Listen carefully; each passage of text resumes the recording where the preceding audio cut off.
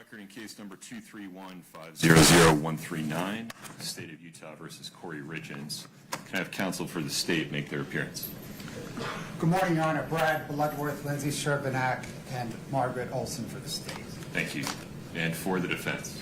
Wendy Lewis, Catherine Nestor, and Alex Ramos for the defendant, who is present. Very good. This is the time set for sentencing. The court plans to proceed as follows. First, I need to address 3 administrative matters. The setting of a restitution hearing, which the court proposes would include discussion of the state's request for recoupment of defense costs at that time.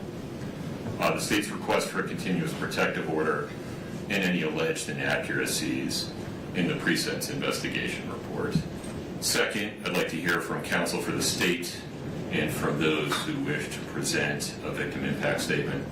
Third, I'd like to hear from defense counsel and those that defendant desires to present information regarding the appropriate sentence. And finally, the court will give Ms. Richins an opportunity to speak if she so chooses. Any objections, Mr. Bloodworth? No, Your Honor. I have one other housekeeping matter, if I may. Please.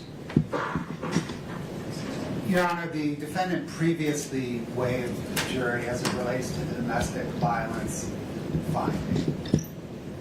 I cannot recall, or finding the record, whether or not the court has actually made that finding, and the state would ask the court to do that today if it hasn't. I can't recall whether there was a stipulation about their status as cohabitants made on the record during trial. That's the issue, right. Your Honor.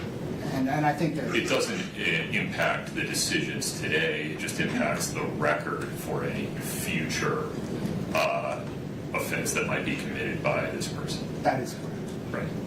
Your Your Honor, one thing, it will affect the analysis as it relates to a continuous protective. Oh, understood. No, I understand your position there. Yeah.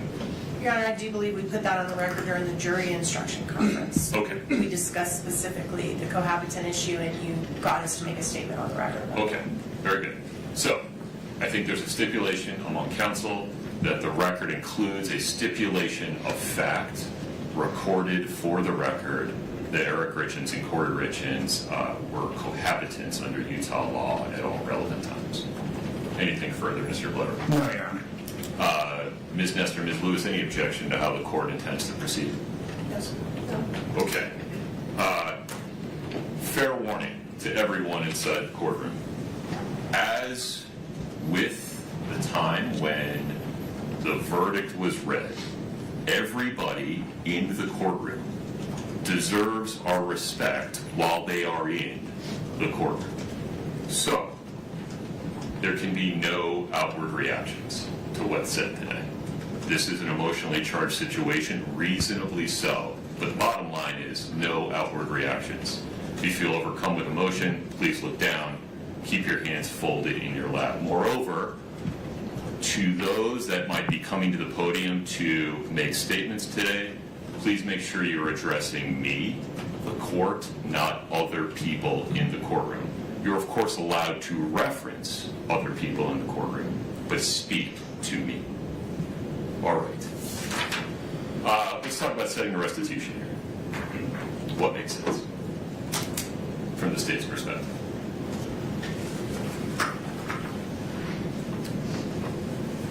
Your Honor, the restitution amounts that the state is seeking are well known in the record, or the defendant are well known in the record. So we can proceed in very short order. I don't know if there's going to be much dispute on the amounts. Okay. From the defense team, what makes sense, Ms. Nestor? We need an opportunity to brief these issues and do a little bit of research. We were surprised by some of the requests that came The from us. recruitment issues? Yes. Fair enough. So we need to look into that. I know that I'm going to be out of town the first 2 weeks of June. I'm going to be out of the country, so if we could do it before or after, that would be helpful. After would work far better for me. Okay, same. So, other than that. Brittany, what would you recommend? Is there an afternoon in which We don't have a ton of stuff set on a Friday afternoon.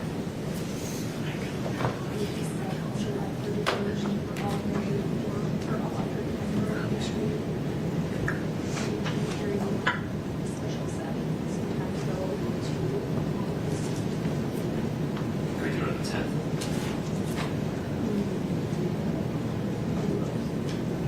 One moment, council.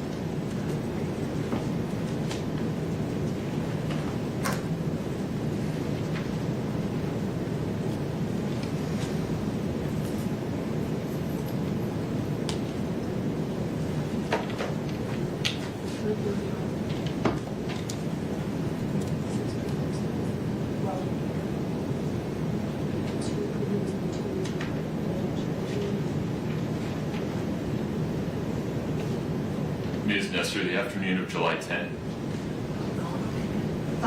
Ms. Lewis will be out of town, and that is the week we are doing the preliminary hearing in my case in Utah County. Understood.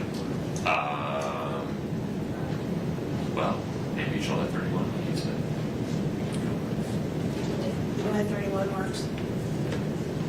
Does that work for the state? What time, Your Honor? That'll work, Your Honor.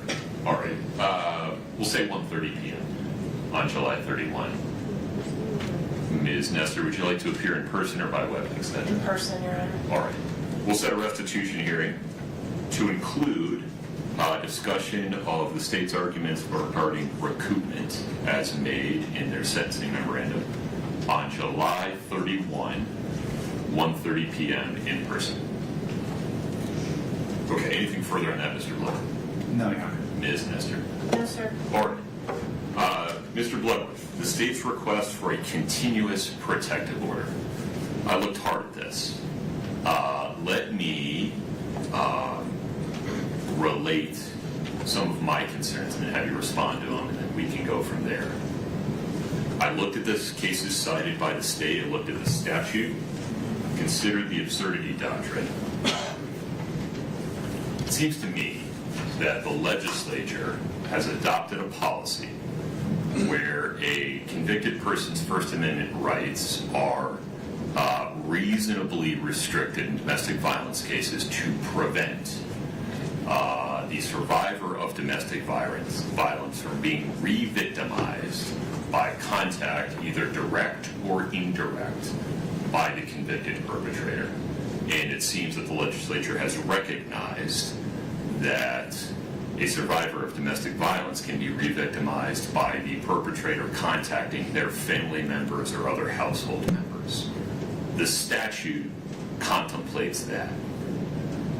But here, or in a situation like this, where the Domestic Violence Act does not have a survivor, rather it has a decedent, it seems from the face of the statute and other statutes involving criminal actions causing death that the legislature has reverted to the First Amendment being the baseline, and also that there are other remedies available to the family members of that decedent, such as stalking injunctions, if they are receiving contact that constitutes a course of conduct that would cause an objectively reasonable person to suffer emotional distress. Moreover, the juvenile court has tremendous authority to determine whether and how much, if any, contact a parent in this situation should have with the children of the decedent. I'm not sure that I have the authority to enter a continuous protective order in this case. I acknowledge this may not be what the legislature intended, that maybe they didn't see around this corner when passing the statute, and I appreciate the state's position that maybe they should take a hard look at it, but the act says what it says today. Respond to that for me.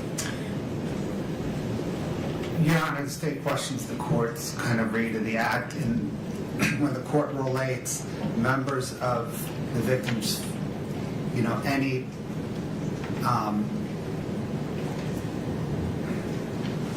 any harm to members of the victim's family relating back to the harm to the victim, causing the victim harm. I think the plain read of the statute is, and it's 78 Bravo-7-8043D Right. 5. Necessary to fully protect the victim and members of the victim's family. Correct. The plain read of that sentence, Your Honor, does not say that the protection for the members of the victim's family does not, it does not relate back. It is a separate clause. It does not relate back to protection of the victim. And I think within the scheme of the statute, the legislature envisions protection for the victim, separately protection for the victim's family as an option of this court. And I think that's kind of consistent. This statute's odd. I think it's subsection B, which has a preamble on legislative intent. Right. And I think consistent with that preamble on legislative intent is the legislature's grant of this court, any court, authority to protect the victim's family under the statute as well, because of the unique nature of domestic violent crimes. An argument the state didn't make, maybe because it just doesn't believe in it, but it seems that a strict reading of the statute would say, I'm required to enter the continuous protective order and set a hearing, and then let the defendant make the argument that... Your Honor, procedurally, I think that's right, because of the threshold inquiry of whether or not the victim, decedent in this case, reasonably apprehends a harm. Right. Practically, though. But practically, I don't know that, I mean, it seems to me as the state brief that that is evident, that a decedent cannot reasonably apprehend harm. Okay. Let me hear from the defense counsel for a moment. Yes. Your Honor, we agree with the court's original statements. We think this request for a continuous protective order is outside the purview of the statute. It's outside this court's authority. We believe it violates her First Amendment right. If these communications are not threatening, this would basically mean she could never send her sons a birthday card, a Christmas card, any type of communication. Well, pause there for a minute. Let's take the 3 boys out of it, because there's a whole separate set of concerns there, Right. given that her parental rights have not been terminated. Right. And I don't have authority to do it. Correct. Juvenile court does. Right. But if we would talk just for the moment about the adult family members of Eric Richins, Well, so it would mean that she could never reach out to them. right. Well, and that could create problems if they're the guardians of her children and there's an issue if she is given any type of parental input to major life decisions, to medical care, to anything like that she would not be able to communicate would be problematic. She has no intention of communicating with them outside of matters that have to do directly with the children. I also think this, well, you said you're setting the boys aside, so my other arguments, I'll deal with them. But as far as I can see, there's another courtroom where this could happen. There's another venue under which this could happen, and this is not the appropriate place to do it. All right, Mr. Bloodworth, any additional thoughts regarding the state's request for a continuous protective order? No, Your Honor. All right.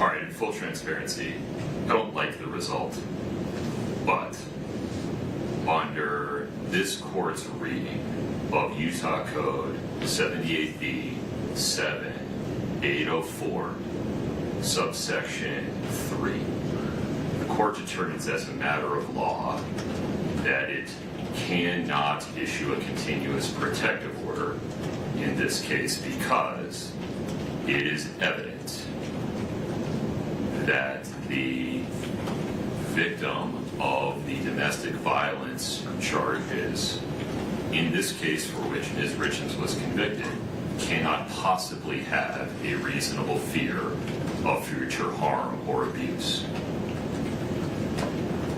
It very well may be that this is not the result the legislature intended. And I would encourage the legislature to take a hard look at 78B 7804 subsection 3 to fill this gap explicitly. But they haven't done it yet. They know how to do it. And the court is not persuaded that this result is so far outside of what they could have possibly intended, given the overlay of the First Amendment, that the absurdity doctrine requires a different result.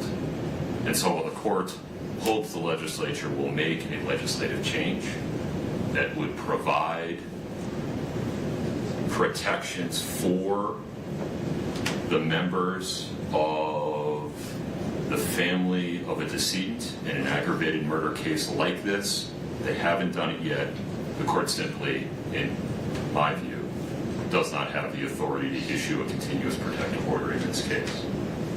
In so ruling, the court expresses no opinion whatsoever, one way or the other, as to whether Eric Richins' family members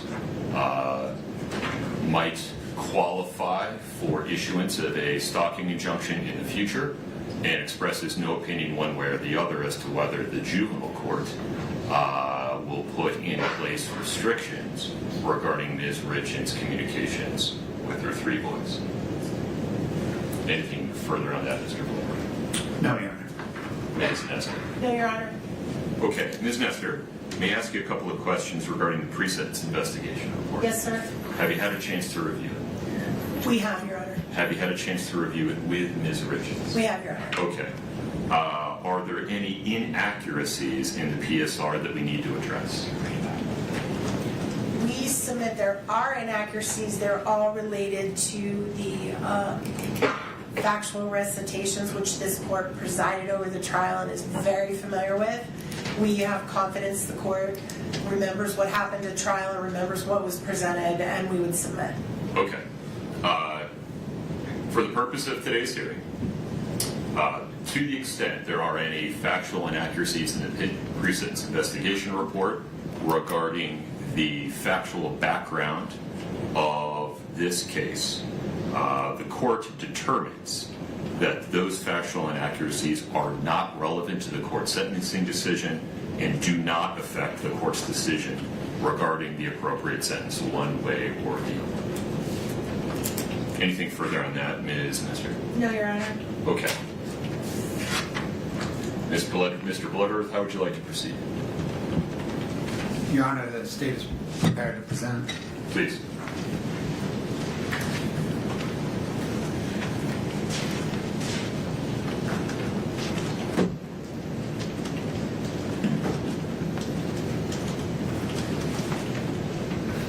Your Honor, on Valentine's Day 2022, Kouri Darden Richins tried and failed to murder her husband and the father of her 3 young children, Eric Richins.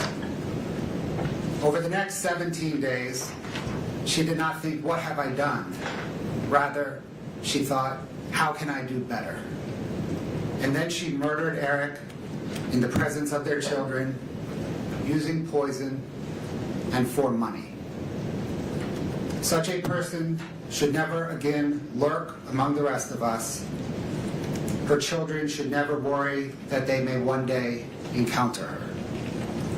For these reasons, the reasons set forth in the state's sentencing memorandum, and the boundless reasons the court has learned from presiding over this case, the pending criminal case, and the multiple associated civil cases, the state requests that the court impose a sentence of life in prison without parole on count 1, 5 years to life in prison consecutive to any other sentence on count 2, 1 to 15 years in prison consecutive to any other sentence on counts 3 and 4, and 1 to 5 years in prison consecutive to any other sentence on count 5. Furthermore, the state requests that the court order the defendant to pay restitution to Auto Owners Insurance Company in the amount of $1,017,018, and True Stage Insurance Company in the amount of $352,562. The state requests that the court order the defendant to pay recoupment to Summit County in the amount of $1,391,943. Kouri Darden Richins earned this sentence. Her children deserve it. Only this court can order it. The court's time this morning is best spent hearing from a few of Kouri Darden Richins' victims. Fathers are not meant to bury sons. Gene Richins will present his victim impact statement first. Losing a sibling is losing a piece of yourself. Katie Richins Benson, Clint Benson, and Dr. Amy Richins will then present their victim impact statements. There are no greater victims in this case than Eric's 3 young boys. The defendant took both of their parents from them. Jessica Black, who is Weston's counselor, Christina Greening, who is Ashton's counselor, and Sarah Barber, who is Carter's counselor, will then present the boys' victim impact statements. Your Honor, Gene Richins.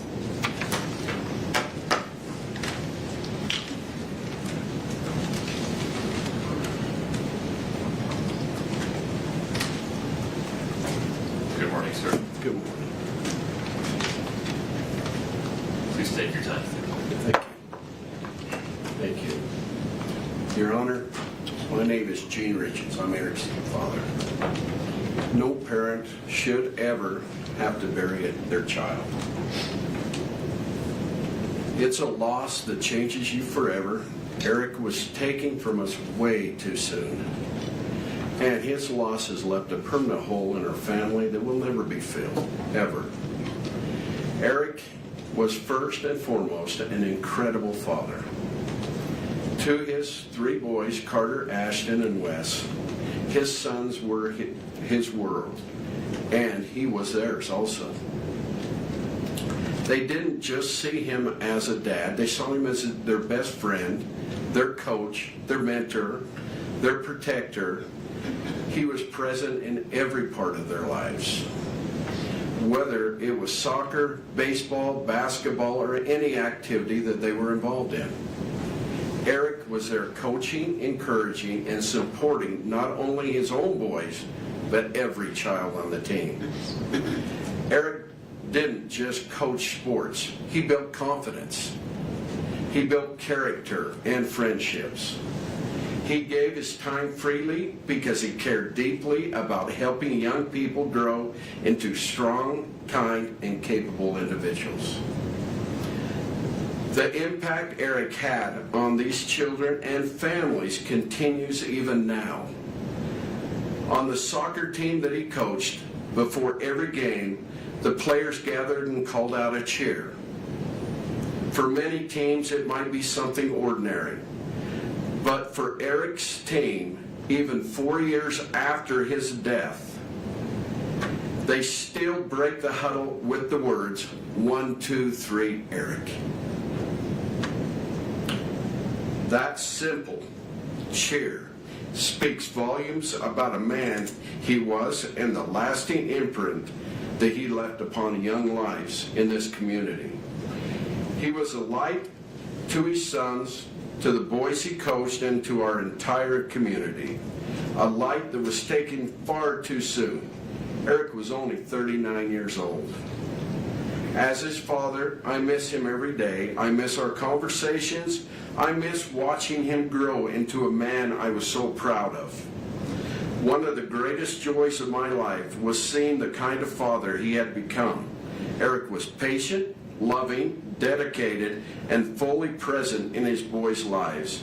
Watching him raise his sons with such care and devotion was incredibly meaningful to me. Eric was also an amazing brother to 2 sisters, a loving uncle, nephew, cousin, and loyal friend. He was a trusted business partner, a valued colleague, and a respected member of our community. He was generous with his time, his energy, and kindness. He treated people with respect, showed gratitude even for the smallest acts of kindness, and gave freely of himself, because that's simply who he was. He worked hard to provide a beautiful life for his family. He gave them a home many would consider a dream. He ensured their needs were met, supported them, cared for them, and treated his wife with love every day. Yet despite everything he gave, his life was taken from him, not by a stranger, but by a person he should have been able to trust the very most in his life. He was betrayed in the most imaginable way possible. His life was taken through calculated, intentional actions motivated by the greed, control, and desire for a different life with someone else. Eric's boys lost a father. I lost my son. His sisters lost their brother. Our family lost a man who represented the very best of what a person can be. The ripple effects of this loss extend far beyond our immediate family. His friends lost someone they trusted and admired. The children he coached lost a mentor, a role model. Our community lost someone who genuinely cared and gave back without expecting anything in return. Eric will never see his boys graduate, get married, or become fathers themselves. He will never again stand on the sidelines cheering them on. He will never offer guidance, encouragement, or love in any way that only a father can. That opportunity was stolen from him and from all of us. Because of the calculated and intentional nature of this crime, I respectfully ask the court to impose a sentence of life without the possibility of parole.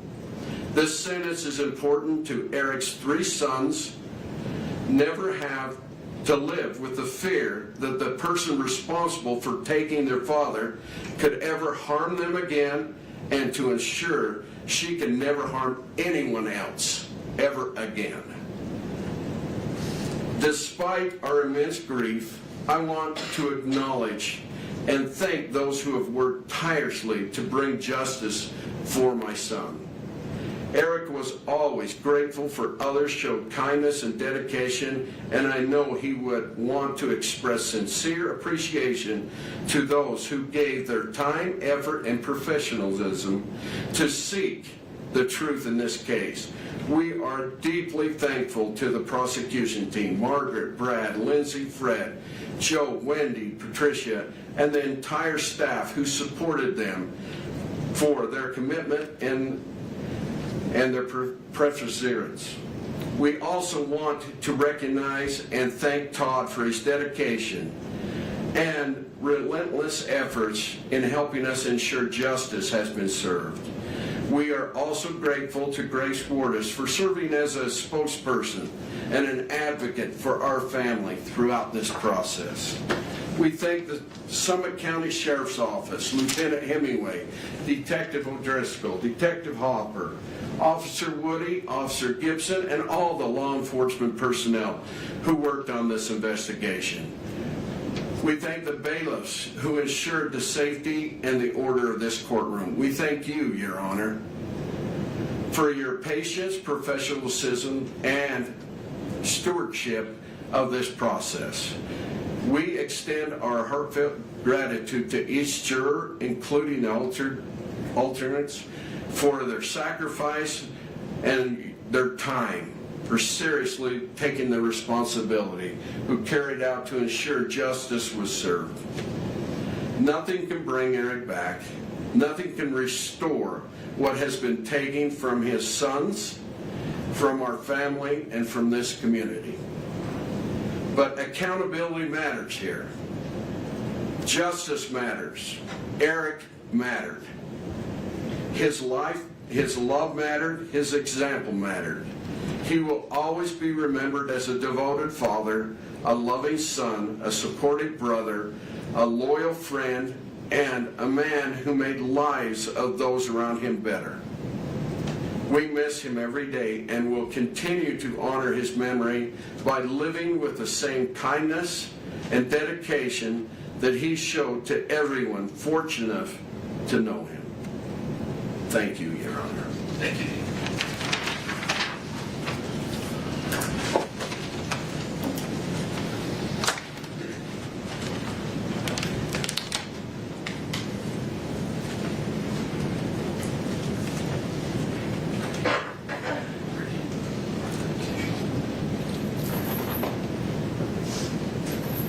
Katie, good morning.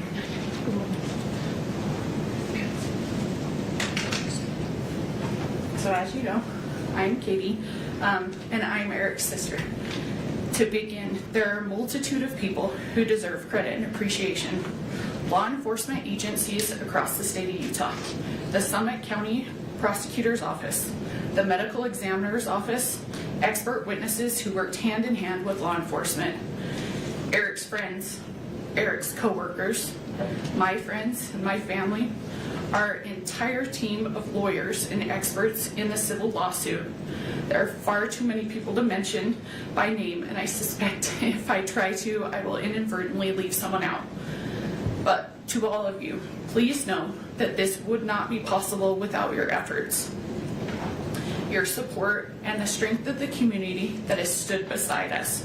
Both my family and I are forever grateful to each of you. I am also very grateful to you, Your Honor, to this court for the dignified manner in which it presided over the trial, and to the members of the jury for faithfully performing their civic duties. Today is Eric's birthday. I stand before you because he can't. He was taken away from my dad, my sister, his nieces, his friends, our community, and worst of all, from his 3 amazing sons. Sorry. He was taken away from us by a person he should have been able to trust, the person he should have trusted most in the world, his wife. It's impossible to fully describe how devastating Eric's death and Kouri's crimes have been to our family.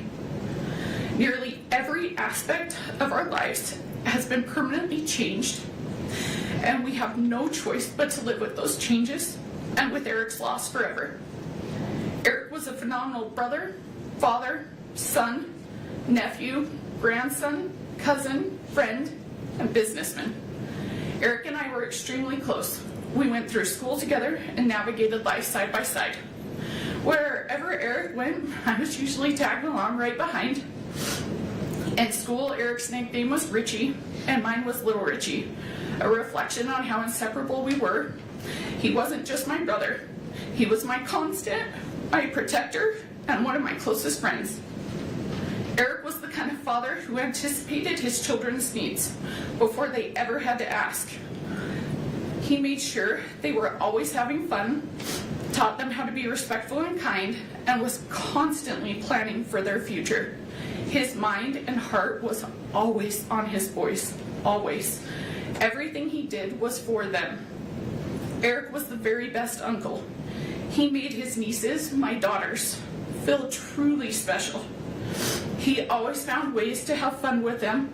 He doted on them with love and attention. Eric was an incredible son, always there for my parents, stepping in without hesitation and helping in every way he could, without being asked. The bond he shared with my mom was truly special.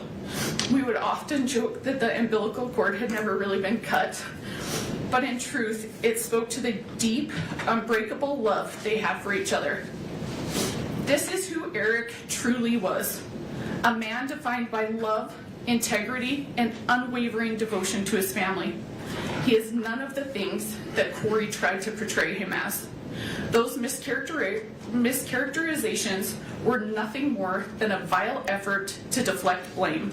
And those mischaracterizations stand in stark contrast to the reality of the man we all knew and loved.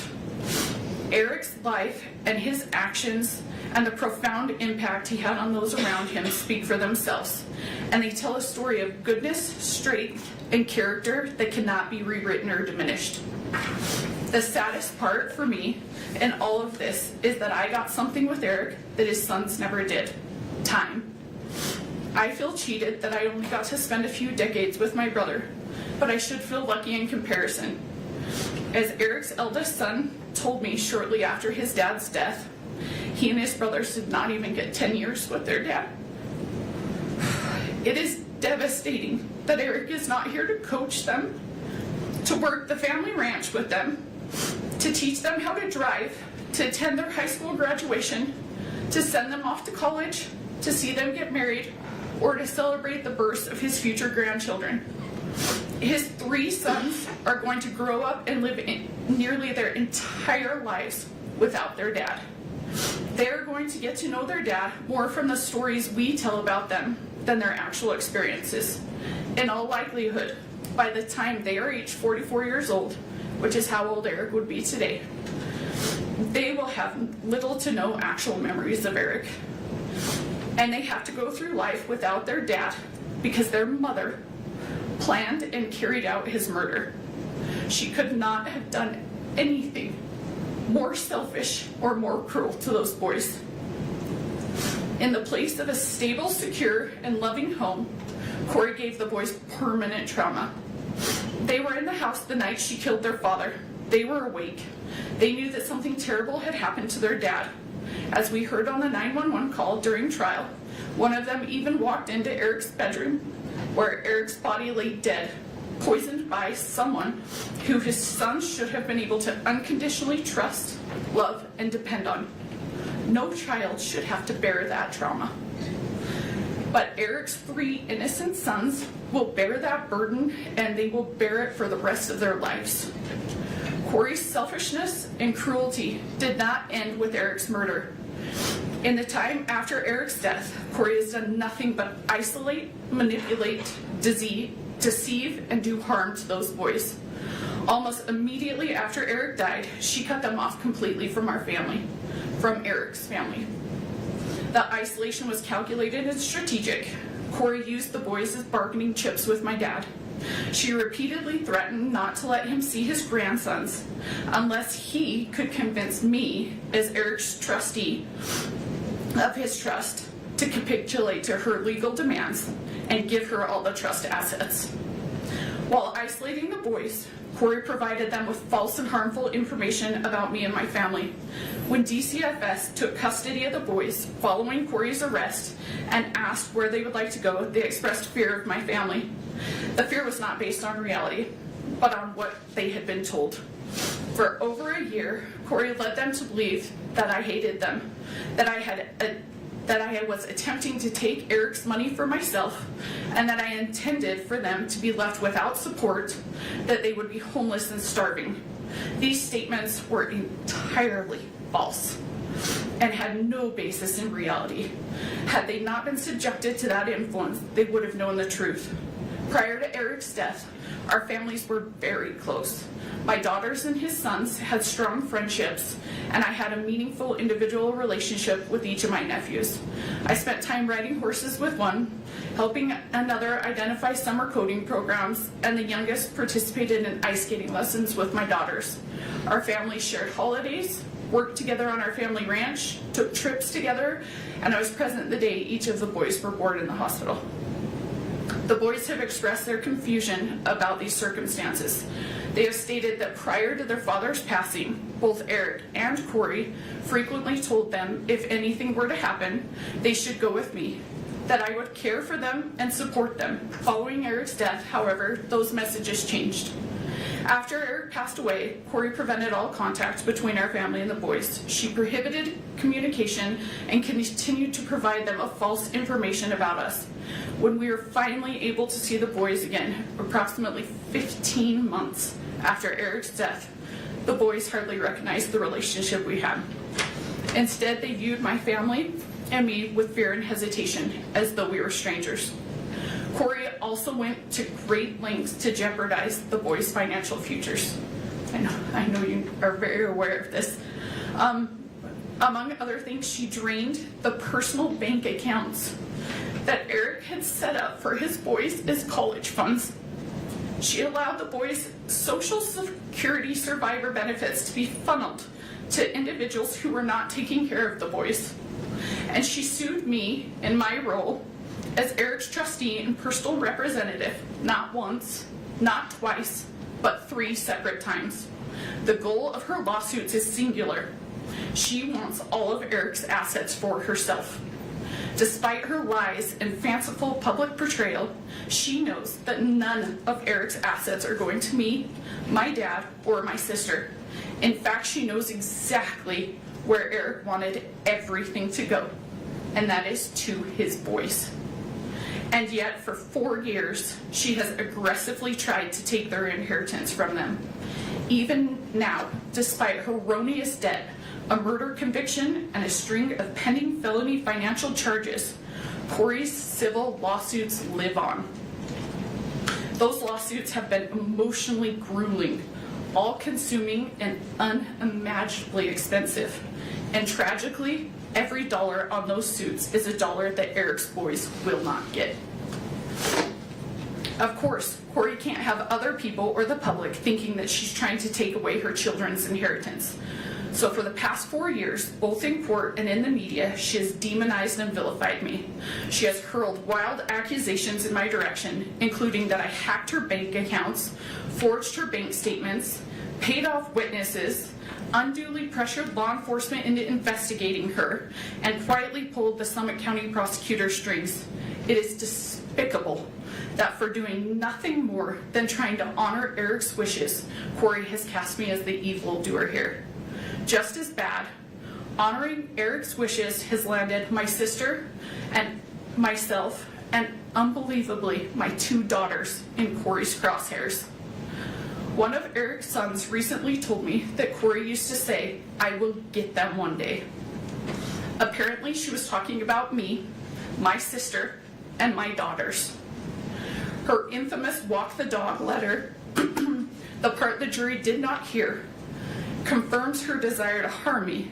In it, she talks at length about her plans to get at Amy and me, including by targeting my daughters, both of whom are under the age of 10.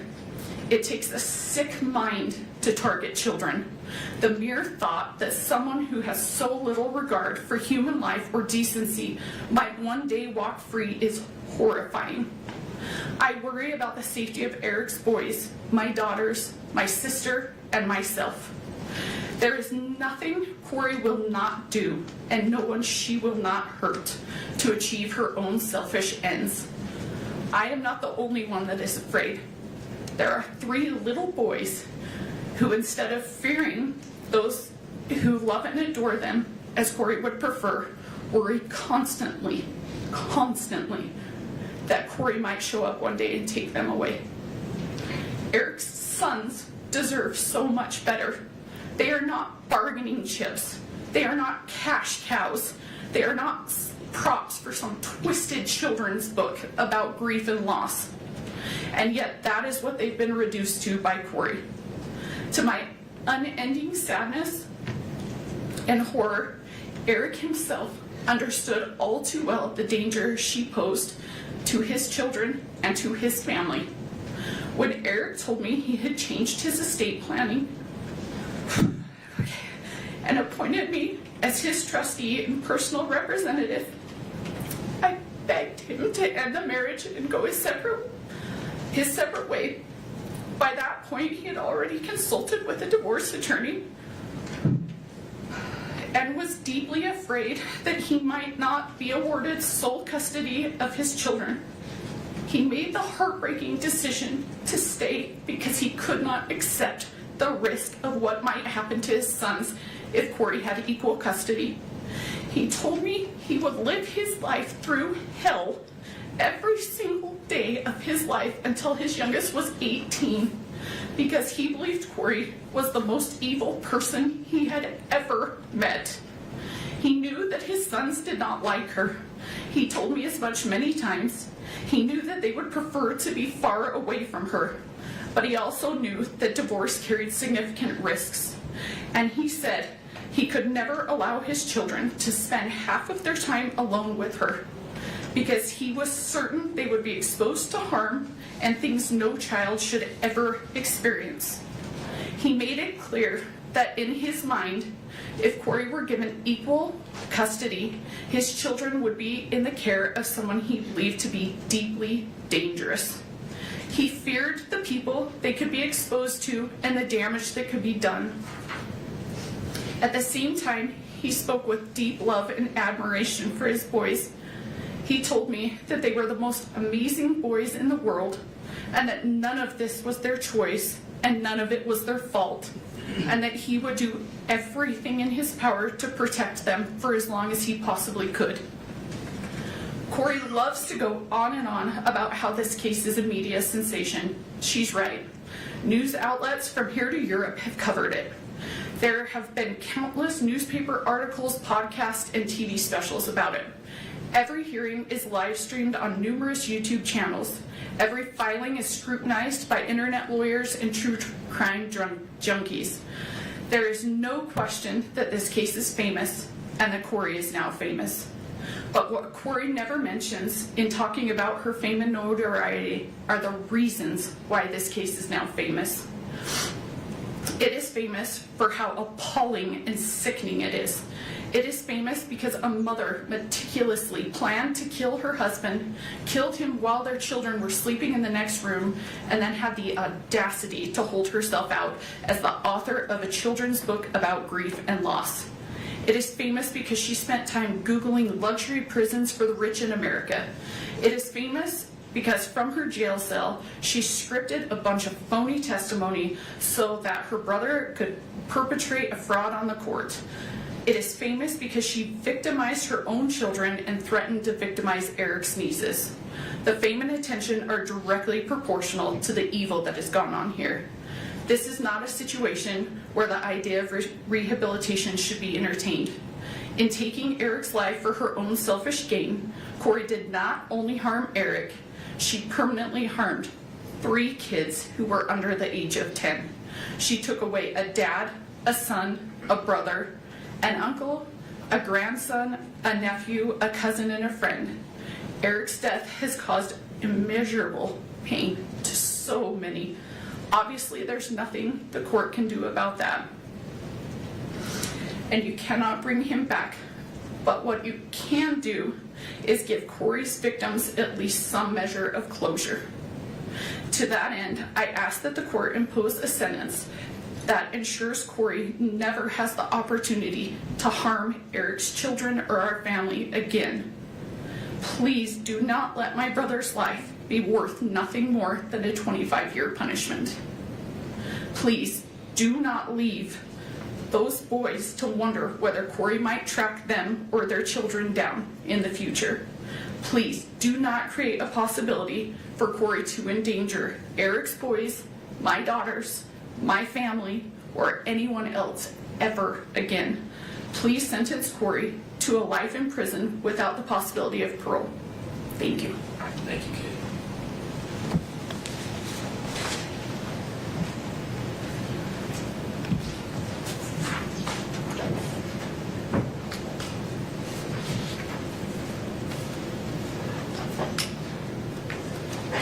Morning, Clint. Hello, Your Honor. My name is Clint Benson. I'm Katie's husband and Eric's brother-in-law. Eric was an innocent man, a devoted father, and someone whose life revolved around his children and his family. Because of Kouri's choices, he never had the opportunity to say goodbye to his children, to reassure them, to share the final moments every family deserves. That loss cannot be measured.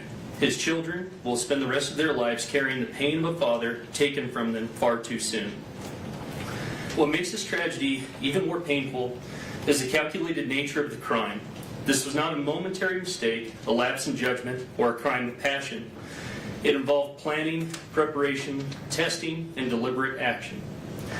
Eric's death was carried out in a way that caused fear, suffering, and helplessness. Kouri either watched or sat by as Eric succumbed to fentanyl poisoning instead of providing any kind of aid to him. She was fantasizing about a dream life funded by Eric's death. Eric was killed in his home by a traitor sleeping next to him in one of the most cowardly acts imaginable. We are profoundly grateful to every investigator, prosecutor, detective, law enforcement officer, juror, judge, forensic expert, and public servant who worked tirelessly and honestly to uncover the truth. Their dedication ensured that Eric's voice was not lost and that justice could still prevail. We are equally grateful for the incredible community surrounding us. This community has shown unwavering support and has been there for Eric's boys without judgment and through some of the most difficult times imaginable. The boys are succeeding and thriving because of the people around them who continue to provide support and look out for their safety. Going through every aspect of this murder easily led to a dark place while fighting against an individual focused on only chaos and vengeance. However, the people surrounding us, including the sheriff's officers, principals, teachers, school staff, coaches, counselors, neighbors, and church members, created an unbreakable force for what is good, just, and right. No sentence can bring Eric back. No outcome will erase the suffering caused by these actions. But accountability matters, truth matters, and justice matters. Kouri continues to shirk responsibility for her actions, for the pain she has caused, and for the resources she has squandered, both Eric's and the state's. Even after everything that has been revealed, Kouri has demonstrated zero genuine accountability or remorse for the devastation she has left behind. Instead, she has repeatedly attempted to distort the truth, create false narratives, and portray herself as the victim. She has used the legal system as part of her schemes. There has been lawsuit after lawsuit, motion after motion, delay after delay, all in an effort to shift blame away from the person responsible. The evidence, the truth, and the outcome of this case all tell a very different story. What is especially concerning is the continued hostility from Kouri and her family, as well as their desire for vengeance directed towards our family, a family already devastated by an unimaginable loss. Statements they have made about going to war and getting the Richins demonstrate an ongoing mindset rooted in blame, anger, and retaliation, rather than remorse or acceptance of responsibility. Kouri will continue to try to convince the public that she was a good mother through media outlets that choose not to research or report on the countless motions and facts presented in this case or other cases, but instead simply regurgitate the false narratives of a sick and evil person. Kouri and her family continue to plan media campaigns focused on lies, targeting anyone foolish enough to spend time listening to them. Kouri is not before this court because she was mistreated, because she is a victim, or because the Richins family manufactured a false narrative that she and the Darden family would like to portray. She is before this court because of the choices she has made, choices that resulted in Eric's death and permanent trauma to anyone who has loved him. Kouri chose pride, seeking to project an image of success. Kouri chose adultery and lust, prioritizing her secret lover over her husband and her children. Kouri chose fraud and greed, hoping to profit from Eric's death. Kouri chose murder, and she continues to choose vengeance against the victims of her actions. The time for Kouri to make choices is at an end. Now it is time for her victims to choose. Please let Eric's children have a chance to choose lifelong peace, comfort, security, success, and happiness. I ask this court to impose a sentence of life without parole, a sentence that truly reflects the gravity of this crime, the irreversible harm caused to our family, and the calculated choices that led to Eric's death. Thank you. Thank you, sir.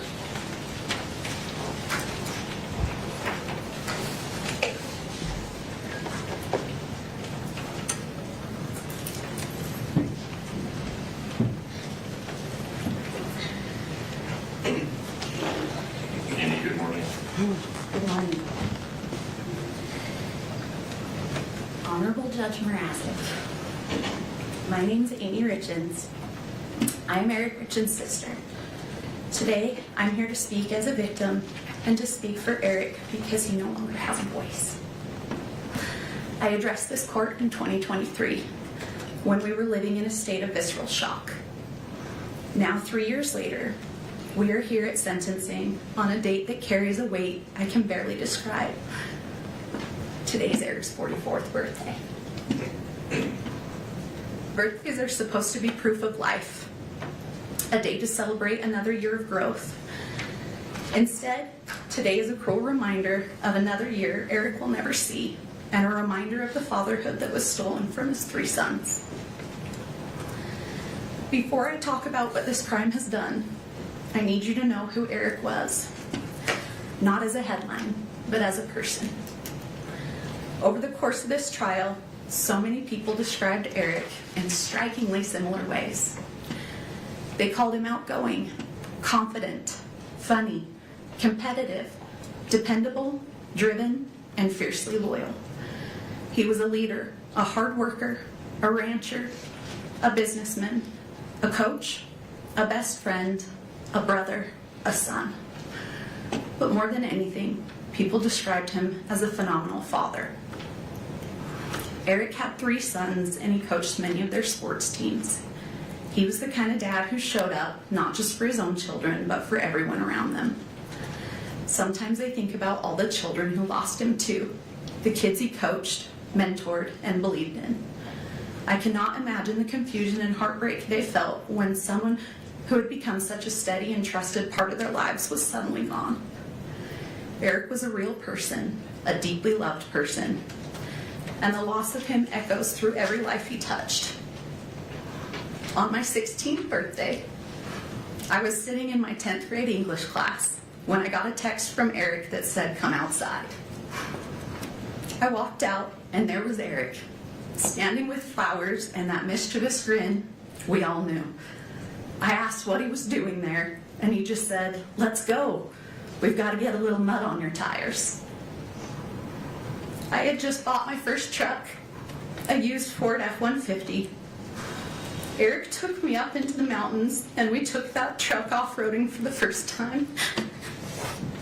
It was exhilarating and terrifying, but I felt safe because he was there. That was Eric. He made life bigger. He made people feel brave, and he protected the people he loved. That is the brother I lost, and that is the father his boys lost. In 2023, I told this court that I was tormented by the sequence of events of that night. Today, that torment has not faded. I still wonder when Eric realized he was in mortal danger. I wonder what Kouri said to him in his last moments. I'm still haunted by the question, did his boys hear their father's final struggle? If Eric had died of an illness, we would have cared for him. If it were an accident, there would have been kindness. But there is no comfort here. In his last moments, after being intentionally poisoned, my brother was faced with the ultimate betrayal. Eric's sons were 9, 7, and 5 when their world was shattered. They are now 13, 11, and 9. These are the years when a boy learns how to be a man by watching his father. What makes this crime uniquely heinous is that their grief will never pass. It will reinvent itself at every milestone. This crime didn't just happen once. It happens every single morning when those boys wake up and realize their father is still gone. They did not just lose their father, they lost the life they knew. Eric's death didn't end the harm. It began a grinding process of re-traumatization. Early in this process, I remember being told this case would be a marathon, not a sprint. We did not understand how every hearing, filing, delay, and public narrative would reopen wounds all over again. As if losing Eric was not painful enough, our family was then forced to grieve under public scrutiny. After the publication of the grief book, our family became the subject of public narratives, attacks, and speculation. At one point, I received a message sent from a burner phone that said, "You think you're funny? Kouri will get the last laugh. Your jealousy is as disgusting as your family." Law enforcement later confirmed, through warrants, that the message came from Kouri. That moment stayed with me because it captured what these years have felt like. Not just grief, but intimidation and distortion. Yes, our family hired a private investigator. But when someone you love dies suddenly and deep in your gut, you believe something is terribly wrong, you do not stop searching for answers. The real question is not why would you investigate? The real question is, what wouldn't you do? What wouldn't you do for your brother, for the truth? I also feel compelled to address the emotional toll of the trial itself. As the designated victim representative, and more importantly as Eric's sister, I have a right to be present in the courtroom. Yet during the proceedings, I was essentially kept in the dark. Due to the courtroom layout, I could not see the exhibits or the evidence. When we requested simple accommodation, we were told that the trial was being broadcast on court TV and I could excuse myself and watch from home with the rest of the world. Being told that my right to be here was interchangeable with a television broadcast was a profound violation. I did not want to watch Eric's life and death as content from my couch. I didn't want to go home after a grueling day and listen and watch it all over again. I had a right to be here, to face the evidence directly. Still, to this day, I have not been able to rewatch the trial because it's so time-consuming and painful to relive. I still have not seen all the evidence that was presented. Your Honor, I need to say this clearly. Someday, those boys will grow up and look back at the records of this trial. I need the truth to be the only thing they find. The claims made against Eric's character were not just legal defenses, they were acts of secondary violence. Eric was a protector, not a predator. These lies were a desperate attempt to justify the unjustifiable, and they have added a layer of cruelty to our grief that is nearly impossible to bear. I also need to correct the record on a few misrepresentations. First, the prenup. It was provided well before the wedding, not in a last-minute way. Second, the incident between Kouri and me. I never touched her. Kouri pled guilty to assaulting me. Yet she and her circle have continued to spread false narratives. This is a pattern of distortion that has kept our family trapped in conflict. There is something that has haunted me for years. And I found out Katie was the exact same today. I begged Eric to leave too. I begged him to divorce her. But Eric was trying to protect his boys. People often struggle to recognize intimate partner violence when the victim is a man. But Eric's actions spoke for themselves. He documented conversations. He tried to protect himself. He knew after Valentine's Day that she had tried to poison him, but he also believed that if he left, he could not fully protect his children. So he stayed because he was trying to keep them safe. This trauma has seeped into every corner of my life. And also, It has also deeply affected my own family and marriage. My husband, William, watched me be consumed by the pursuit of justice. For 4 years, we have lived in a constant state of stress, grief, and emotional exhaustion. I lost my job as a professor at Montana Tech University on the very day I was subpoenaed to appear in this court. Eric was so proud of me earning my PhD, and teaching students was something I loved and that made me proud. It now seems like another thing that Kouri's actions have taken away from me. But the most devastating loss is one that isn't in any police report. Because of the unrelenting stress of this investigation and the constant attacks on our family, I suffered a traumatic miscarriage of twins. We lost our children. We lost the future we were building. Kouri's actions didn't just end one life. They reached out and stifled the lives of my unborn children as well. That loss lives inside this tragedy too. Eric's murder did not just take someone from my life. It plunged me into a darkness. It stole the light I once carried.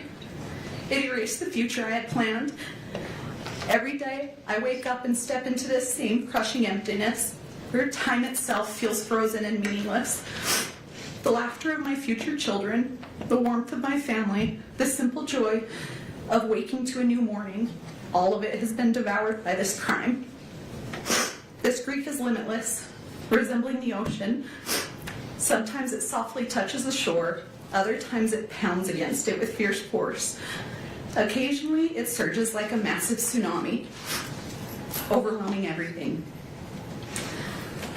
These changes can occur suddenly, and like the ocean, it cannot be controlled. I didn't just lose my brother. I lost my sister-in-law. I lost someone I considered my friend. We had good times together. That loss is so complicated now, Your Honor, because it forces you to grieve someone who is still alive while facing the horror of what they have done. It is grief that doesn't resolve. It just sits there heavy every day. This crime has fractured our family in ways outsiders cannot understand. One of the most painful realities is that my husband and I do not get to see our nephews. This tragedy has created a wall of trauma between us, and that feels impossible to climb. Because of this crime, we are no longer present in those boys' lives the way Eric would have wanted. In 2023, I told this court I never knew evil like this existed. Everything I have witnessed since has confirmed that. Kouri did not just kill Eric, she attempted to kill the spirit of everyone who loved him. She lied to his children, she lied to the world, and has shown no remorse while dancing on his grave for profit. Your Honor, a parole-eligible sentence is not a conclusion. It is a reoccurring nightmare. It guarantees that every few years, Eric's sons will be notified that their father's murderer is seeking freedom. It forces them to relive the trauma repeatedly for decades. Eric died trying to be his children's shield. He can no longer protect them, so now the responsibility falls to this court. I ask you to provide these boys with the finality and safety they deserve. I ask you to ensure that the noise of Kouri Richins never enters their lives again. For the years of suffering we have endured, for the children who will grow up without their father, and for the life she stole from Eric and the peace she stole from us, I respectfully ask that you sentence Kouri Richins to life without the possibility of parole. Happy birthday, Rico. Thank you.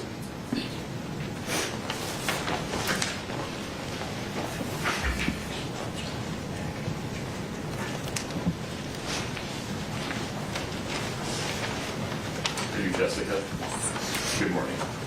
Good morning, Judge. Take your time. My name is Jessica Black. I'm a licensed clinical mental health therapist and a registered therapist. Myself and my colleagues are here today to read the victim impact statements for 3 children. We are here as advocates on their behalf. After a developmentally appropriate process, the boys were able to decide individually how they wanted to share their statements, and this is what they chose. Our roles are to read their words exactly as they wrote. The boys want the court and the world to hear their side. This is from WR. I woke up to sirens, and there were a lot of people at my house, and I was definitely scared. I felt confused. I was in a bedroom with my brothers, and I didn't know what was happening. At first, I was really scared because I didn't know what was happening, and I had no control, and I felt helpless. I felt really overwhelmed. After my dad died, Kouri would put us in the basement while she was with the neighbor. I felt scared because I thought something really bad was happening again. She would take me to places that smelled really bad. Everything she did made me feel uncomfortable. When someone talks about Kouri, it makes me feel hateful and ashamed. She took away my dad. It's made me have a hard time trusting people. I was scared that Kouri's family would come to my school and take me. I had to go to counseling with DCFS in Heber, and I did not like it. DCFS made me talk to Kouri, and I couldn't do things that I wanted to do. I felt not important to anyone. I feel a lot better about myself now than I did with Kouri. I can't ever see my dad again. I want her to go to prison forever. If she got out, I would be so scared, really mad, and I wouldn't want to go with her anywhere. I'm worried that she would take me away from Katie and Clint. Once she is gone, I will feel happy, and I will feel safer and relaxed, and trust people more. Thank you.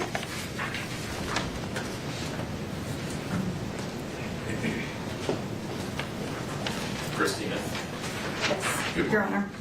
I am Christina Green. I'm a licensed clinical social worker, not registered play therapist, and I will be reading for AR. You took away my dad for no reason other than greed, and you only cared about yourself and your stupid boyfriends. You were not caring and watching over me and my brothers. I had to be a parent to W. C and I would walk him to the bus stop, feed him, and watch him. You were not concerned about our health. When we got hurt, you didn't even care. When C got run over by a side-by-side, you still made him go to the soccer game that day without taking him to the doctors first. You would lock C in his room, and I would have to go to the kitchen and bring him food. You shamed us when we didn't want to eat uncooked lasagna you made. We threw it away because we couldn't eat it. Then you made us watch videos of children starving in war areas. You wanted to scare us into eating something that wasn't cooked. You wouldn't let our dog outside, and then the dog would pee inside. You created this problem, then you would smack my dog on the head as hard as you could. You wouldn't let me put my kitten in the garage for safety at night, and we found it eaten by raccoons the next day. You wouldn't let us turn on and use the heater lamp for the chickens and bunnies, and they froze to death. You would always argue with my dad and lock the door. You were not playing the role as a real mother does. You were doing the opposite. Now my dad can't be my coach anymore, can't be at any of my games. He won't be at my birthdays. He can't teach me how to drive. He won't be at my graduation, and he can't take me camping or fishing. You made me paranoid about sleeping on my dad's side of the bed by saying I might die or get harmed when I was just trying to be close to my dad after you killed him. You took away everything from me and my brothers. I don't want you out of jail because I will not feel safe if you are out. You have never said sorry for anything that you have done to me and my brothers. I don't want you to hurt anyone again. I know that you will need to stay in jail to fully take accountability for what you did to me, C, W, and my dad. With you in jail, I will be able to continue to feel safe and live a happy and successful life without fear of you hurting me or anyone I love. Thank you, Your Honor. Thank you.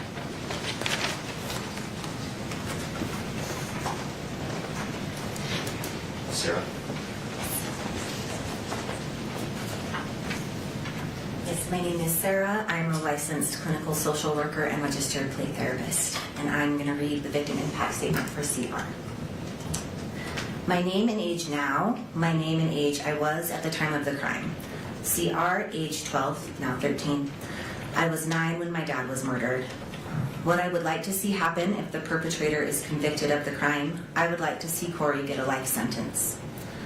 My thoughts regarding an appropriate sentence for the person who is accused of this crime and if they are found guilty. I think Kouri should get a life sentence because what she did is very sick. Because it had no reason to happen and it impacted a bunch of people, including me. These are some reasons why I think she should have a life sentence. The information I feel is important for the judge to be aware of in sentencing. I think the judge should know that my dad was a good person and very thoughtful and kind and helped whoever needed help. He was always taking the extra mile to help people.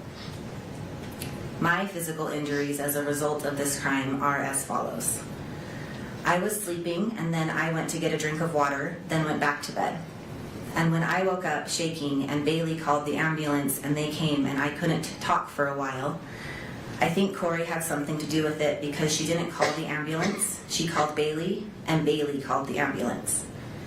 At the ER, Kouri resisted to have my blood drawn, and kids who usually have this kind of seizure is when they are a few months old to a year old. I learned later that Kouri bought more fentanyl and had it in the house when this happened.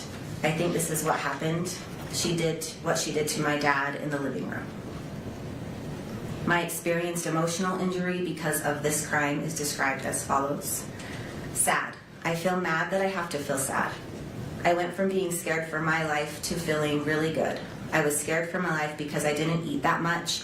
Kouri was always drunk or gone. I was always locked in my room. I can't remember, but I am pretty sure the lock was on the outside. Kouri threatened she would kill my lizard because we didn't want to watch some weird show with her. All of our chickens died because there was no food or water. My rabbit died because we didn't have food or water. The goats almost starved to death because she bought moldy hay and she didn't water them. Nothing ever got fed or watered. It didn't feel good to worry about my animals. I felt like I had to take care of my siblings. Ash mostly took care of me though because I was locked in my room. Ash would bring me food. Kouri would lock me up if I told her she was drunk. This happened pretty much daily. I feel angry that she locked me in my room. I am angry almost all my animals died. I am angry she threatened to kill them. I am angry she killed my dad. I started to feel really good when I moved into a safe place. It was safe because the people around me were safe, Katie and Clint. I felt safe at Jake and Shalina because I wasn't with Kouri anymore. Counseling. I feel annoyed that I have to go to counseling and tell the story about what happened 55 million times. I feel better now because I know it's to help me.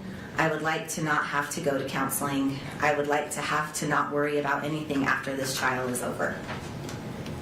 I want the judge to know I hope Kouri gets convicted to a life sentence. Kouri is always drunk. I want the judge to know my dad was a good person and I miss my dad. I miss my dad, but I do not miss how my life used to be. I don't miss Kouri, I will tell you that. Thank you. Thank you.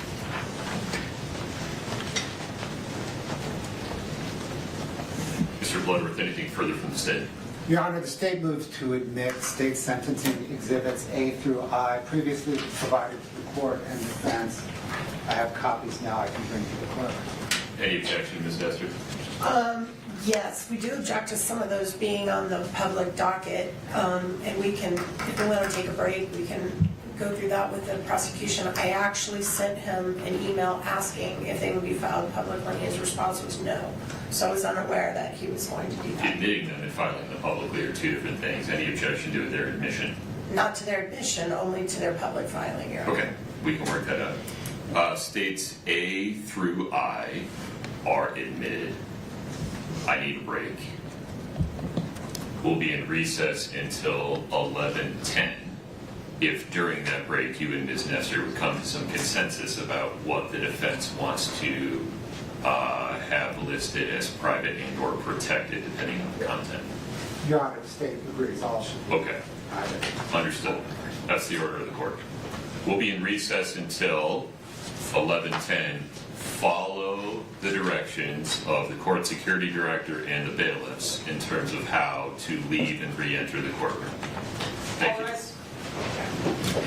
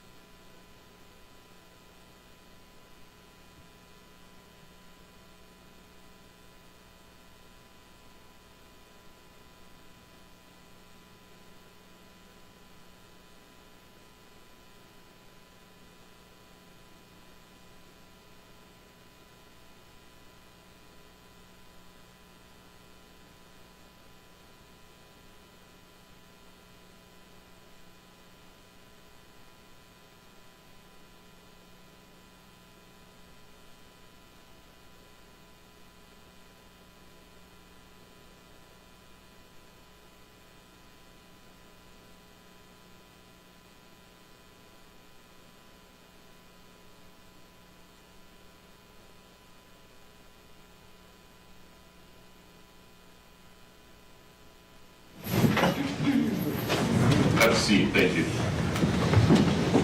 We're back on the record in 231-500-139. Mr. Bloodworth, just to confirm, anything further from the state? No. Okay. Ms. Lewis, Ms. Nestor, please tell me what's contemplated. Your Honor, I have some opening remarks, then we have some letters that some of which we've been asked to read, others are here to read themselves. Due to the excessive publicity, several of the people have asked that only you and the prosecutor know their names, and that we not say their names, and so I'm going to provide you with each letter as we go that has their actual names on it. All of them are willing to confirm with you privately that they've written these letters as officers of the court. We assure you they have, but they did not want to appear on camera. That's fine. And then, after we do a set of the letters, Mr. Ramos has some very brief remarks, and then we're going to put on 3 more. Then Ms. Lewis will close out remarks, and then Ms. Richins will do her allocution at the very end. Understood. If that's sufficient. Please. Thank you, Your Honor.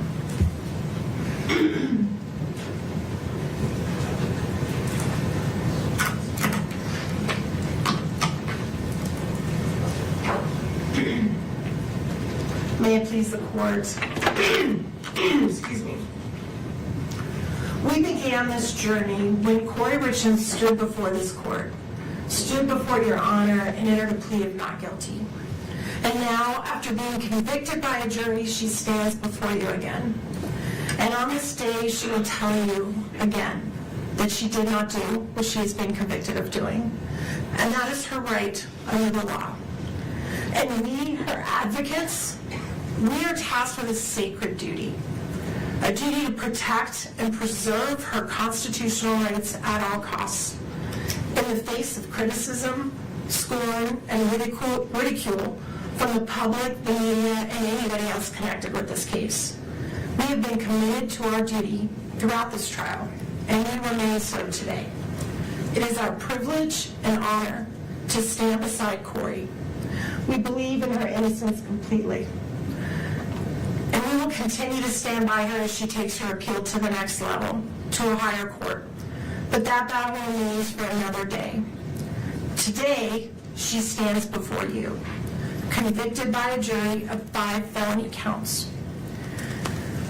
We recognize and honor that this court is also tasked with a sacred duty. A duty under the constitutional laws of our state to decide the appropriate sentence in light of Ms. Richins' convictions. The enormity of that responsibility cannot be denied. Everything we will present to your honor today is submitted for your consideration with an abiding faith in the court's commitment to its sacred duty, and in the prayerful hope that mercy will prevail over calls for retribution.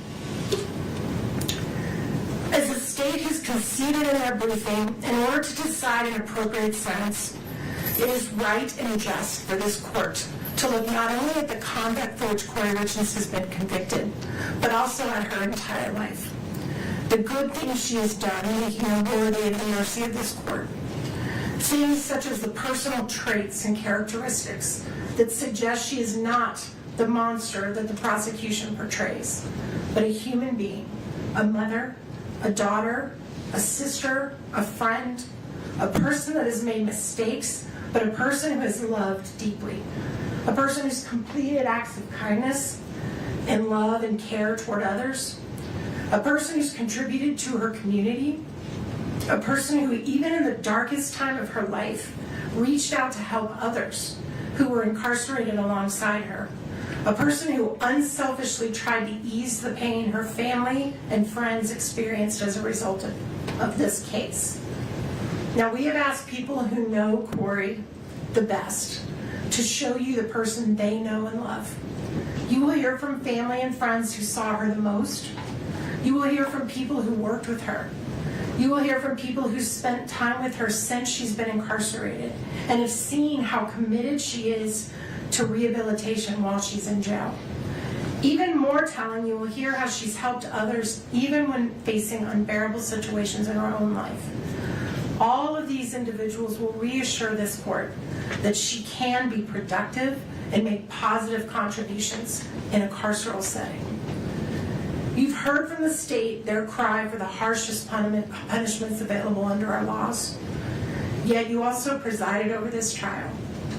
You saw the evidence and the absence of facts that would justify such penalties. I am sure this court is aware of what a sentence of life without parole actually means in a prison setting. These individuals are locked down in their cells 23 hours a day. They are not provided with the opportunity to participate in programming, seek education, work at jobs in the prison. For all intents and purposes, they are treated as death row inmates. They are denied in-person visitation. They are stripped of any sense of community or humanity.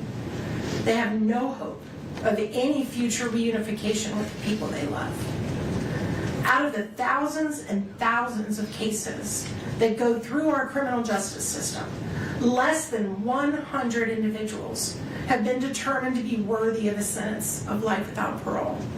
And that is because judges throughout this state understand that such a sentence presumes that an individual is wholly incapable of redemption or rehabilitation and should be punished in the worst way imaginable until they die alone in a cage. And Ms. Lewis will talk more about that later. But in the meantime, you're also going to hear from 3 people who've never met Kouri Richins. They know nothing about her case, but they know about what life without parole means. You are going to hear from a mother whose son was murdered and how many years ago she was in the position that the Richins family is in now. You will hear about her journey to forgiveness and how after many years she came to regret seeking the penalty of life without parole for her son's killer. You will hear from a woman who understands how Kouri's boys feel. Her father killed her mother and was sentenced to prison. You will hear how she learned to forgive her father and how she's enriched her life through finding her way into a relationship with him again. And you will hear from a former prosecutor, someone who sat right where Mr. Bloodworth sits now, and how he personally witnessed the rehabilitation and tragic end of an individual he put behind bars for life. All of these perspectives are important because they remind us and the court that the recognition of the precious gift of life takes many forms and can change over time. They remind us that the decisions made by this court today can reflect our own humanity and inspire us all to have hope and believe in forgiveness. Finally, Your Honor, you're going to hear from Ms. Richins herself. Her allocution is unusually long. She has worked very hard on it. We ask the court to allow her to take about 30 minutes or so to read her words aloud. She is going to share with you what matters most to her in this world, her love for her boys. It is all she has left. Everything else she has ever held dear in her life has been stripped from her.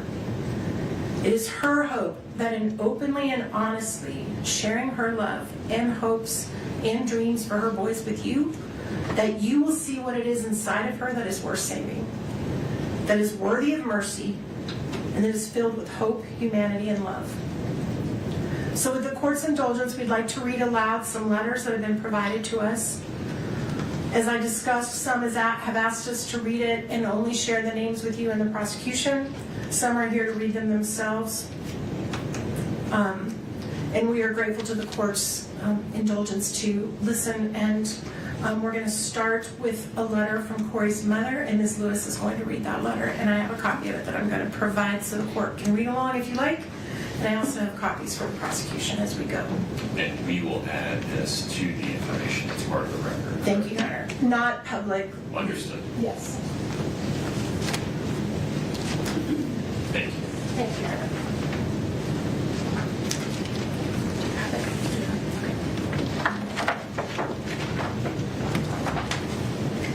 Good morning, Your Honor. Kouri's mother, Lisa Darden, is here in the courtroom.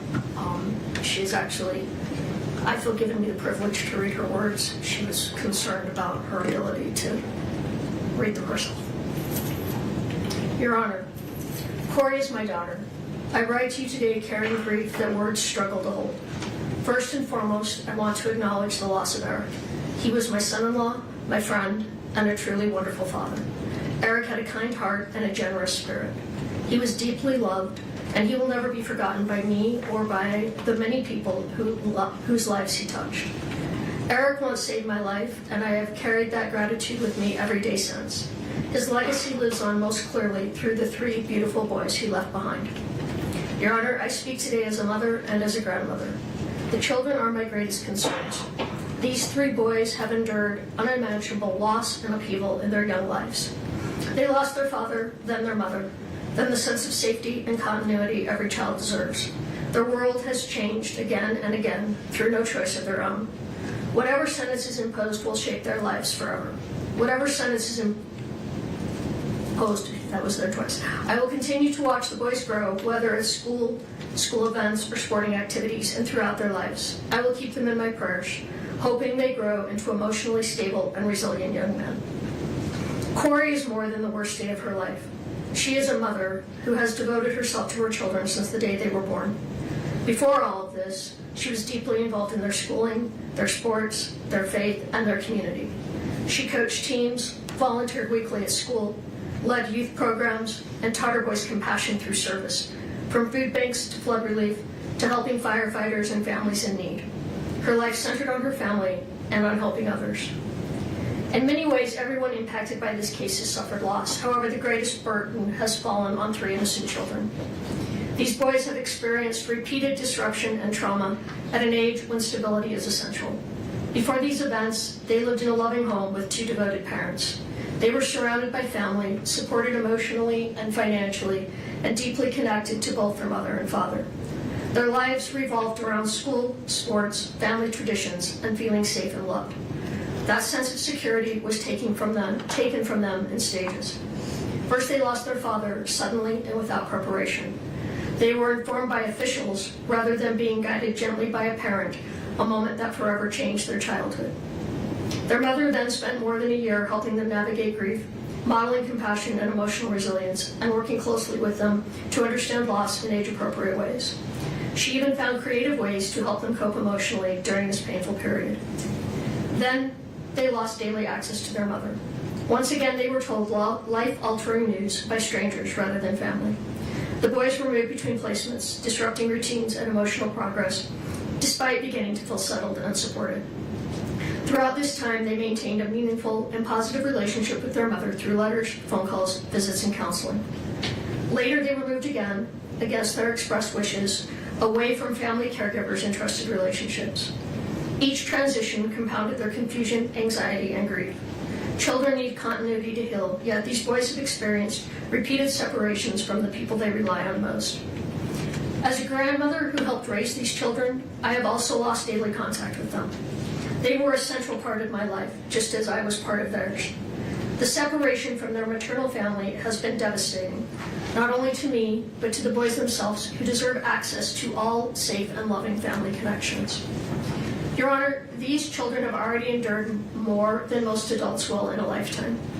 Being placed in the middle of adult proceedings and repeatedly confronted with painful realities risks further emotional harm. They love their mother. They need reassurance, not fear, healing, not more loss. I ask the court to carefully consider the cumulative impact on these children and the importance of preserving their emotional well-being and future stability when determining your appropriate sentence. Your Honor, I ask the court to take a moment to consider Kouri Richins as a whole person, beyond headlines or assumptions, and to understand the life she built before this case. Kouri has been driven, disciplined, and committed to growth from a young age. She graduated from high school in 2007, completing her studies a year early. She continued her education and earned her associate's degree in 2010. In 2012, she obtained her bachelor's degree, the same year she became a mother for the first time. In 2013, Kouri married Eric, and together they began building a family. Their second son was born in 2014. Kouri continued pursuing education while raising her children, earning her master's degree in 2017, followed by the birth of their third son shortly thereafter. Professionally, Kouri has consistently worked to better herself and provide for her family. She obtained her real estate license in 2019 and later earned her general contractor's license in 2021, achievements that reflected her work ethic, independence, and determination. In 2022, Kouri experienced a devastating loss with the sudden death of her husband.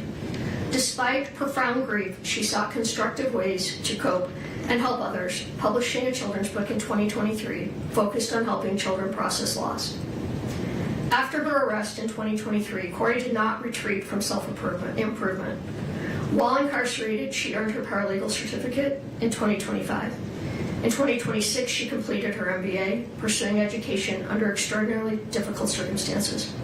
She continues to seek opportunities for further education, demonstrating perseverance and a commitment to growth. Your Honor, this timeline reflects a pattern of responsibility, resilience, and continued effort to better herself, even in the most challenging moments of her life. I would like to illustrate Kouri's character through her actions and the way she lived her life, particularly as a wife, mother, and member of her community. Kouri was deeply devoted to her family. She was a committed wife to Eric and a hands-on present mother to their 3 sons. Their marriage was built on partnership and mutual support. Kouri consistently supported Eric in his career, hobbies, and interests, including his involvement in sports and coaching. She encouraged his passions and stood by him throughout their life together.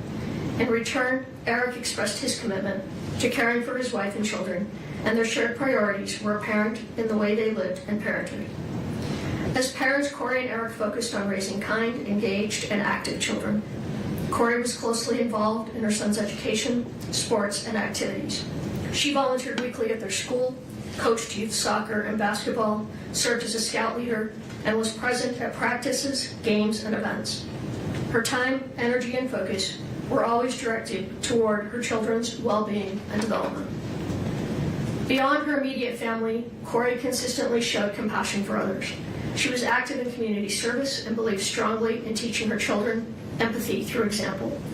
Together, they volunteered at food banks, participated in flood relief by filling sandbags for elderly residents, baked cookies for firefighters during fire season, and assembled care packages for families and individuals in need.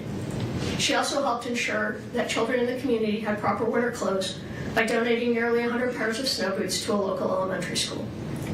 During the holidays, Kouri made extraordinary efforts to help others, purchasing, wrapping, and delivering hundreds of gifts to families who were struggling. She also demonstrated thoughtfulness in her extended work family by assembling personalized gift boxes and organizing holiday gatherings to bring people together. In 2023, following her husband's death, Kouri published a children's book designed to help grieving children process loss. She donated hundreds of copies to children who had lost a parent and visited schools to read to students dealing with grief. Although the book achieved some commercial success, her intention was not profit. It was to help children feel less alone during one of the most difficult experiences a child can face. Kouri has always viewed her greatest accomplishment as her family, her husband, her children, and the home they built together. Her loyalty to her family is unwavering. As an aunt, she has been a consistent and loving presence in her nieces and nephews' lives, providing child care support, attending milestones and school events, and assisting her siblings whenever they needed her. She has been the person who organizes family gatherings, holidays, and shared tradition, keeping the family connected. Faith has also played an important role in Kouri's life. She and her children regularly attended church and participated in faith-based community activities, reinforcing values of service, compassion, and responsibility. Your Honor, these are not isolated gestures. They reflect a long-standing pattern of generosity, responsibility, and care for others. Kouri's life before this case was defined by service to her family and community, and by her commitment to raising her children to be compassionate and engaged members of society. From a young age, Kouri demonstrated responsibility and a strong work ethic. While still in high school, she worked nights, weekends, and holidays to help support her aunt's business, using her earnings to pay her own way through college. That sense of responsibility never diminished. She continued to support extended family members whenever they needed help.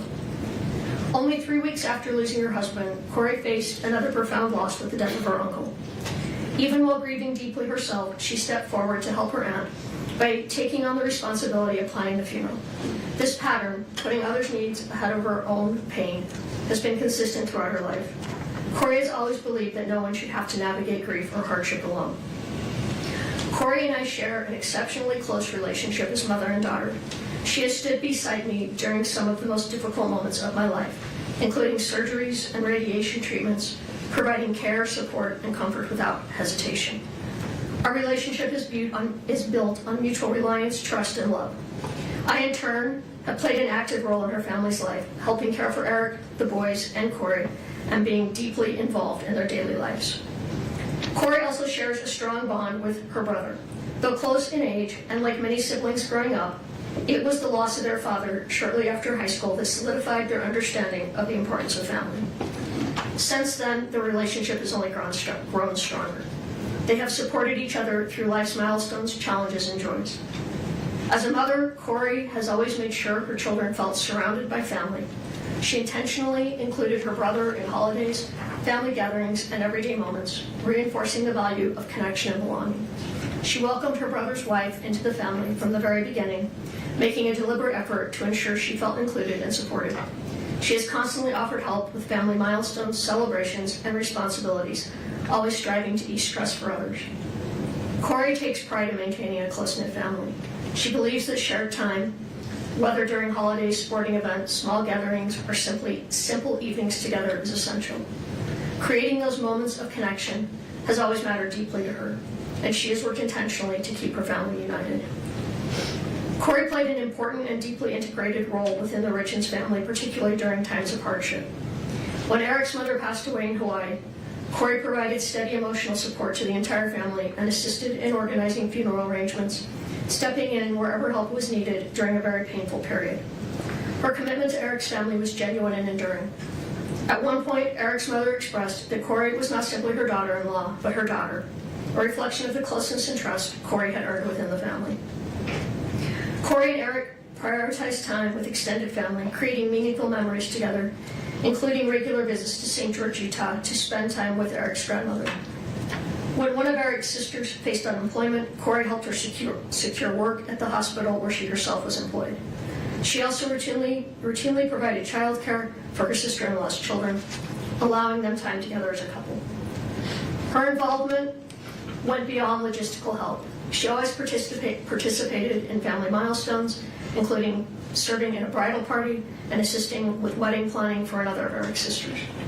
During a particularly difficult period in that sister's life, Kouri accompanied her to a self-help retreat, offering both emotional support and companionship. Within the Richins family, Kouri often served as a source of calm and connection. She consistently worked to ease tensions, provide comfort, and maintain relationships during challenging moments. Her efforts contribute significantly to the overall well-being of the family. Kouri's compassion extended well beyond her immediate and extended family.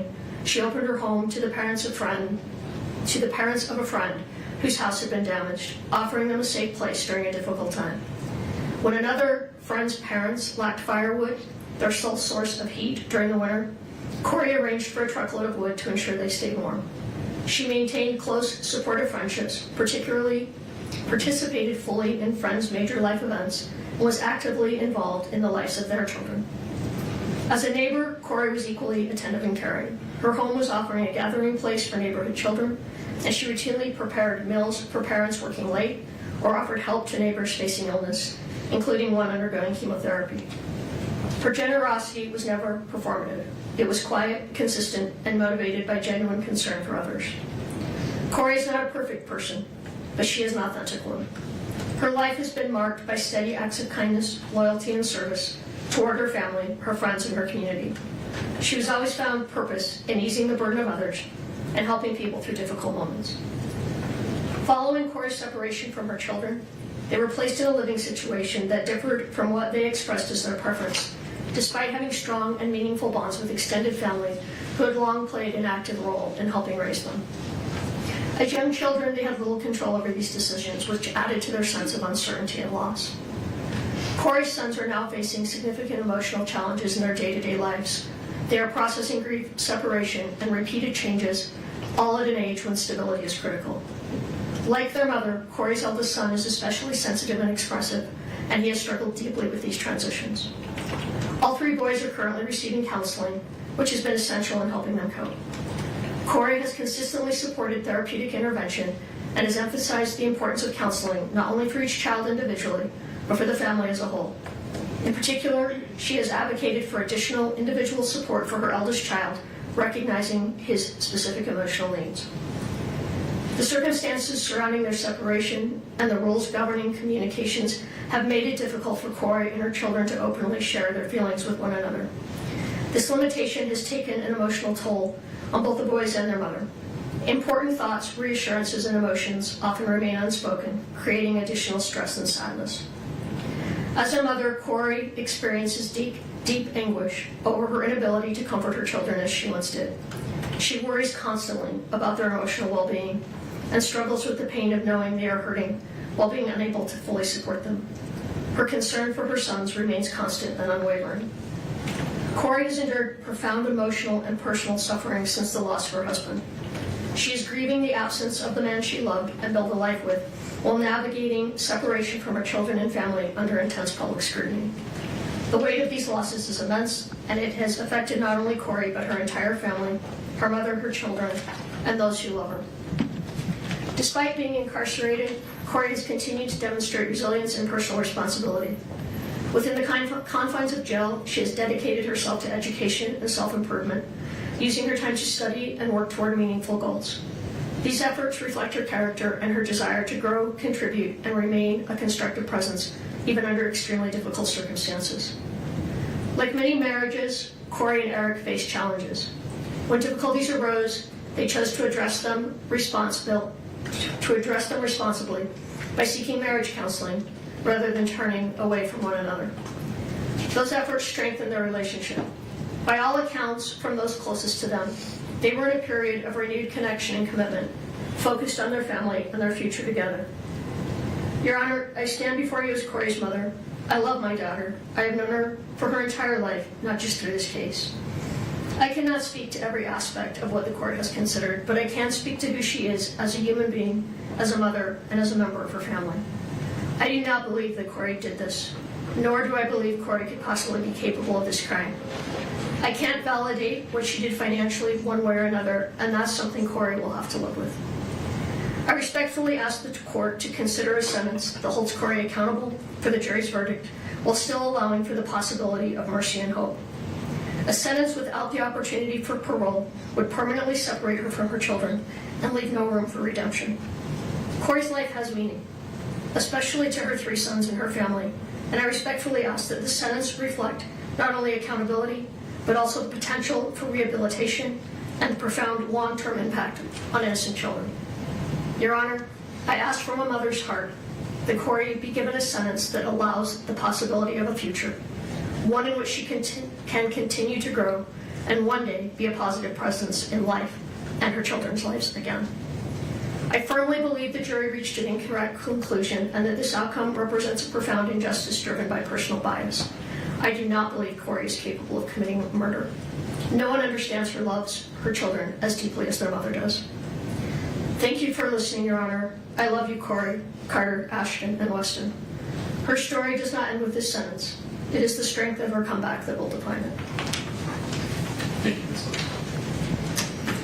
Your Honor, at this time we would ask Renee Odom. She is going to read her own letter. We ask that she approach the podium, and I will provide it to the court and the prosecution as well. Of course. Renee, good morning. Good morning. One moment, please. Thank you. Renee, please proceed. My name is Renee Odom, and I am here today as the sister of Kouri Richins.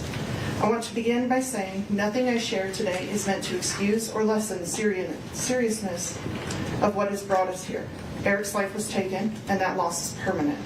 I want to acknowledge Eric by name and say that I loved him. He was kind to me. He was a part of my life, a part of my children's life, and a part of my family. He matters deeply, and he is missed. This tragedy has devastated our family, and its deepest impact continues to fall on Kouri's 3 boys. For more than 3 years now, they have been unable to see or speak with their mother. They have lost their father, and at the same time, they have lost access to their mom. Even in separation, Kouri has never stopped being their mother. She writes to her boys every single week. She reaches out every birthday, every holiday, holding on to that connection with everything she has and reminding them that they are loved. Kouri is my baby sister, and she has been an integral part of my life and the lives of my children. She has shown up for our family in ways that are impossible to count. I was there at her graduation from high school. I was there for the wedding of Kouri and Eric, moments filled with love, hope, and dreams for the future. She was there for my wedding and the birth of my son. She was there for me when I graduated college. She stood beside me at the baptism of both of my daughters. She poured her heart into giving my oldest daughter a beautiful sweet 16. These were not obligations to her.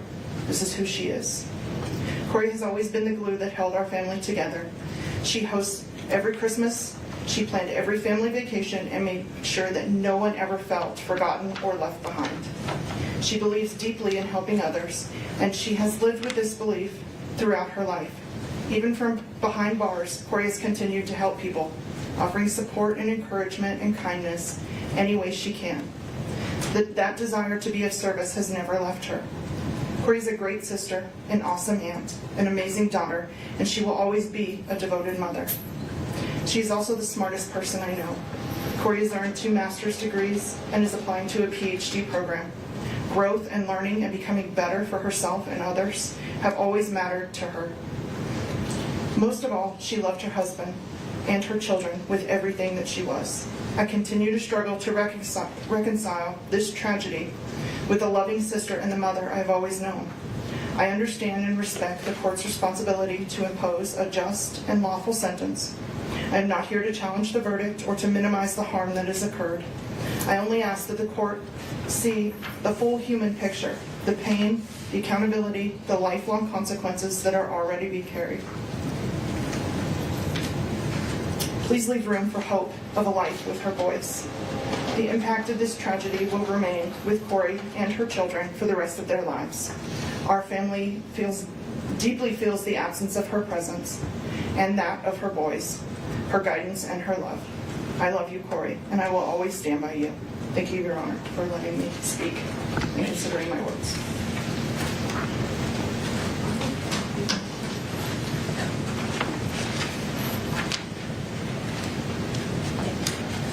Your Honor, at this time, I'm going to read a letter from Bree Darden.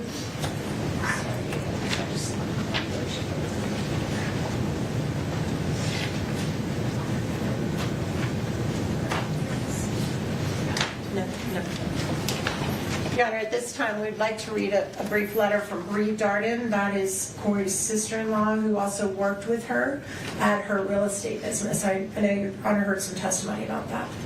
She has a newborn baby, so she can't be here. Your Honor, I was introduced to the Richins family around 8 years ago, excuse me, and was able to have been around Kouri, Eric, and the boys since the youngest was 1. I spent many days, weekends, holidays, birthdays, barbecues, etc. with them all, and was able to learn so much about the family dynamic and the love they had for one another. No, their family wasn't perfect. No one's is. But those boys were loved beyond belief by both parents. Kouri and Eric did everything for the boys, to protect them, to teach them, to encourage them, to show them love, and mostly to show them 2 loving parents. My heart goes out to the 3 boys, as they do not deserve to be going through all this, as well as they do not deserve to be alienated from one side of their family. I miss them dearly every day. To know Kouri is to know the love she has in her heart. Kouri is one of the most selfless and caring people I know. She lived for those boys and lived to be the best wife she could be. Yes, she made mistakes in her marriage, as we know. So did Eric. But at the end of the day, they chose each other and their family. As a loving mother, exceptional caretaker, and benevolent humanitarian, Kouri was truly a devoted volunteer. She never stood still when she knew she could help another, embodying the definition of true character. From the moment this sudden, unexplainable tragedy occurred, there has been a distaste for Kouri for personal reasons rather than factual reasons. From allegations made by individuals she regarded as family, to authorities not conducting a systemically correct investigation and then not being given a suitable, unbiased finale. The conclusion of this case seemed inevitable. Although I'm not here to argue the verdict, I am here to help provide perspective on views you are unable to hear about. Kouri is a mother, a sister, a daughter, an aunt, widow, and at the end of the day, an imperfect person striving for grace. She is someone whom the community trusted, neighbors enjoyed, and her boys counted on as a supporter. I respectfully ask that the court consider the totality of her character and her full life history when making a determination. Your Honor, the next individual that spoke is Kouri's aunt. This is Lisa's sister. Her name is Doreen Kouri.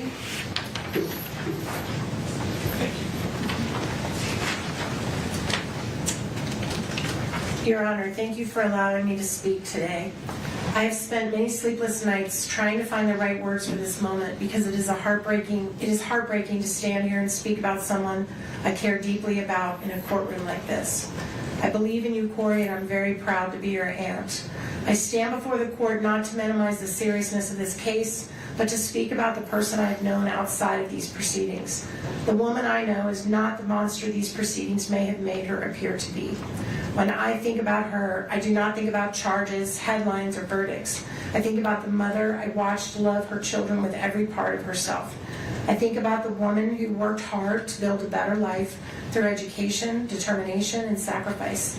I think about someone who wanted more not only for herself, but for her children and the people she loved. Her children were never just part of her life. They were her entire world. I watched her celebrate their accomplishments, comfort them in difficult times, and carry the weight of motherhood every single day. She loved fiercely, deeply, and unconditionally. Eric and those boys were her life. Both Eric and Kouri were very loving and attentive parents. They were solid, they loved hard, and they played hard.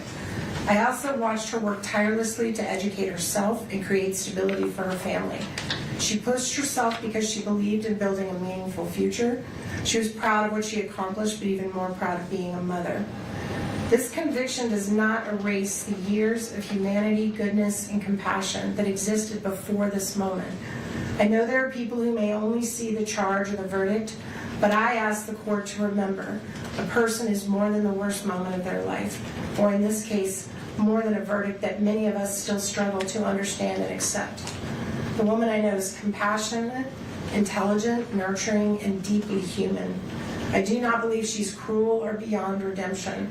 I believe there's still goodness in her, and I know there are many others who believe that too. Whatever sentence is imposed today will not only affect her, it will echo through the lives of her children, her family, and everyone who loves her for years to come. Her children still need their mother's guidance, love, voice, and presence in whatever way they can still have it. I understand the weight of the court's responsibility, and I speak with respect for these proceedings. I only ask that when sentencing is considered, the court remembers the whole person standing before you today. Not only this moment, but the years she spent loving, learning, sacrificing, and being devoted mother. I love you, Kouri, and I love those precious boys. I ask for mercy, I ask for compassion, and I ask that the court see the humanity in her so that so many of us have seen for years. All right, the next one is an individual that did not want their name read in the public, so I'm going to provide it to the court and the prosecution only. This is a close friend of the family. To the Honorable Judge Mrazek, I'm writing to respectfully share my personal relationship and observations with the Richins family and 3 young boys, and to ask that you consider sentencing Kouri to 25 years to life rather than life without the possibility of parole. From 2017 to 2019, I had the privilege of working as a babysitter for Kouri and Eric's 3 children. I was able to view this family at a time when things in life were good for them. The youngest, Weston, was still in diapers, and we worked on potty training together. What struck me most during that time was the stable, loving, and orderly home the 3 boys had to grow up in. Kouri was a young mother, close in age to 2 of my own children, and she'd established a true house of order. The home was beautifully decorated. I particularly remember the bright fall decor. The walls were lined with photos of the boys at different ages, and they had a wonderful playroom over the garage. The family worked together, played hard together, and clearly loved one another. I recognized the effort and pride in caring for her family. When she was out of town one week, she left detailed meal plans for me to use the crock pot, so Eric could come home each night to dinner with the boys. Those meals were so good that I replicated them for my own family. I was so impressed by her age progression photo display in the hallway that I had canvases made of my own grandchildren in a similar fashion. I even copied some of her simple but festive fall decorations and bought similar cowboy kid toys for my grandchildren after seeing how much her boys enjoyed them. Kouri's positive influence extended beyond her own family. I brought many of her ideas home with me. I do not wish to minimize the tragedy of this case. I watched the funeral online and was heartbroken, especially hearing young Carter say he would now be the man of the house. I believe Kouri deeply cares for her children, and I have to believe they love her as well. 3 boys' lives will be forever affected by the court's decision. I believe in the possibility of rehabilitation and the value of preserving hope. I respectfully ask that you not eliminate the chance that one day these 3 sons would be able to make their own choice as to whether or not to have a relationship with their mother. Kouri is not a threat to society. Please give her the opportunity to serve her sentence with the possibility of someday returning to her family. Thank you for your time and considering my perspective. Your Honor, the next individual that's going to be addressing the court is going to do it himself, and that is Mr. Greg Hall, and he's here to read his statement to the court.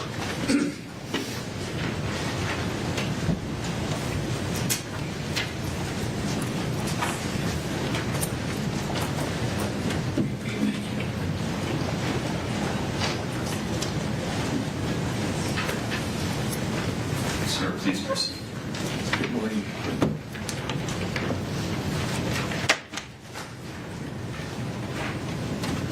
Good morning, Your Honor. Before I say anything else, I want to express my deepest sympathy and most sincere condolences to the Richins and Darden's families. Nothing I say today is meant to diminish the weight of what has brought us into this courtroom today.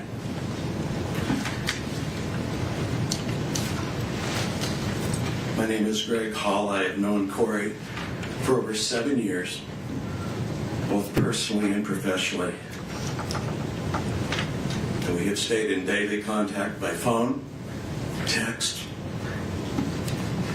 and in-person visits throughout her entire incarceration here in Summit County.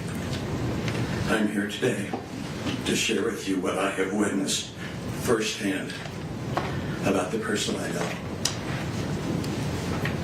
In the years before Kouri was incarcerated, she made a habit of looking for people who were struggling. She not only volunteered for many years at children's schools and donated, but you heard about the 100 pairs of snow boots, but she also did follow-up to make sure that those children had clothes. She has volunteered at the soup kitchen for years and brought her boys along with her because she wanted them to teach them about service and kindness to others. When Kouri found out a neighbor had been diagnosed with cancer, she anonymously arranged for a massage therapist to visit her. When my own wife was in an auto accident, a care package showed up at our home. If a family was having a difficult time purchasing a home, she would offer to take little or no commission in order to help them. Please know that none of these things were ever done for recognition. They were done because all she ever wanted to do was good. Your Honor, what I would like the court to understand the most is that the goodness and kindness toward other people that defined Kouri before her arrest has not gone away since being incarcerated. When new inmates arrive frightened and disorientated, Kouri is the first to step in. She helps them get their footing in an environment that is unfamiliar and frightening to them. She's also tutored other inmates working to further their education. She has helped women who cannot read or write navigate through the system and draft letters to their family on the outside. When women in her unit receive bad news from home, she is the first to sit with them and comfort them. She has used her time inside to study, and she takes her studies very seriously. She has earned multiple degrees, including a master's degree since being incarcerated, because she wants to be of use to other incarcerated women who struggle with literacy, with their legal paperwork, and with the simple daily reality of being inside. She enjoys studying religion and ethics and the practical application they have in our lives. She attends weekly church services and has helped to create new programs within the jail that other inmates now rely on. She studies late into the night, every night. She prays for her boys and for her family every day. She also prays for others in need.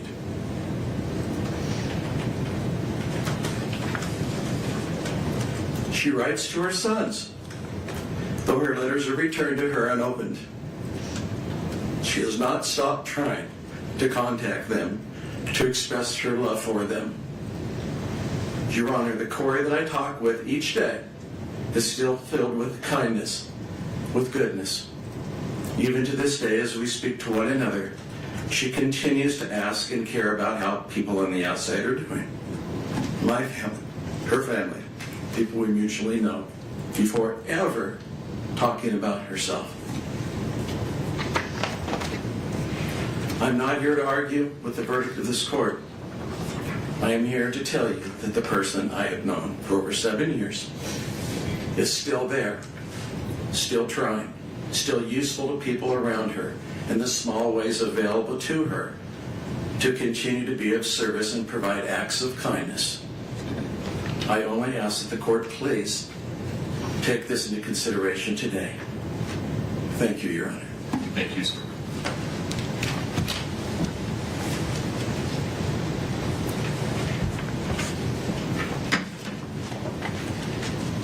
Your Honor, the next two letters are from individuals who are investors with Ms. Richins in her real estate business. Both of these individuals did experience losses of money. So although they may not be victims in this case, they, I guess, are technically victims in the case that is pending. So I think their perspective is important. The first one, for some reason, I only have one copy. I'm going to give just a moment for Mr. Bloodworth to read it. Then I'll read it, and then I'll hand it to the court. Thank you.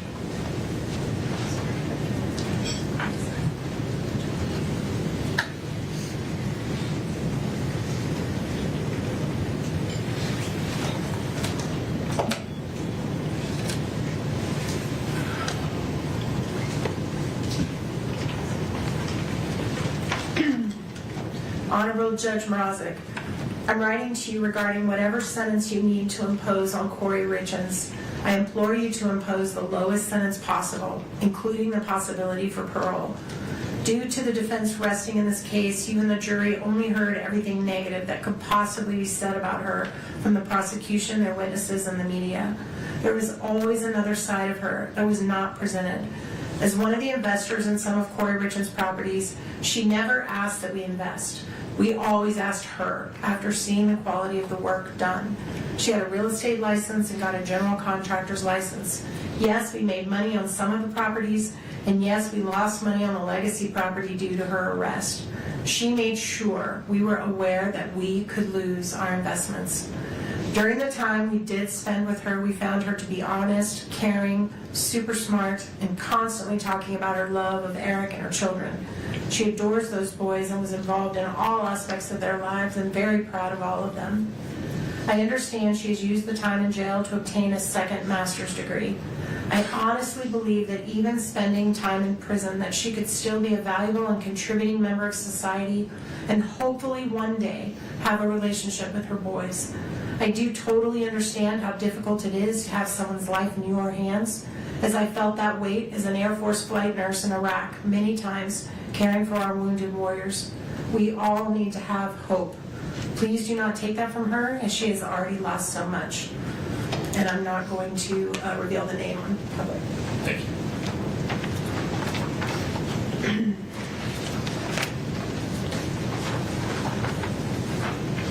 The second one is also an investor, Your Honor, that did lose a significant amount of money. So some type of victim status here.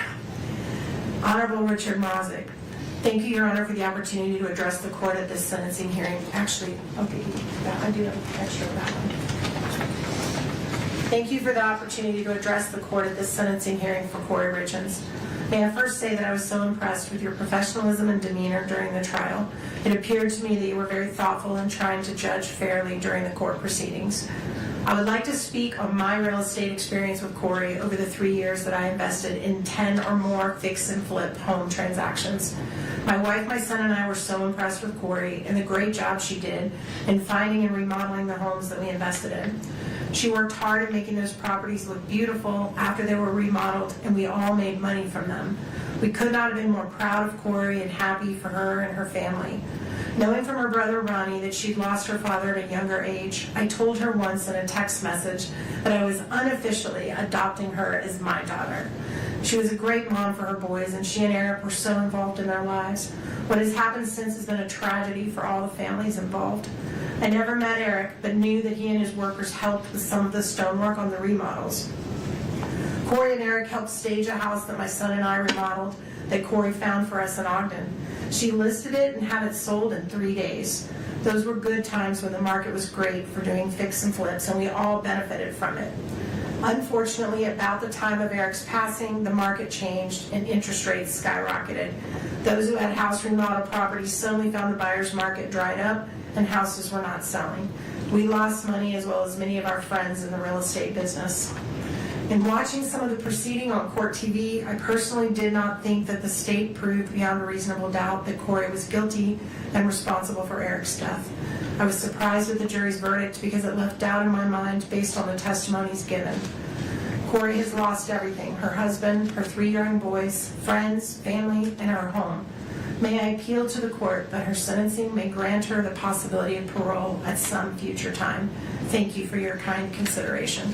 And also this name we are not reading out loud. We also have several very short statements from people who have worked with Ms. Richins in the jail. These are volunteers that give their time, no money, that come to the jail to help people that are incarcerated to try to better themselves and better their lives. This first one is from the art class facilitator, Ms. Katie Fish. Dear Judge Mrozik, I'm writing to you today on behalf of Ms. Kouri Richins. I have known Kouri over the last 2 years within the context of the educational programs for the Summit County Justice Center. I facilitate an art class as a representative of Mountain Life Church. In that art class, Kouri's carried herself with ease and warm regard to the other inmates and those of us present as facilitators. While she's shown care for the other inmates, she has also been very respectful to those of us facilitating. Even when she had been carrying challenging emotions, she's conducted herself with respect and grace. I understand that my interactions have been limited and have been laced with an expectation of certain polite behavior, but it is also not just a given that inmates will uphold that same respect and decorum. She has chosen to present with ease, care, and grace. From the brief conversations we've had about her life, I do believe she is a different person from who she was before being there. I hope and pray that her heart continues to be led toward faith and transformation. Thank you for your time. The next individual is another volunteer who teaches the class of biblical truth at the jail. This individual is named Eric Aber.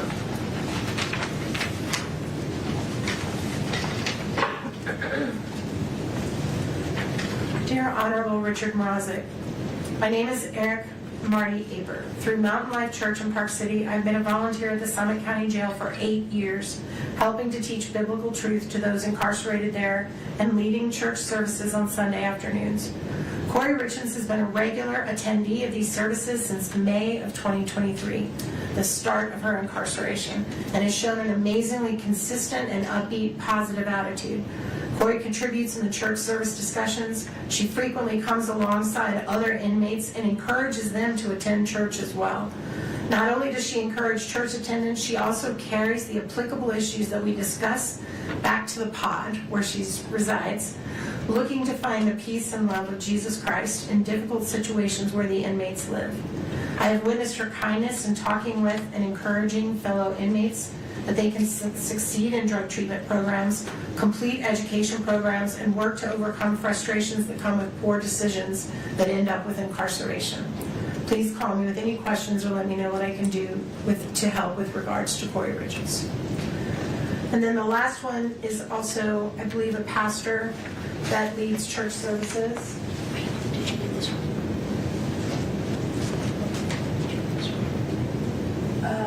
No, I think I might pull that out. Yeah, I do. I don't think I have that one, so I may need, thank you. This next one then is from Craig Moline, who's one of the pastors as well. Can you read that while I'm doing this one? To the Honorable Richard Mrazek. Your Honor, I'm one of 4 people privileged to rotate in on Sunday afternoons from Mountain Life Church to lead church services with inmates at Summit County Jail. On any typical Sunday, we will pray with inmates, sing a couple of songs, no matter how bad it may sound, read a psalm and discuss it, and then teach on a subject from Scripture. For 3 years now, Kouri Richins has been in attendance to those services. We've seen her be hospitable to other inmates, inviting them to services. She's participated in discussions, and we've seen her as a help to other inmates. At the beginning, we gave her a study Bible that helps give life application hints along with an explanation of the text. I smiled recently when I saw her Bible sitting in front of her, and I observed it doesn't look new anymore. It looks like a well-read book. In our teaching and discussions, we have talked about being intentional about posturing our hearts before sovereign God and coming to Him with humility with our prayers. We talk about what it means to have a personal and intimate relationship with God through Jesus. She has acknowledged her faith in Jesus and acknowledged she has felt His peace in rough times, what is often expressed in the Psalms. She has commented, when life around you falls apart, we still have a God to lean into and who reaches down and cares for us and gives us comfort and hope. The Kouri I know will thrive where she is. She will trust in her God for peace, and she will pray. She will continue to pray for her loved ones, and she will be a positive influence to those around her. Respectfully submitted. And then one last letter from the jail. Oh, yes. This is also a volunteer, an individual named Heidi Tunney. Dear Judge Mrazek, I'm writing to you on behalf of Kouri Richins. I've been working with Kouri over the past 2+ years as a volunteer at the Summit County Correctional Facility. I taught her in the addiction recovery program. I attended church with her on occasion. I worked with her in a yoga program that I started at the facility for the incarcerated men and women too. I found Kouri to be very easy to work with and very enjoyable to be around. She was very thoughtful in her conversations in class. She always showed the utmost gratitude for anything that was done on her behalf. I also noticed that she was a leader among the other incarcerated women. She tended to be a peacemaker and stayed above the fray and away from the pettiness and challenges that sometimes arise among incarcerated women. The women in general respected her and looked to her as a leader. Kouri actually was one of the women that asked me to get a yoga program started for the incarcerated women. She saw a need there and she acted on it. I started and have taught that class for almost 2 years now. Kouri was the most dedicated student. She only missed a couple of times the entire time I taught, and the times she did miss were when she was meeting with attorneys or had court appearances. She has continued to attend even after she was found guilty at her trial. I wish nothing but the best for Kouri. She has a very long road ahead of her. I hope and pray she will continue to use the programs provided to those that are incarcerated to better herself and lead the other women around her. The last letter we have in this section is going to be read by Kouri's brother, Ronnie, who's here to read it himself, and then we're going to have Mr. Ramos. There it is. Mr. Ramos make a few very brief comments. Then we'll conclude with our final three, and then we'll close out with Ms. Lewis and Ms. Richins, unless the court needs a break. Doing all right? No, it might make sense to take a break before Ms. Richins, given what you have previewed regarding timing. Great suggestion, Your Honor. Okay. All right, this is, if Ronnie can come on up.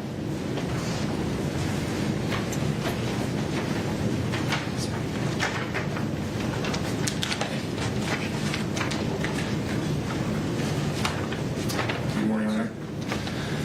I'd like to address the court with actually a personal letter that I've written to Kouri. Okay. Little sister, I love you.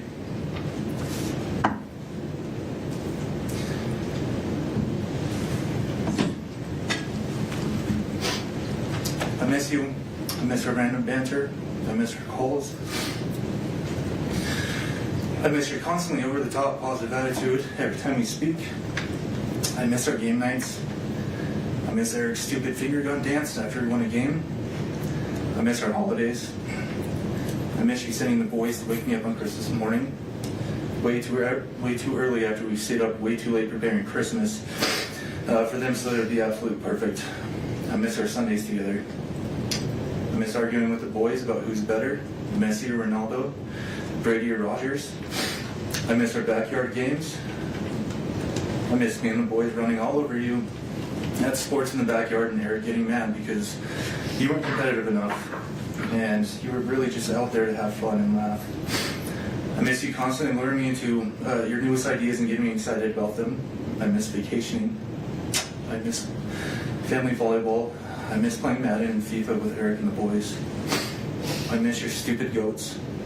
I miss the soccer games and the celebrations we created for the boys after they scored a goal. I miss Carter's smile and his obsession with goat videos. Ashton's freckles and his competitiveness. And Weston's baby blues and tenderheartedness. I miss hearing them say Wani and playing catch in your living room. I miss your family. I miss our family. I miss the life that was stolen. I miss the life that was stolen from us for reasons that we can't yet fully understand. We don't, with 100% certainty, know what happened to Eric. No one does, but we do know with 100% certainty that it wasn't caused by you. We know that. The police know it. The prosecution knows it. And everyone watching this trial knows it. They could not prove their theory, just the opposite, and yet here we are. For some reason, unbeknownst to us, really bad things happen to really good people, Cor, and you were just really too good of a person, I guess.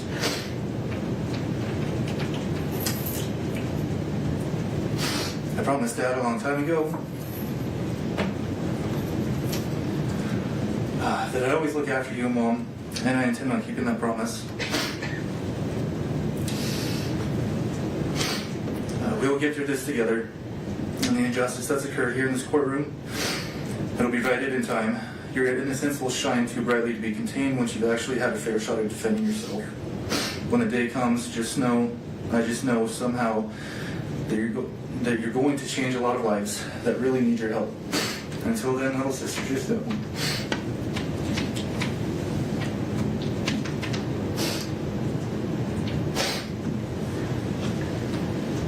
Just know that I'm right by your side, and I'll always be right here for you. I love you. All right, thank you.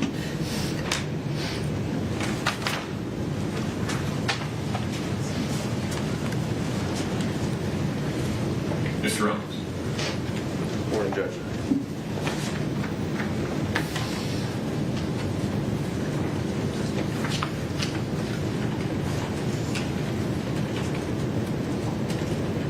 Your Honor, I want to maybe begin by speaking just plainly and honestly. I disagree with the jury's verdict. I'm deeply saddened by the way that justice was rendered in this case. I don't believe that this outcome fully reflects the truth or the humanity involved. But our Constitution demands something difficult of all of us, especially of officers of the court. It demands restraint. It demands respect for the process even when the outcome wounds us. And so, while I disagree with the verdict, I respect the jury's decision.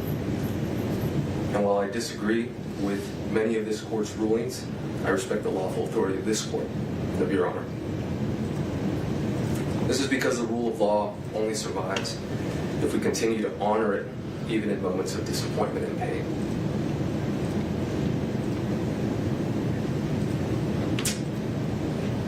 But as a Catholic, there's one authority higher than any courtroom, verdict, or government power, and that is God.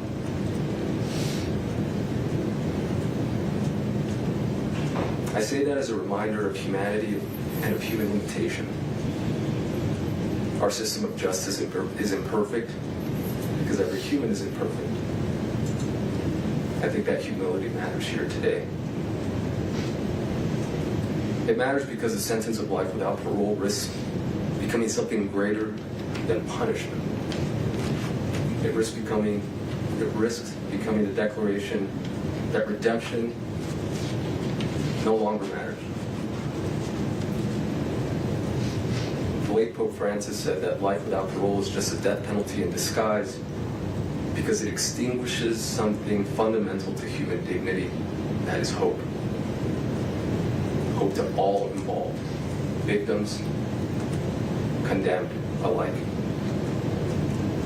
Refusing to impose a sentence of life without parole today doesn't mean Kouri is going to walk free. It doesn't mean that she will someday leave custody. She may very well spend the rest of her natural life in prison. It also does not mean that her victims who have spoken today, her kids, doesn't mean that they have to forgive her. They may never change their minds. They may never forgive their mother. And also, no court has the authority to demand that they do. But refusing to impose a sentence of life without parole does mean that we do not close the door completely. It means we do not presume to know with absolute certainty what a human life, victim or condemned, may become decades from now. It means that we do not extinguish hope entirely. Time changes people, pain changes people, grief changes people. Even victims and victims' families over years and decades sometimes arrive at places their present suffering could never foresee. Some discover forgiveness, some discover peace, some simply discover that healing and permanent condemnation are not always the same thing. And others don't. A sentence of life without parole assumes none of that human change matters. Not the change in the person condemned, not the change in those harmed. A life without parole sentence freezes every human being, victim and condemned, inside the worst moment of their life and declares that moment permanent. Our Constitution demands more restraint than that, because a real measure of justice is not what we do when mercy is easy. It is whether we preserve humanity when mercy is hardest. No sentence handed down today will undo suffering. A different verdict wouldn't have reversed tragedy. But there is a profound moral difference between saying you must be punished and saying you are beyond redemption forever. One is justice restrained by humility. The other risks becoming judgment without end. And no human institution possesses the moral certainty to make that judgment absolutely. That lies with God alone. Thank you. Thank you, Mr. Ramos.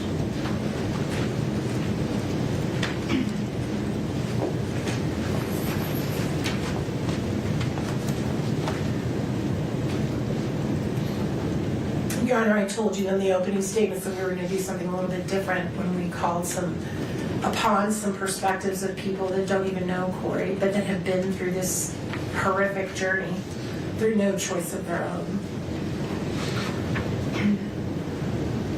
One is from a mother whose son was murdered. Again, we're going to just share her name with only the court and the prosecution.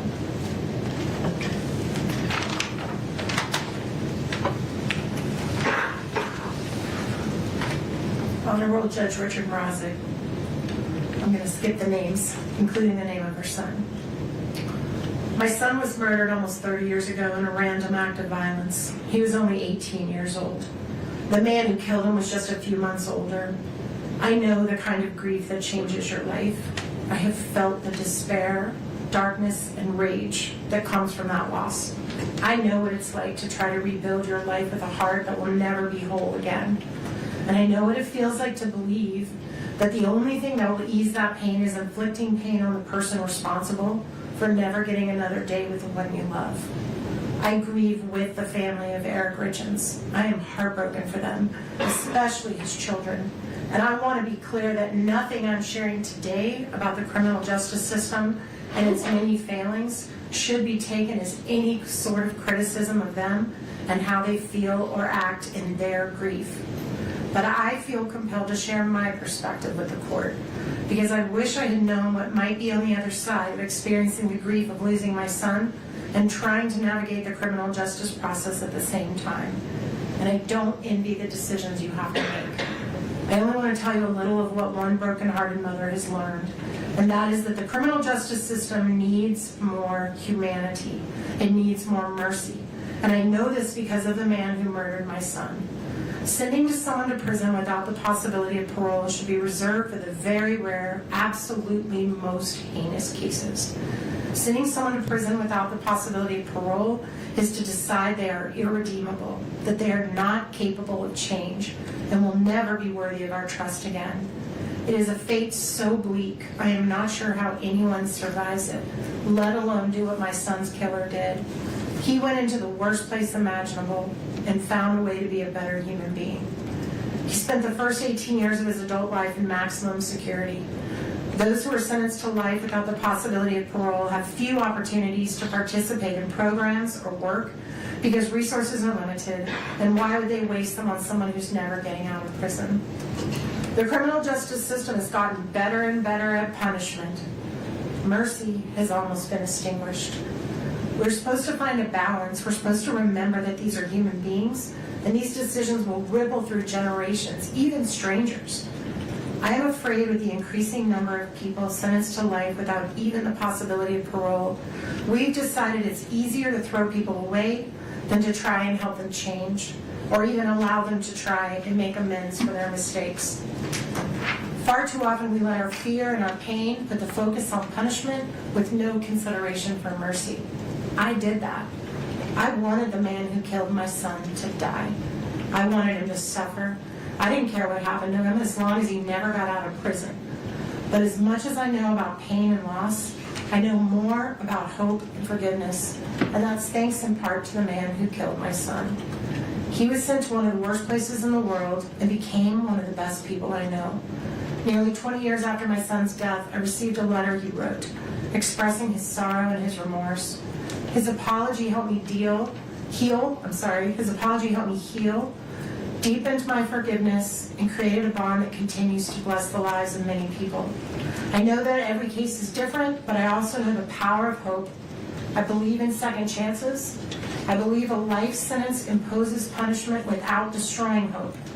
My personal hope for Kouri is that she does what that individual did, that she finds a way to become a better person no matter what. I thank you for taking the time to read this letter. I know it's a heavy burden to make this decision. I express love and support to those involved and pray we'll all be better to each other. And then I also would have one more, and then we have someone who's going to testify on WebEx. Speak on WebEx, not testify, sorry, speak on WebEx. This is very short, Your Honor. It is from a former prosecutor that imposed these types of punishments. Thank you so much. Also, I'm keeping his name private.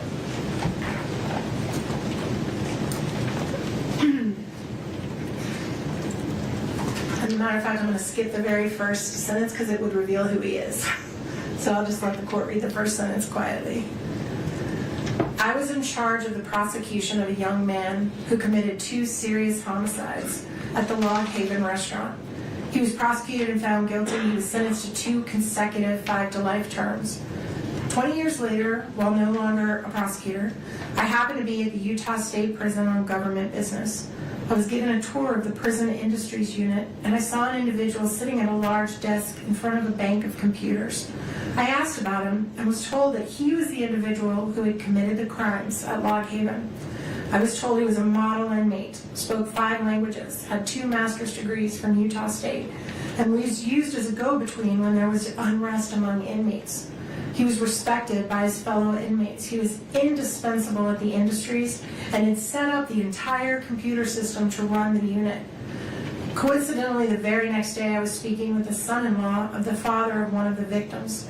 He related to me how there had been a complete reconciliation between their family and the killer of their son. They had long ago forgiven him and wondered if I could help getting him paroled. I still had connections in the criminal justice system, and I told them I would try. I subsequently met with him at the prison, and I was equally impressed with how he had turned his life around. We were able to get him an expedited parole hearing. Tragically, he died from suicide a few months later when he was falsely accused of inappropriate access of the state computer system and removed from his position into a secure unit of the prison. This case was a textbook lesson of how rehabilitation can work. He was not the same cocky druggie that we sent to prison 20 years ago. I saw absolutely no reason why he needed to spend more years in custody. Even his fellow inmates told me they were convinced he had done everything to reform himself and become a valuable member of society. I agreed. Keeping someone incarcerated when they've proven themselves is just plain wrong. Prison sentences without possibility of parole create the same issue. I believe it should be reserved for the most violent and dangerous of individuals. Thank you for taking the time to read this. And then Ms. Lewis will introduce the final speaker, and then she'll have her comments, and then we'll take that break. Who is the person you'd like me to invite? Emery Blanchard. One moment, please.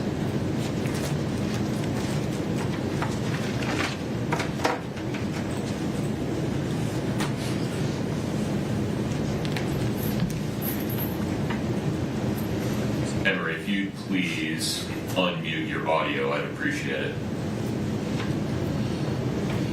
Are we able to see her now? Oh, my apologies. Thank you.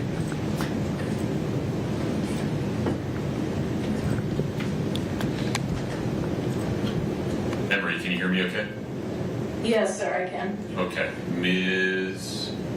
Lewis is going to make an introduction, and then you'll be free to make your statement. Emery Blanchard understands what no one else in this courtroom understands.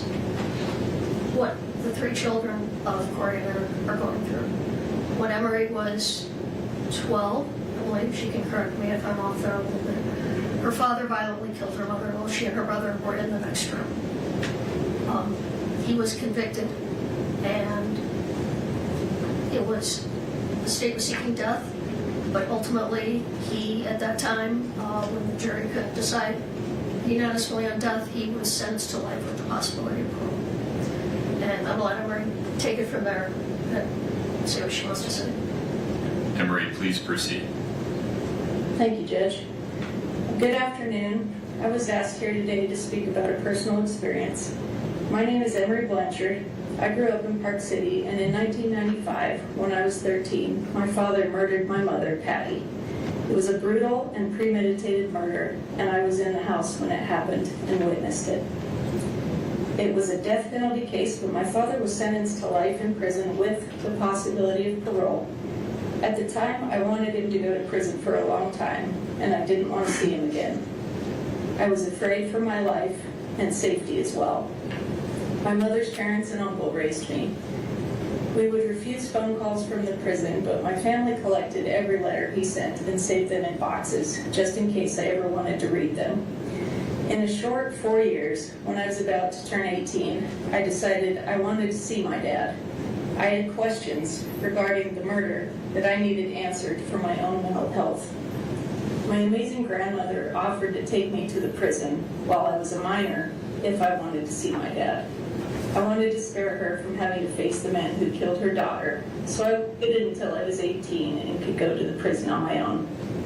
I didn't know if I would be fearful of my father, or perhaps even so angry that I might attack him. None of that happened. The moment I saw him for the first time in over 4 years, he simply hung his head and said to me, "I'm sorry." We both burst into tears and held each other. I felt safe and as whole as possible again in his embrace.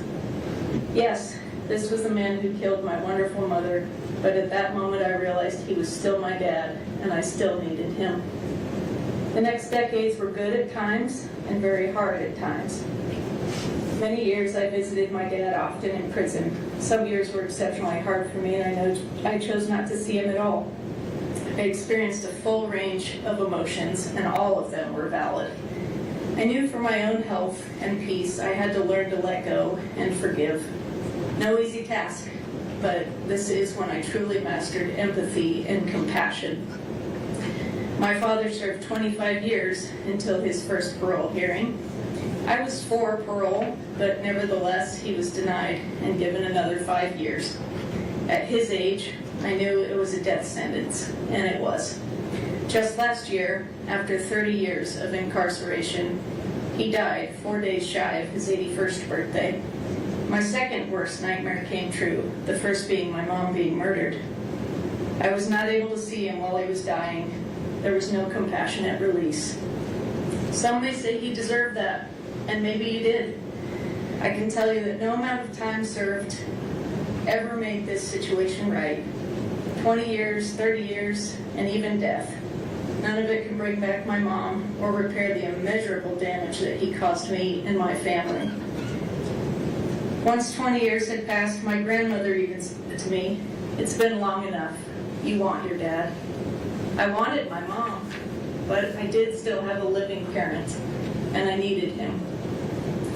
I don't tell you this story to tell you how to feel or that I understand how you feel. I'm offering that hearts and feelings can change over the years. To honor my mother, I'm a victim advocate who supports people in domestic violence situations, and I now help people with PTSD heal at my ranch in southern Utah using nature, horses, and farm animals as teachers. I teach compassion for humans and animals alike, and I found a way to turn my pain into purpose. But I will tell you honestly that life is still hard, and losing both of my parents at that young age harmed me greatly and left me with a very sad and lonely heart. No amount of prison time made me feel better, and in the later years my father's incarceration wore on me severely. What I will leave you with is this: hold tightly to the good memories of your father, and in time, perhaps your mother too. Cling to your family and siblings for love and support. Please let love reside in your hearts and not hate. I pray for your family and for your peace and healing. And thank you for allowing me to speak today. Emery, thank you very much. Thank you, Emery.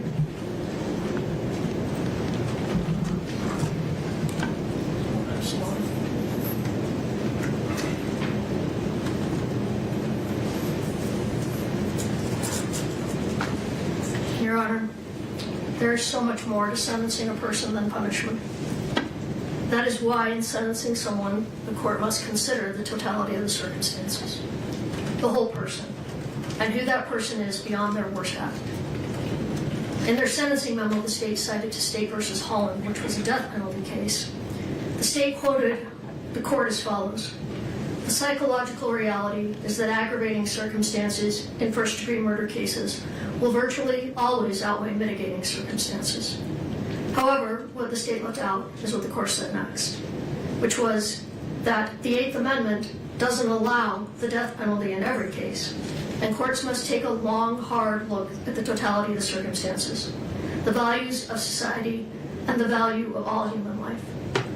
And though this is not a death penalty case, the same would apply to a sentence of life without the possibility of parole."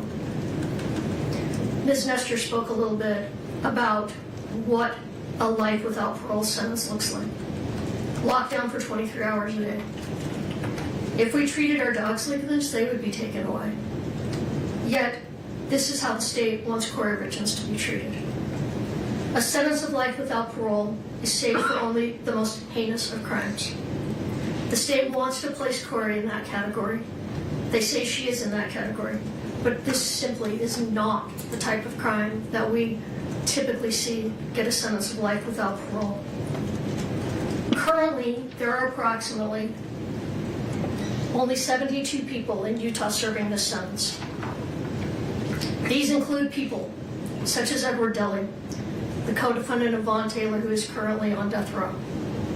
They killed 2 women, kidnapped 2 young girls, and attempted to kill those girls' father by lighting their cabin on fire. I believe that was in Summit County. It includes Daniel Ray Troyer, a serial killer and rapist of women in their 80s.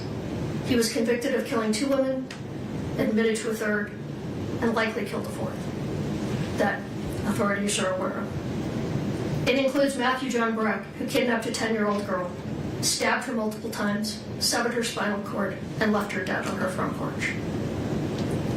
It includes numerous individuals who brutally murdered children, some who murdered police officers. There are only a handful of people serving life without the possibility of parole for killing a spouse. And in all but one of these that I could find, they killed more than just their spouse. They are individuals who killed their spouse and a child, or killed their spouse and someone else in the process. The only one I'm aware of who killed a spouse and no other individual is Craig Crawford, who set fire to the home of his estranged husband, leaving him to die in the fire. And then there are individuals serving sentences of 15 to life who committed arguably more heinous acts than what Kouri Richins has been convicted of. Eric Sampson abused his wife for 28 years, ultimately killing her in their St. George home, leaving her dead in their bed. He continues to maintain his innocence, and he's serving 15 to life. John Weston Erickson stabbed his wife to death in front of their 2 young children, also injuring his 7-year-old daughter, who attempted to wrestle the knife out of his hand, serving 15 to life. Joseph Castillo, his wife, stabbed his wife to death in their garage while his teenage son tried to stop the attack. These men are all serving 15 to life sentences. There are many more examples. Murder is the worst of all crimes, but to say that this particular case is the worst of the worst is simply not true. The state chose the evidence they put forth to obtain their conviction, yet they are not satisfied with what was presented in this court and to the jury, and instead they waited until 2 days before the sentencing hearing and publicly filed what can only be described as a character assassination, filled with unsubstantiated claims from unknown and unsworn sources who will never be cross-examined about these claims. The timing of this filing was no coincidence and left no time for our team to arrange rebuttal witnesses or evidence. Furthermore, it appears that the sentencing memo was not a so subtle attempt to get into the public eye evidence they elected to hold back from their case in chief, and then were precluded from presenting when Ms. Richins exercised her Fifth Amendment right to remain silent and submitted the case to the jury without putting on any evidence.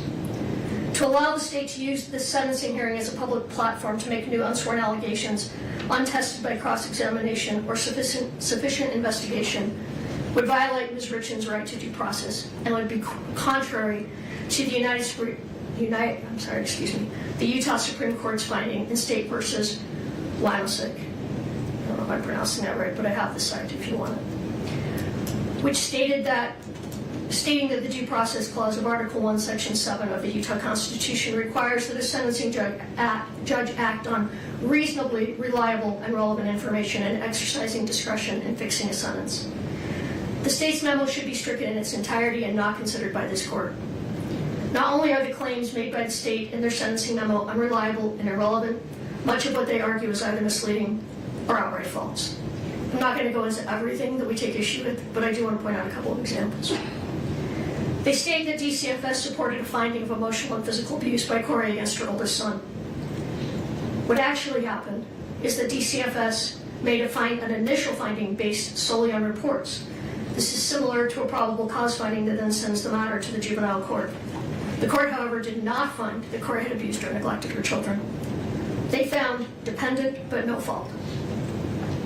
In other words, that the children needed intervention, but due to no fault of Kouri Richins, due only to the fact that she had been arrested. They did not even find that she had acted negligently towards her children. The state put forth at length what they believe Kouri's middle son, AR, would have testified to had they been able to call him in rebuttal. Although it is true that Ashton said these things 3 years after the death of his father and after conversations with Eric's family members, this is very different than what he said to law enforcement immediately upon Kouri's arrest a year after Eric's death. At that time, his statements were completely consistent with Kouri's, that Kouri had gone to sleep in his room the night his father died.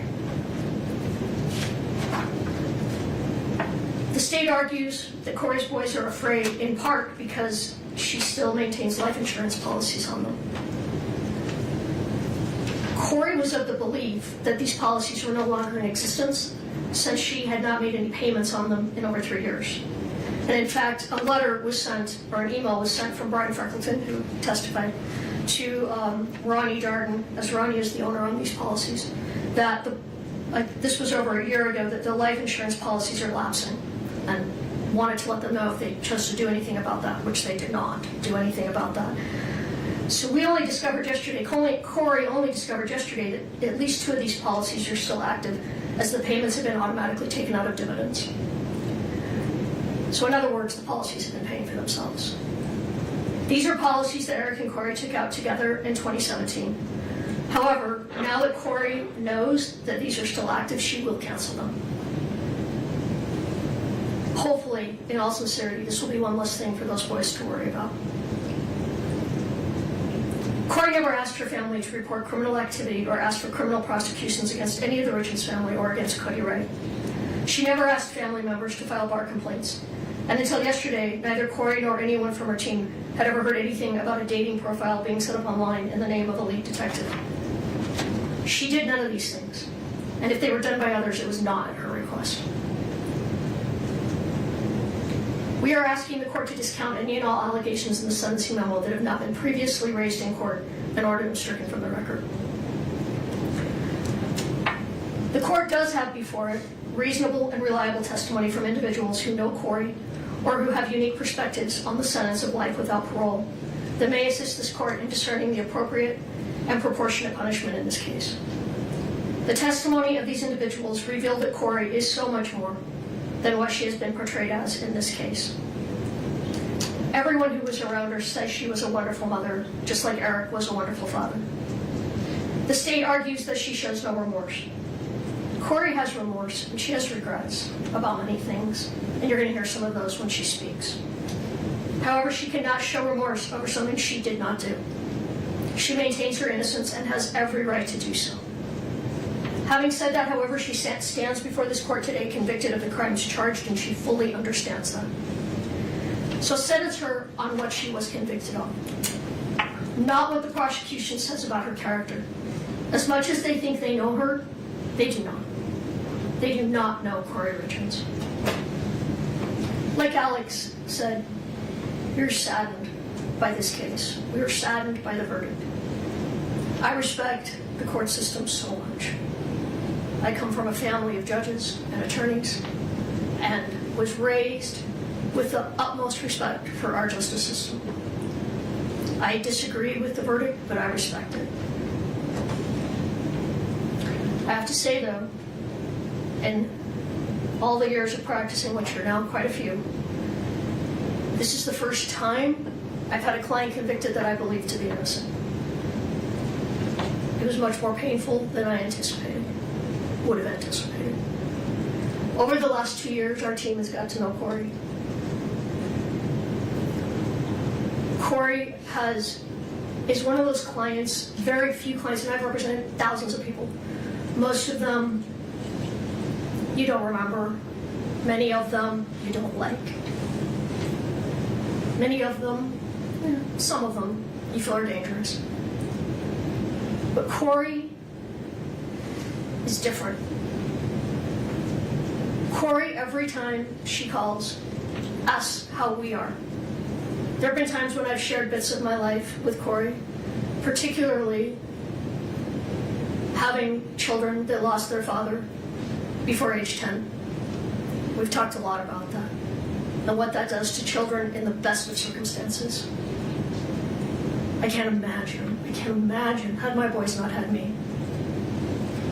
Because the pain and suffering and the long-term effect that it's had on them will never, ever end.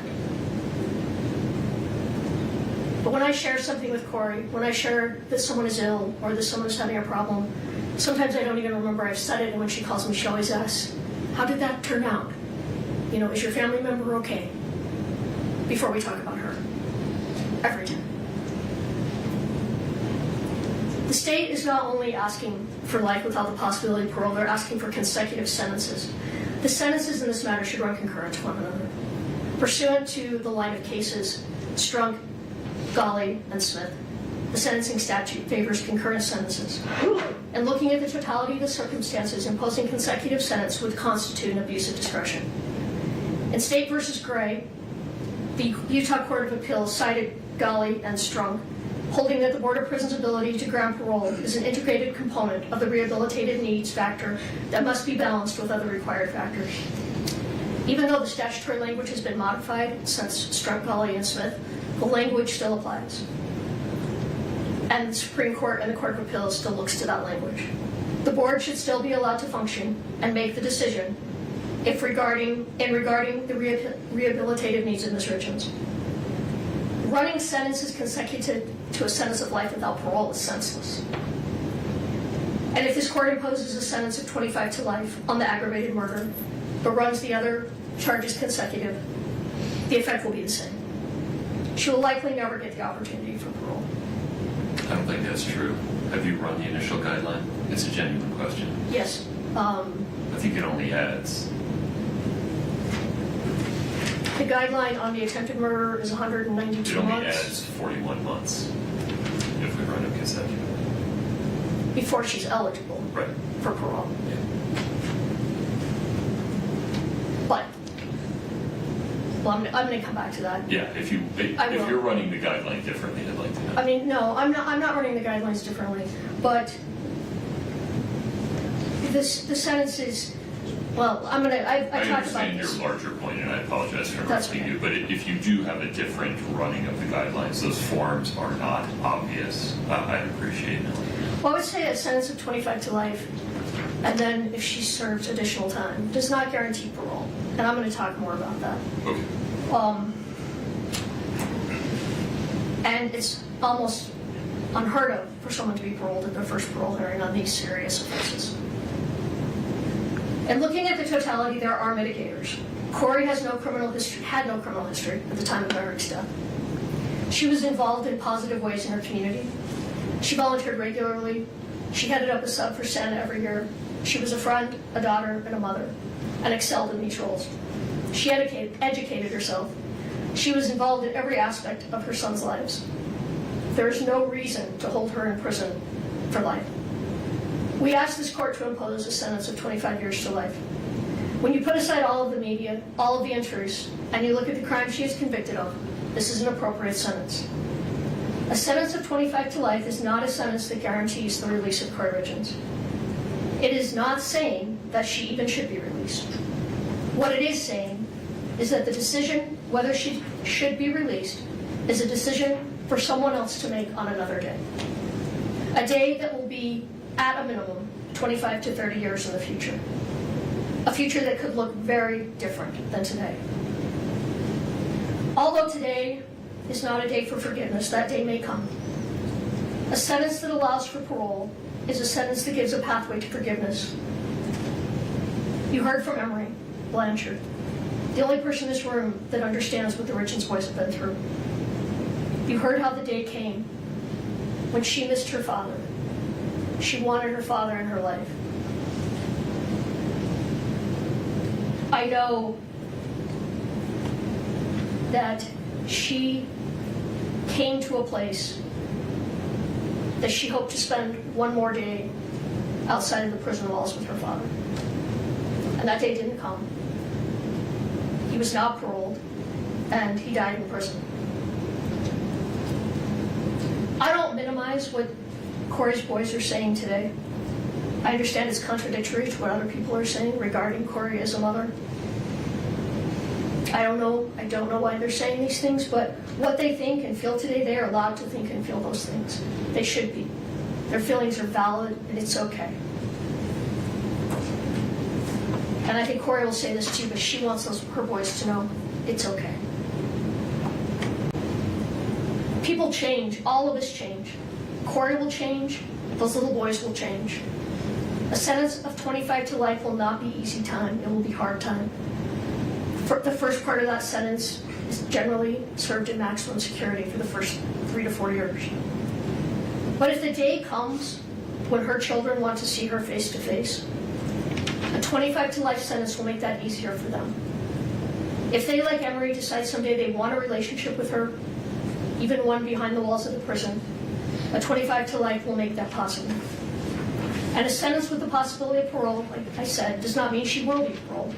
It's very possible she will spend her life in prison. And quite frankly, if her case does not come back on appeal, and she is in prison and she maintains her innocence, parole's highly unlikely. But the Board of Pardons is uniquely qualified to make that decision. That is their job. And it is a particularly important job in the most serious of convictions. They will be the ones looking at a woman who will then be in her 60s or possibly 70s. They will decide if she has been rehabilitated and if she is a danger to the community. These are not decisions that can be made today. We don't stand here today asking you to give her a second chance. We ask you to let those best qualified make that decision when the time comes. When Kouri's and Eric's boys are grown. When they can tell the board if they feel the same way that they do today. You heard a letter read today from a woman who once stood in the shoes of the Richins family. At sentencing, she wanted life without parole for her son's killer. Now she does not. She has changed. Her views of prison have changed, and her feelings towards the man that took her son's life has changed. But a life without the possibility of parole, the sentence cannot be changed. If Kouri and Eric's boys someday change their mind, and it is too late to say something different than what they've said today, this day will become one more day that haunts them. If in 30 years they still do feel as they do today, they will have the opportunity to express those feelings. But don't allow their statements at age 9, 12, and 13 become another tragedy, another trauma that they may end up suffering as adults. A sentence that doesn't allow even the possibility of parole is a sentence that tells the world there is no hope. There is no growth. There is no change. There is no room for forgiveness. There's no room for love. That we are all our worst act and will never be anything more. And that is not the human experience. In a world where humanity is waning, act with humanity. In a world where hatred is encouraged, act with kindness. In a world where forgiveness is seen as a weakness, act with compassion. A sentence of 25 to life with the other charges turned concurrent reflects the seriousness of this offense, takes into consideration the totality of the circumstances. Further, it follows the recommendation of the pre-sentence report, and it is the appropriate sentence in this matter. Thank you. Thank you, Ms. Lewis. It is 12:55. We're going to take a break until 1:25 to make sure Ms. Richins gets an opportunity to use the restroom and eat something. Mr. Bloodworth, you look like you have something to say. Your Honor, does the court want to hear from the state one last time before the motion allocates? I do not. I have this firmly in hand. I would like to make it clear, in case there was any ambiguity, that the court has considered and is denying defendant's request to strike portions of the state's sentencing memorandum. Yes, thank you. Court will be in recess until 1:25. Let's make sure that Ms. Richins gets something to eat. Thank you.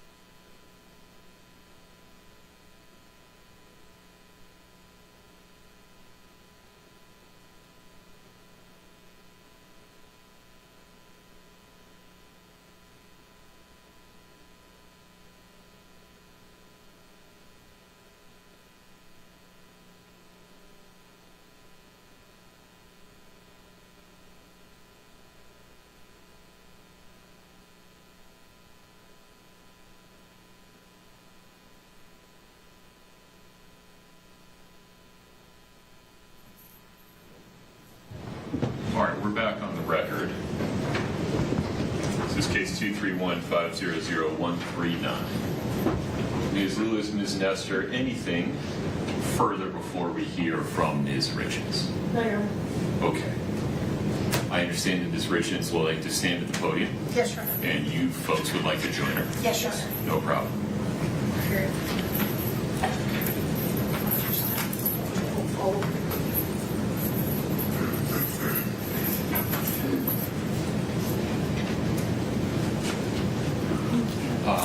There should be Kleenex up there if you need it.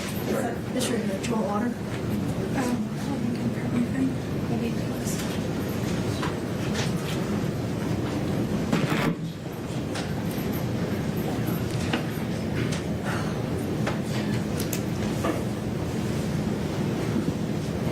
My sweet baby boys, I know that today you don't want to speak to me, have a relationship with me, or you may think you hate me, and that's okay. I will never be angry at you for your feelings.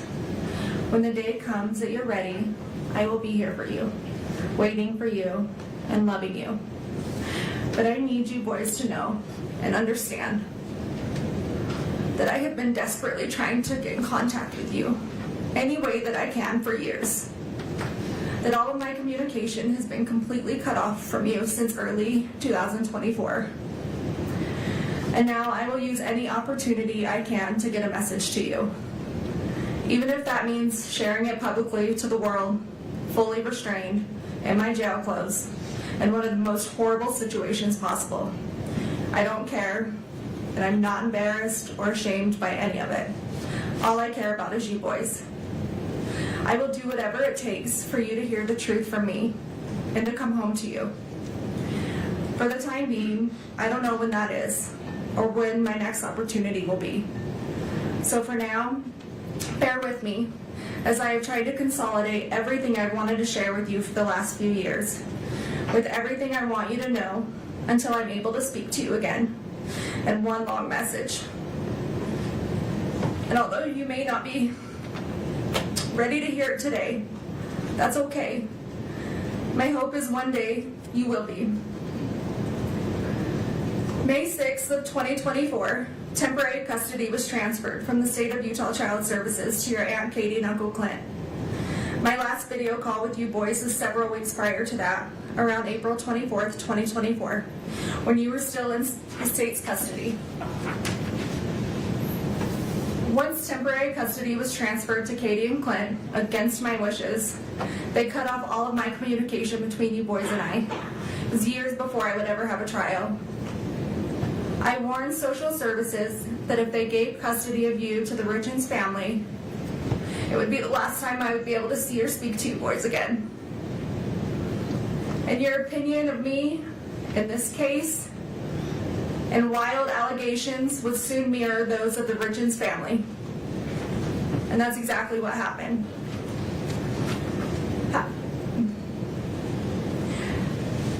You need to know the Darden side of the family fought a long, hard battle for custody, but was eventually ignored and denied.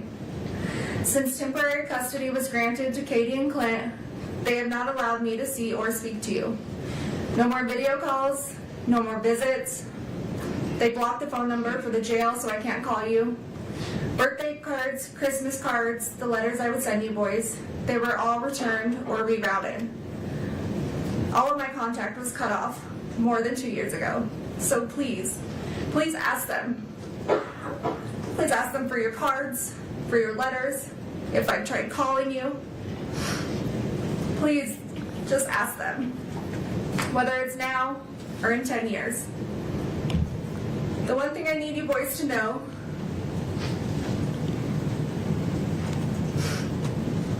is I did not abandon you. I did not just walk out of your lives one day to never return, to never call, to never show up. Regardless of what anyone tells you, I would never ever leave you boys. And I am so sorry if for even 1 second you thought that I did. If for even 1 second you thought that I didn't love you. Because that couldn't be further from the truth. You boys are my world, the reason I continue to wake up every day and fight to come home. You're my reason for living. I understand that you're in a difficult situation, mentally, emotionally, and physically. I understand you guys have been through an extremely difficult time this past 4 years. You should never have to deal with such tragedy, and I am so sorry that you were going through this. You boys have the right to be angry and sad and confused, feel in survival mode, have questions. All of this is completely valid. Your feelings are completely valid. And one day, when this is all over, we can sit down and talk about all of this and sort it all out. And I promise you boys, one day it will be over. I'm not perfect. I have succeeded and I have failed. As a person, as a wife, as a parent, we all do. I have done plenty of things I am not proud of. Some I regret, some I don't. Some I'm ashamed of, and some I'm not. I regret things I have done right in my life to later find out they were for the wrong people. I have said things I shouldn't have. I have done things I shouldn't have. Sometimes I haven't said what I should, or not meant what I did say. There are things I can't change, and long overdue apologies that I owe. There are would'ves, and could'ves, and should'ves. We all have them. We have all done them. And you boys will too one day, but in your own way. And that's okay. That's life, and we're human. Nobody is all good or all bad. We just get portrayed that way. You're going to succeed and achieve amazing things in this life. You're also going to make mistakes and fail at some things. But use those opportunities to grow and to learn.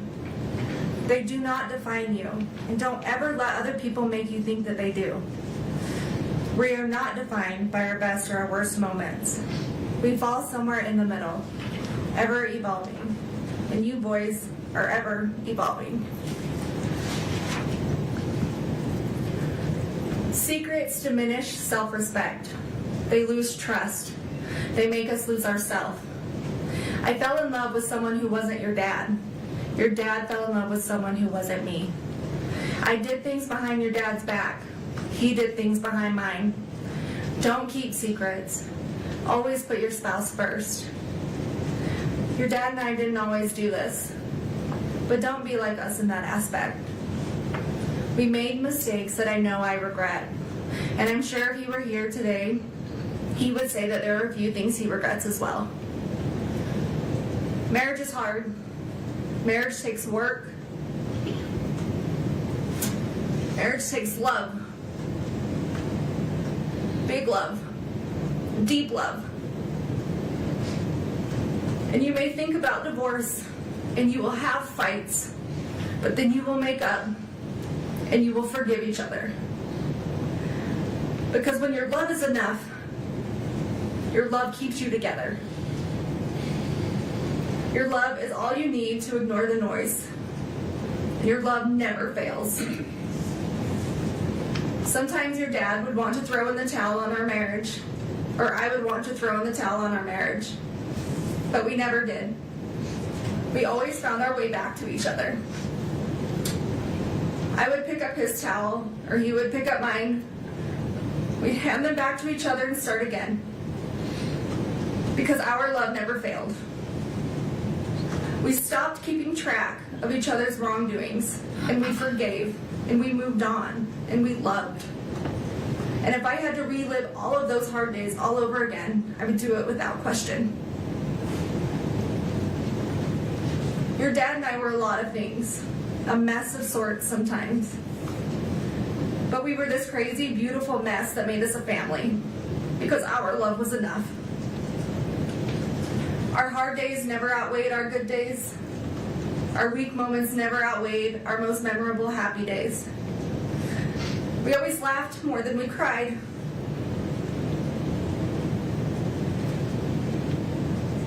We failed at some things. but we never failed at loving you boys. Our love was enough to make our house a home. Our love was enough to stay together, to raise you boys. Our love was enough to forgive each other when others said that we shouldn't. To do things for each other others may disagree with. Our love was enough to protect each other, even though it may cost us everything. Love can make you lose yourself. Sometimes it makes you do things you know you shouldn't, but knowing it's not wrong at the same time. Because your spouse is your person, your love is enough.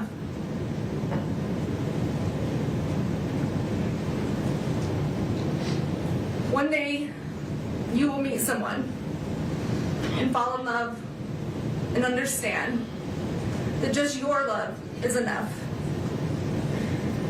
Enough to withstand everything else, the noise of the world, the obstacles, the trials of marriage, the heartache, bad choices, forgiveness. You will understand your love is enough, and your love never fails. Don't worry about what others think about your relationship. Don't worry if they would do things differently. You just love. And you love big, and you love deep, and you protect your love. Your dad and I didn't have it all together. Together we really did have it all. Because we had you three. Don't let anyone choose the direction of your life by their opinions and their judgments. Being able to hold yourself together in the worst of situations doesn't make you emotionless. Separating personal and business life and emotions doesn't make you unreasonable. Resentment can get the best of others. Don't let it get the best of you. People will always have a lot to say about lives they've never lived. Live your life the way you choose to live it.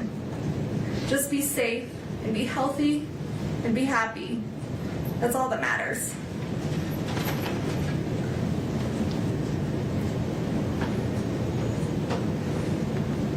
Sometimes people will want you to believe that life is simply black and white. That situations are black and white, but they're not. Life, situations, they are full of color. At the very least, shades of gray.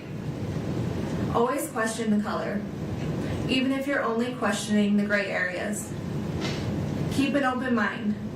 Question situations and stay curious. You will have some people in your life tell you how their love for you is unconditional. But once your most private life has been revealed, you quickly find out just how conditional their love actually was. Choose the people you hold close to your heart wisely. And always be the friend that walks into somebody's life when everyone else chooses to walk out.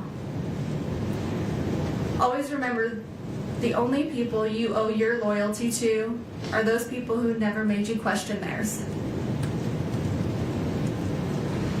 Every day you wake up, you get a second chance at life. To do whatever you want. Be whoever you want. To succeed in all your dreams. Take the day and run with it. It's a blessing. Don't take it for granted. Sometimes you will have hard days when all you want to do is count all the ways things are going wrong or have gone wrong in your life.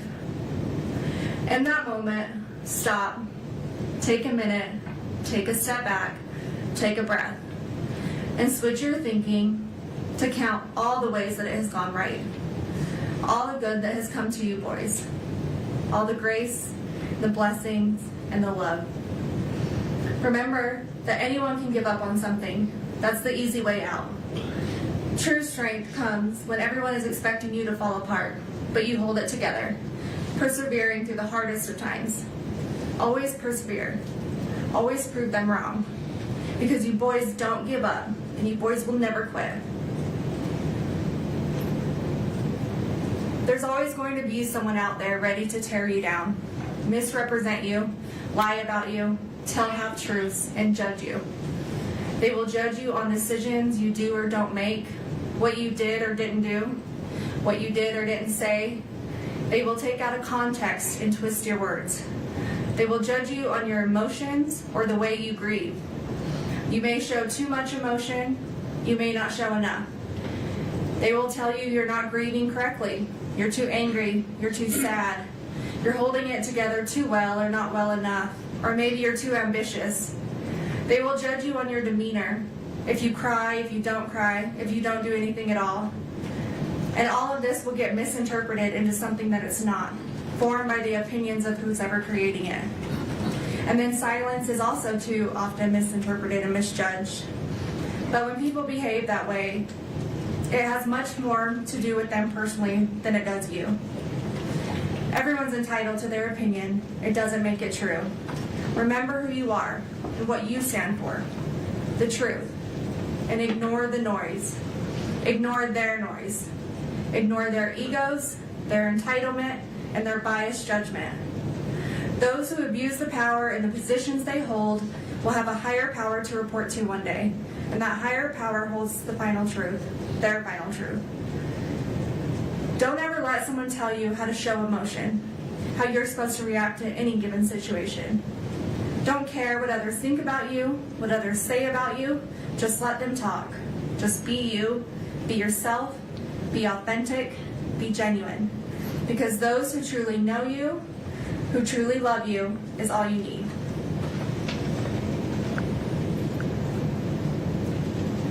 Forgive those who turn their back on you, but never forget. Don't hold hate in your heart toward others. It only brings you down more than it does them. Apologize when you're wrong, even if that apology is long overdue. You can't change what you can't change, and you can't change the past. But you can take accountability when you mess up. Admit when you make a mistake, even when it's embarrassing or humiliating, even when it can ruin relationships, careers, or your integrity. Be honest with yourself and those you need to. But never apologize for something you didn't do. Never admit to something you didn't do. And never beg for mercy for something you didn't do. Don't take the easy way out. Always stand up for what's right, even if you find yourself standing alone or with a small group of people that love you. Believe in yourself and be brave. Never give up on your fight, no matter how long it takes, months, even years. Never give up on truth, justice, and the fight of corruption. When something is broken, fix it. When something doesn't make sense, question it. If money is paying for it, follow the money. Your brothers are your best friends.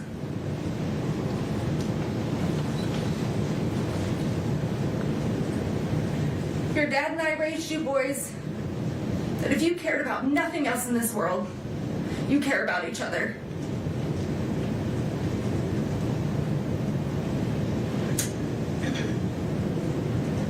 Your brothers will always be there for you. They will always be your brothers.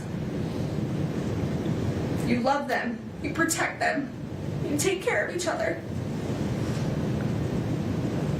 You support each other. You help each other. And you trust one another. You be loyal to one another. And you keep each other safe and healthy and happy. And you stay together no matter what.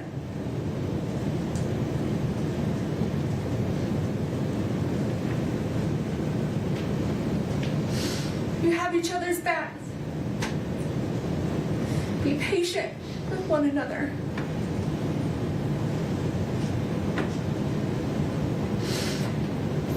Don't keep track of wrongdoings. Let them go. Forgive.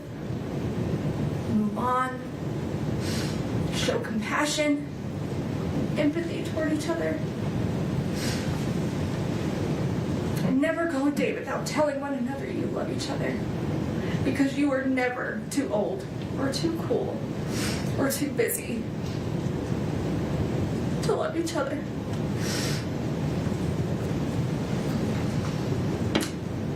Don't ever settle for just good. Go for great. In school, in your career, in hunting, in fishing,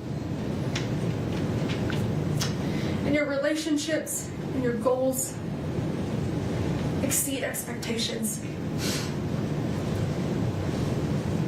Be like your dad. Be generous. Be charitable. Stay humble. Give when you have too much. Give more than you take. Help when others are in need. Serve your community. Be like your dad. Never stop learning through education, through people, through travel, culture, through business and friends, from your success and achievements, from your mistakes and failures. Be like your dad.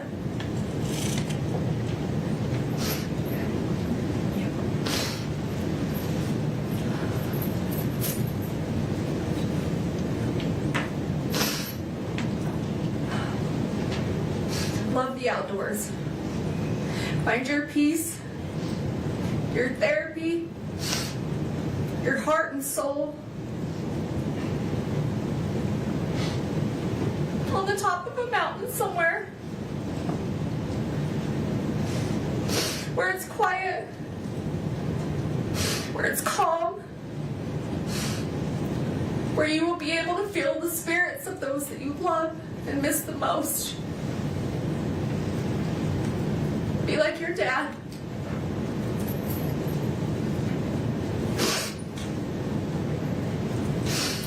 Laugh.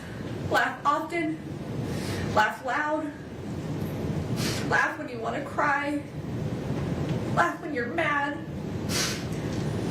Have that laugh that everyone recognizes and no one will ever forget.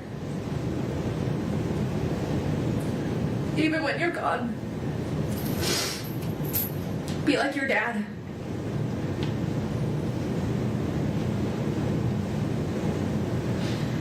Love your family through the good, the bad, the disagreements, the back and forth arguments. Choose forgiveness. Choose love. Choose happiness. Be a loyal brother. Be a noble son. Be like your dad.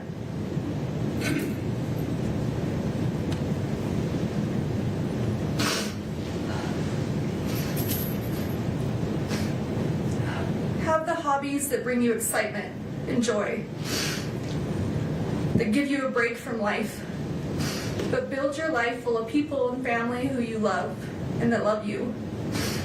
Build a family that makes you happy to come home to every day, with a career that makes you hold your head high.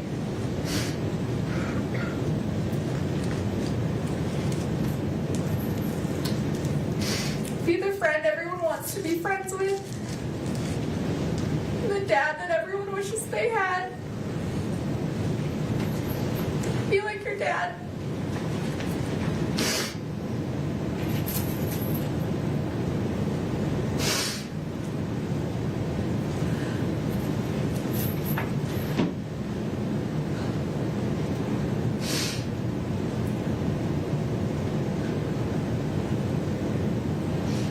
As your parents, your dad and I wanted to give you every opportunity or choice that we didn't have. We would do anything for you boys, or break our backs falling over obstacles and finding our way to be sure you had the best of the best. Even if we didn't always do it well, or have the right answers, or the words, we would give you everything that we had.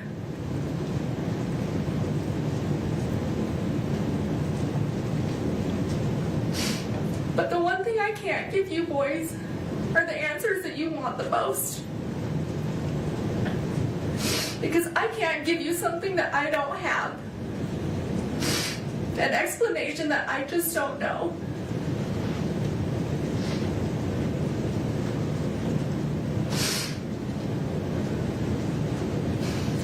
never lost a son. I've never lost one of my brothers, a nephew, or a best friend.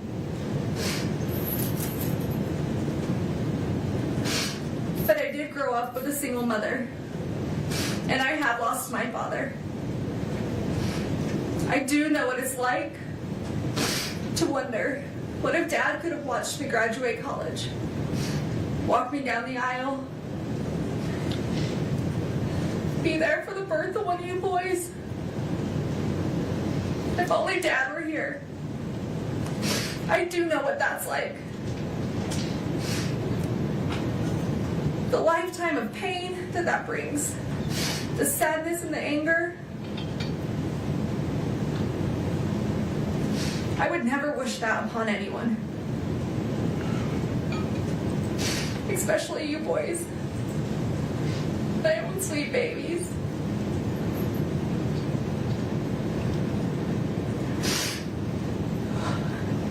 It's a lifetime of what ifs and if onlys. An empty hole in your heart where your dad's supposed to be. He's supposed to fill. He's supposed to walk through life with you, with us, with our family. I do know what that's like. So murder, an attempted murder, 4 years later, and it's still hard for me to say those words out loud. They get caught in my throat. I turn my stomach, and I try to avoid them as much as possible. Because it makes me physically sick to think about. But still to this day, I can't believe this is real sometimes. That this is our life. That this is my life. Convicted of taking one of the people out of my life who filled it the most. My husband, the father of my children,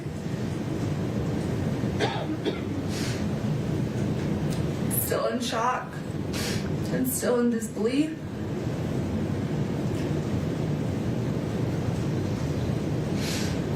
Accused and now convicted of such a heinous crime.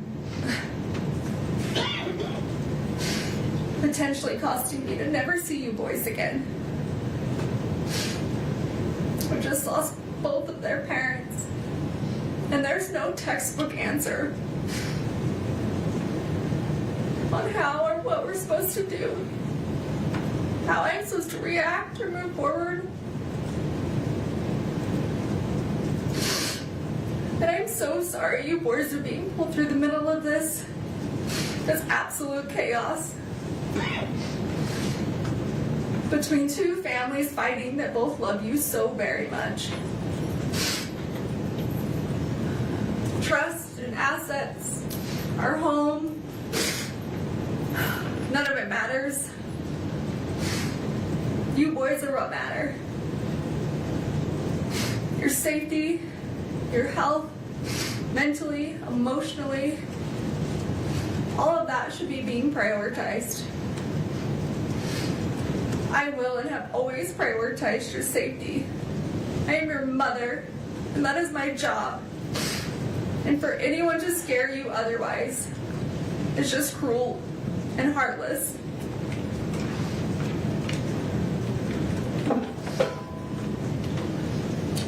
I'm sorry that 8 people from a jury who have never met you or me or our family had the right to determine our future. And they did that in less than 3 hours. In a perfect world, there might be justice. But in a perfect world, nothing ever goes wrong. Tragedies don't happen.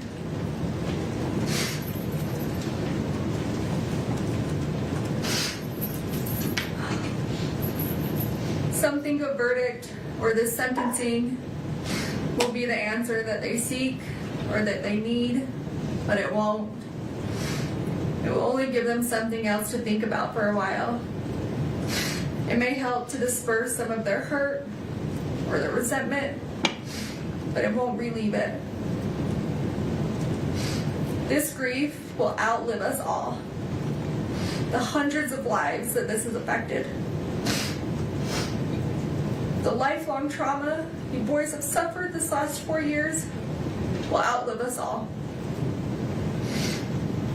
You haven't had to just endure losing one parent, but losing two. And no child should ever have to go through that. Especially when one was an unforeseen tragedy, and the other based on injustice and a system we're supposed to trust.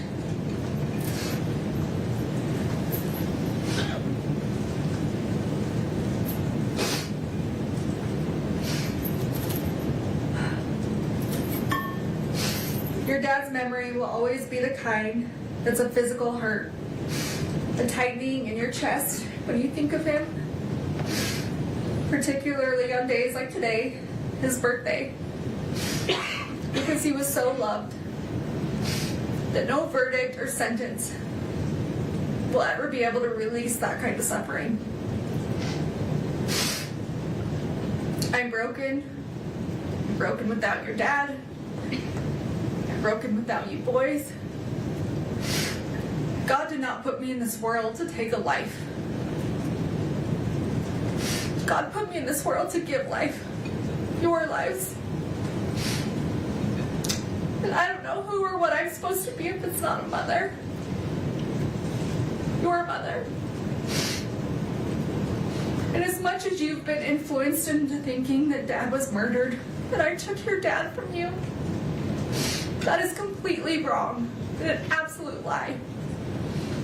And the thought of that is still as absurd today as it was 4 years ago. And just because someone may not be perfect, that's a far reach for them to be capable of murder. To kill someone, our someone. Your dad was in physical pain. A lot of physical pain. And just because some people didn't know or didn't want to see certain things, doesn't mean they weren't happening or they weren't true. He would have never left us intentionally. And I would have never taken him from you, from us. He was the glue that held us all together, that made us, us.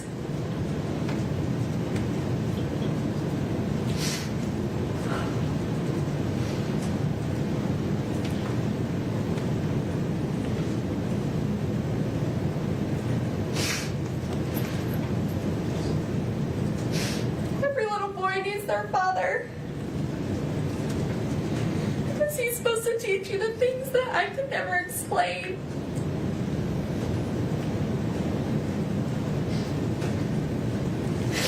He's supposed to teach you and do things with you that only a dad can do.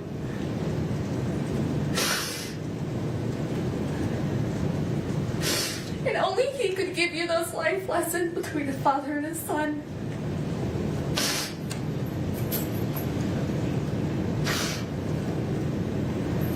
I would have never taken that from you boys. I know how much you need him, how much you loved him.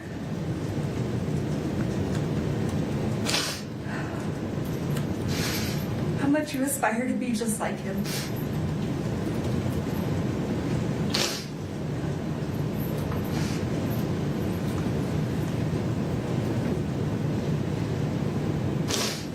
And I would have never taken that from you.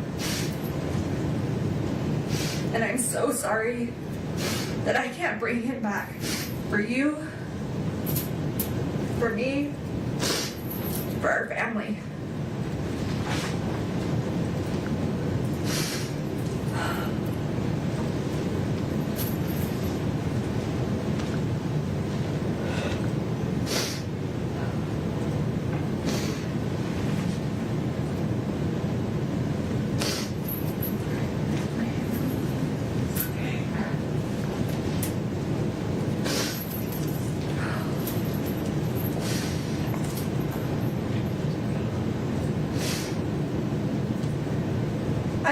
myself up all day about how I could have been a better person or made better personal choices. And I can understand and accept you boys being upset about those things. But murder? No, absolutely not. I will not accept that. And I will not be blamed for something I did not do. I will appeal and fight these charges no matter how long it takes. Not because I have anything to prove to this court, to the state, to the Richins family, or to the world. But I do have something to prove to you three. I do care what you boys think, and I need you boys to know the truth. And because of that, I will never quit or give up on this fight for justice, the truth, and coming home to you. So please, I know that right now you may not believe me, that you believe I took Dad from you, and that's okay. I still and will always love you, and I'm asking that you please just don't give up on me. I'm coming home. Not today, not this year, but we're going to make this right. Our justice system will get this right, although this courtroom can't seem to. We have a long road ahead, but I will never quit fighting my way home to you boys. I love you more than these words could ever express. I loved you before I ever met you. And I will love you long after I'm not here to say it. And every minute of every day, I miss you boys more and more. And I think about how much I wish I could be with you, that this nightmare would go away, and we could have our family back. This entire situation isn't fair to anyone, but it's especially not fair to you three. And you boys are all that matters. I want to remind you just how strong you are, that you are loved by so many, and I am beyond proud of you, of everything you have overcome, everything you have achieved, and how much you bring into this world.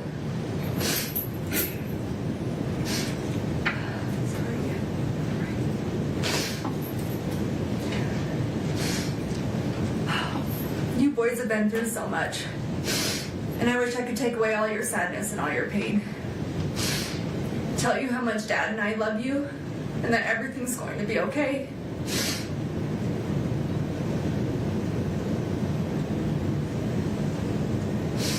I wish I could count the freckles in your little cheeks.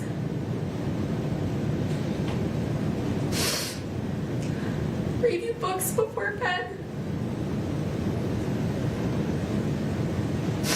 And help you with all your homework. I wish I could help you through your toughest nights. And hear your laugh through your happiest days. But for now, that's just not the way it is.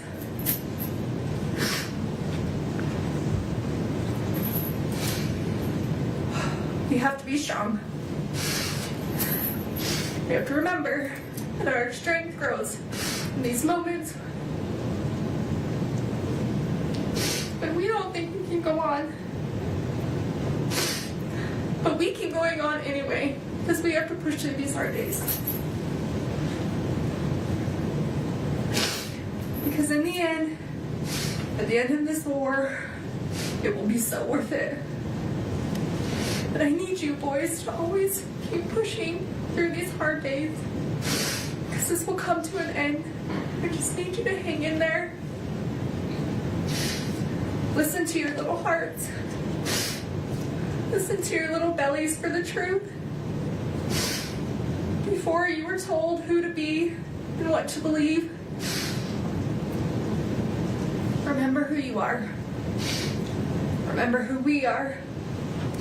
Remember our family.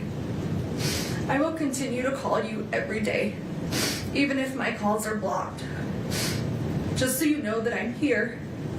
I've always been here. and I will always be here. My cards, my letters, they will never stop. I will never stop. I love you forever, Mom.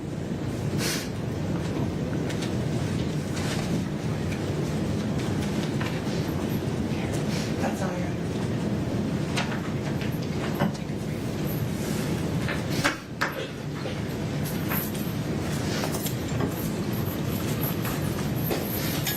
All right, ladies and gentlemen, a fair reminder.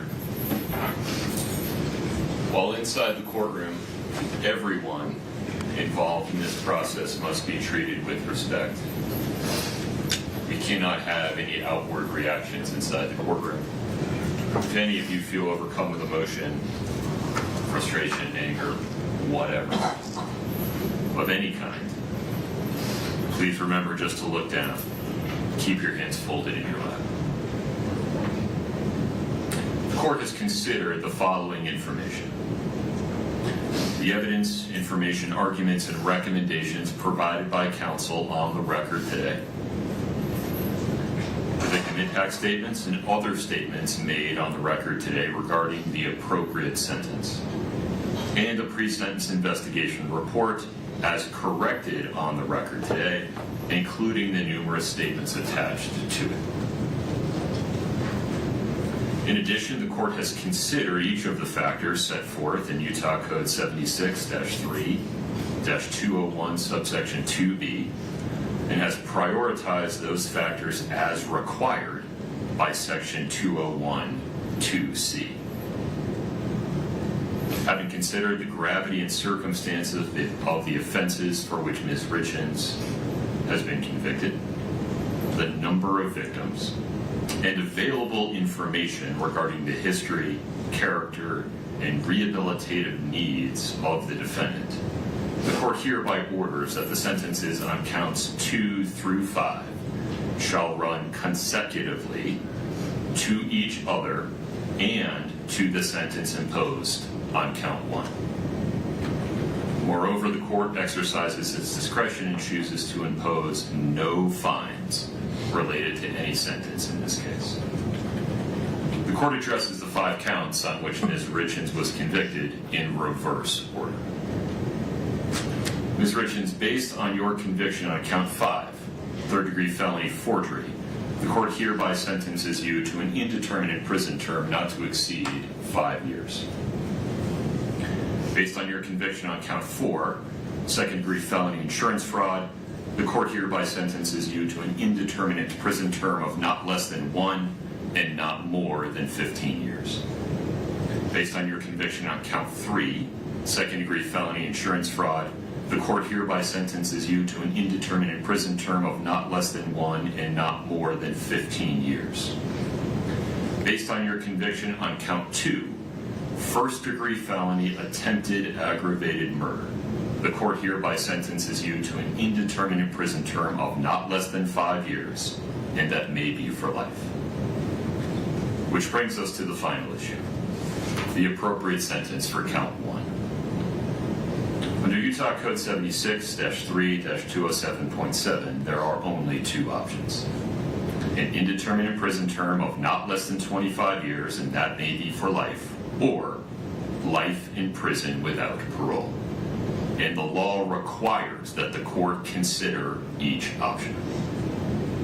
Under a sentence of 25 to life, and considering the effect of the 4 consecutive sentences, the time that Ms. Richins has spent in custody, and the current practices of the Board of Pardons and Parole, Ms. Richins would likely serve approximately 30 years in the Utah State Prison before receiving her first parole hearing. By that time, she would be 66 years old. Under a sentence of life in prison without parole, Ms. Richins would be in prison for the rest of her natural life, unless the Board of Pardons and Parole determines by clear and convincing evidence at some future point that she is permanently incapable of being a threat to the safety of society, at which time the board would have the authority to release her. Under either scenario, Ms. Richins will be incapacitated, meaning structurally prevented from harming anyone outside the Utah State prison system for at least the next 3 decades, and perhaps much longer. But the potential impact on the survivors of the tragedy created by Kouri Richins, most importantly, Eric Richins' 3 sons, is more difficult to predict. On one hand, if the court sentences Ms. Richins to life without parole, one or more of those young men may come to resent that the court eliminated any opportunity they might have in the future, decades into the future, to express an opinion as adults with substantial life experience about whether their mother should, for example, be allowed to die with dignity. On the other hand, if the court sentences Ms. Richins to 25 to life, one or more of those young men may spend the next 30 years questioning why the court failed to protect them from the prospect of the person who murdered their father being released from prison at some time in the distant future, perhaps when they have families and children of their own. The court's contemplation of how those young men may come to feel about today's decision some 30 years from now comes from a place of genuine concern for them and humility regarding the court's inability to predict the future. Sitting here today, it is simply not possible for anyone, not even those young men, to know how their view of this case may evolve over the next several decades. My hope is that every person affected by Eric Richins' death will, over time, find their way to a state of peace. As for today, the court's duty is to make a decision, a weighty, long-lasting decision based on the best information available today. And the bottom line is this. Kouri Richins was convicted unanimously and beyond a reasonable doubt of attempting to murder Eric Richins, her husband, and the father of their 3 children. And then, having failed in her first effort of spending the next 17 days not changing course, but doubling down, preparing to try again, and ultimately completing the act through the administration of poison. And for what? Money. All for pecuniary gain. A person if convicted of committing that sequence of acts in that way and for that reason, and who causes the absolute tragedy that has befallen Eric Richins' sons and family. A person convicted of those things is simply too dangerous to ever be free. Accordingly, Ms. Richins, based on your conviction on count 1, first-degree felony aggravated murder, the court hereby sentences you to life without parole. You have the right to an appeal. You must file a notice of appeal within 30 days. You have the right to be represented by counsel on appeal. Mr. Bloodworth, anything further? No, Your Honor. Ms. Lewis, Ms. Nestor. Your Honor, we anticipate filing a motion for a new trial and would like a date set. We have a substantial record in this case. We will file a notice of appeal of the conviction and the sentence and ask that everything be stayed pending the motion for a new trial as we're entitled to do under Rule 4B. Excuse me, but we think we need sufficient time to file a motion for a new trial based on the substantial record that exists in this case, longer than the typical 14 days, because this is not only the trial itself, but the years of litigation and motion practice that preceded the trial. We were hoping that we could get an agreed deadline of 90 days to file a motion for new trial, mainly because for half of June I'm out of the country and for half of July Ms. Lewis is out of the country. Normally we would ask for 60, but there's going to be a month in there where both of us aren't available. So we're asking for 90 days. All right, Mr. Bloodworth. Your Honor, the state objects. The rule provides for 14 days. You can't imagine this is a decision that was made today. I think council's had the last 53 days to prepare the motion, 14 days pursuant to the rule. I appreciate that it's a lengthy record in this case, but the issues available for a new trial are fairly narrow. The state recommends the 14-day time period as provided by the law. There is one other thing, Your Honor, on that as to why we need the extra time. So we have asked the county to retain an expert to assist to do a declaration attached to our motion for new trial, and it's going to require us to go before a separate entity to decide whether that funding is approved, and that just takes time. So that's another issue we need.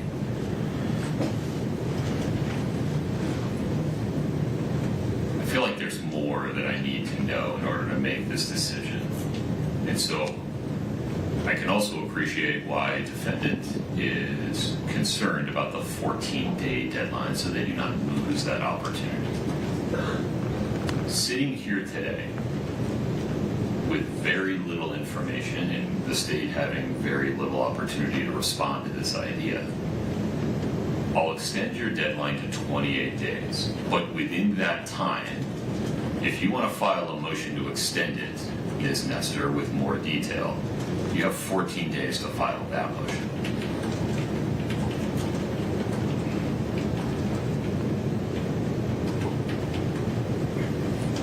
Not a ask for clarification. So the court 14 days from now, they have an opportunity. They have a deadline to file a motion to extend the 28-day deadline. If they don't, it's 28 days.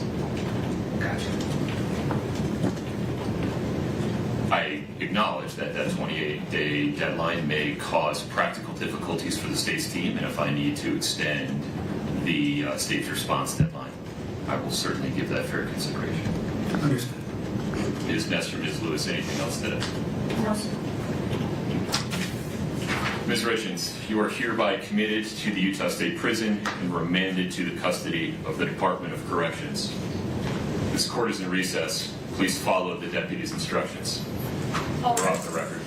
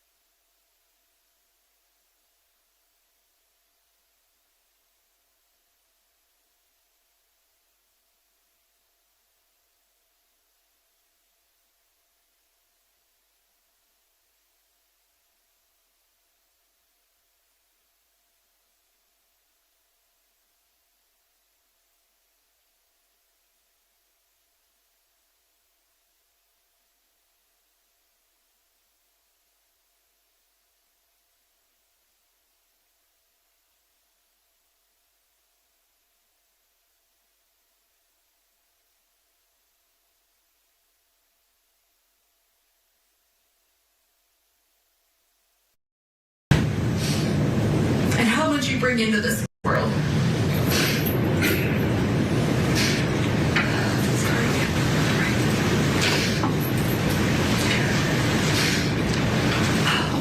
You boys have been through so much, and I wish I could take away all your sadness and all your pain. Tell you how much Dad and I love you, and that everything's going to be okay.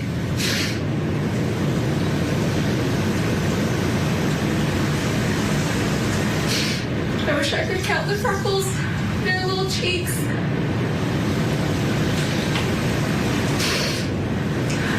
Read you books before bed.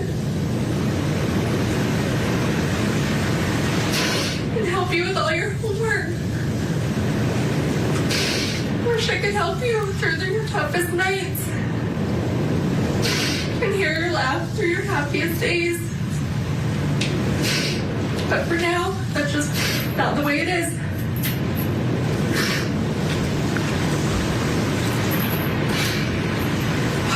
We have to be strong. We have to remember that our strength grows in these moments when we don't think we can go on. But we keep going on anyway, because we have to push through these hard days. Because in the end, at the end of this war, it will be so worth it. But I need you boys to always keep pushing through these hard days. Because this will come to an end. I just need you to hang in there. Listen to your little hearts. Listen to your little bellies for the truth. Before you were told who to be and what to believe, remember who you are. Remember who we are. Remember our family. I will continue to call you every day, even if my calls are blocked. Just so you know that I'm here. I've always been here. And I will always be here. My cards, my letters, they will never stop. I will never stop. I love you forever, Mom.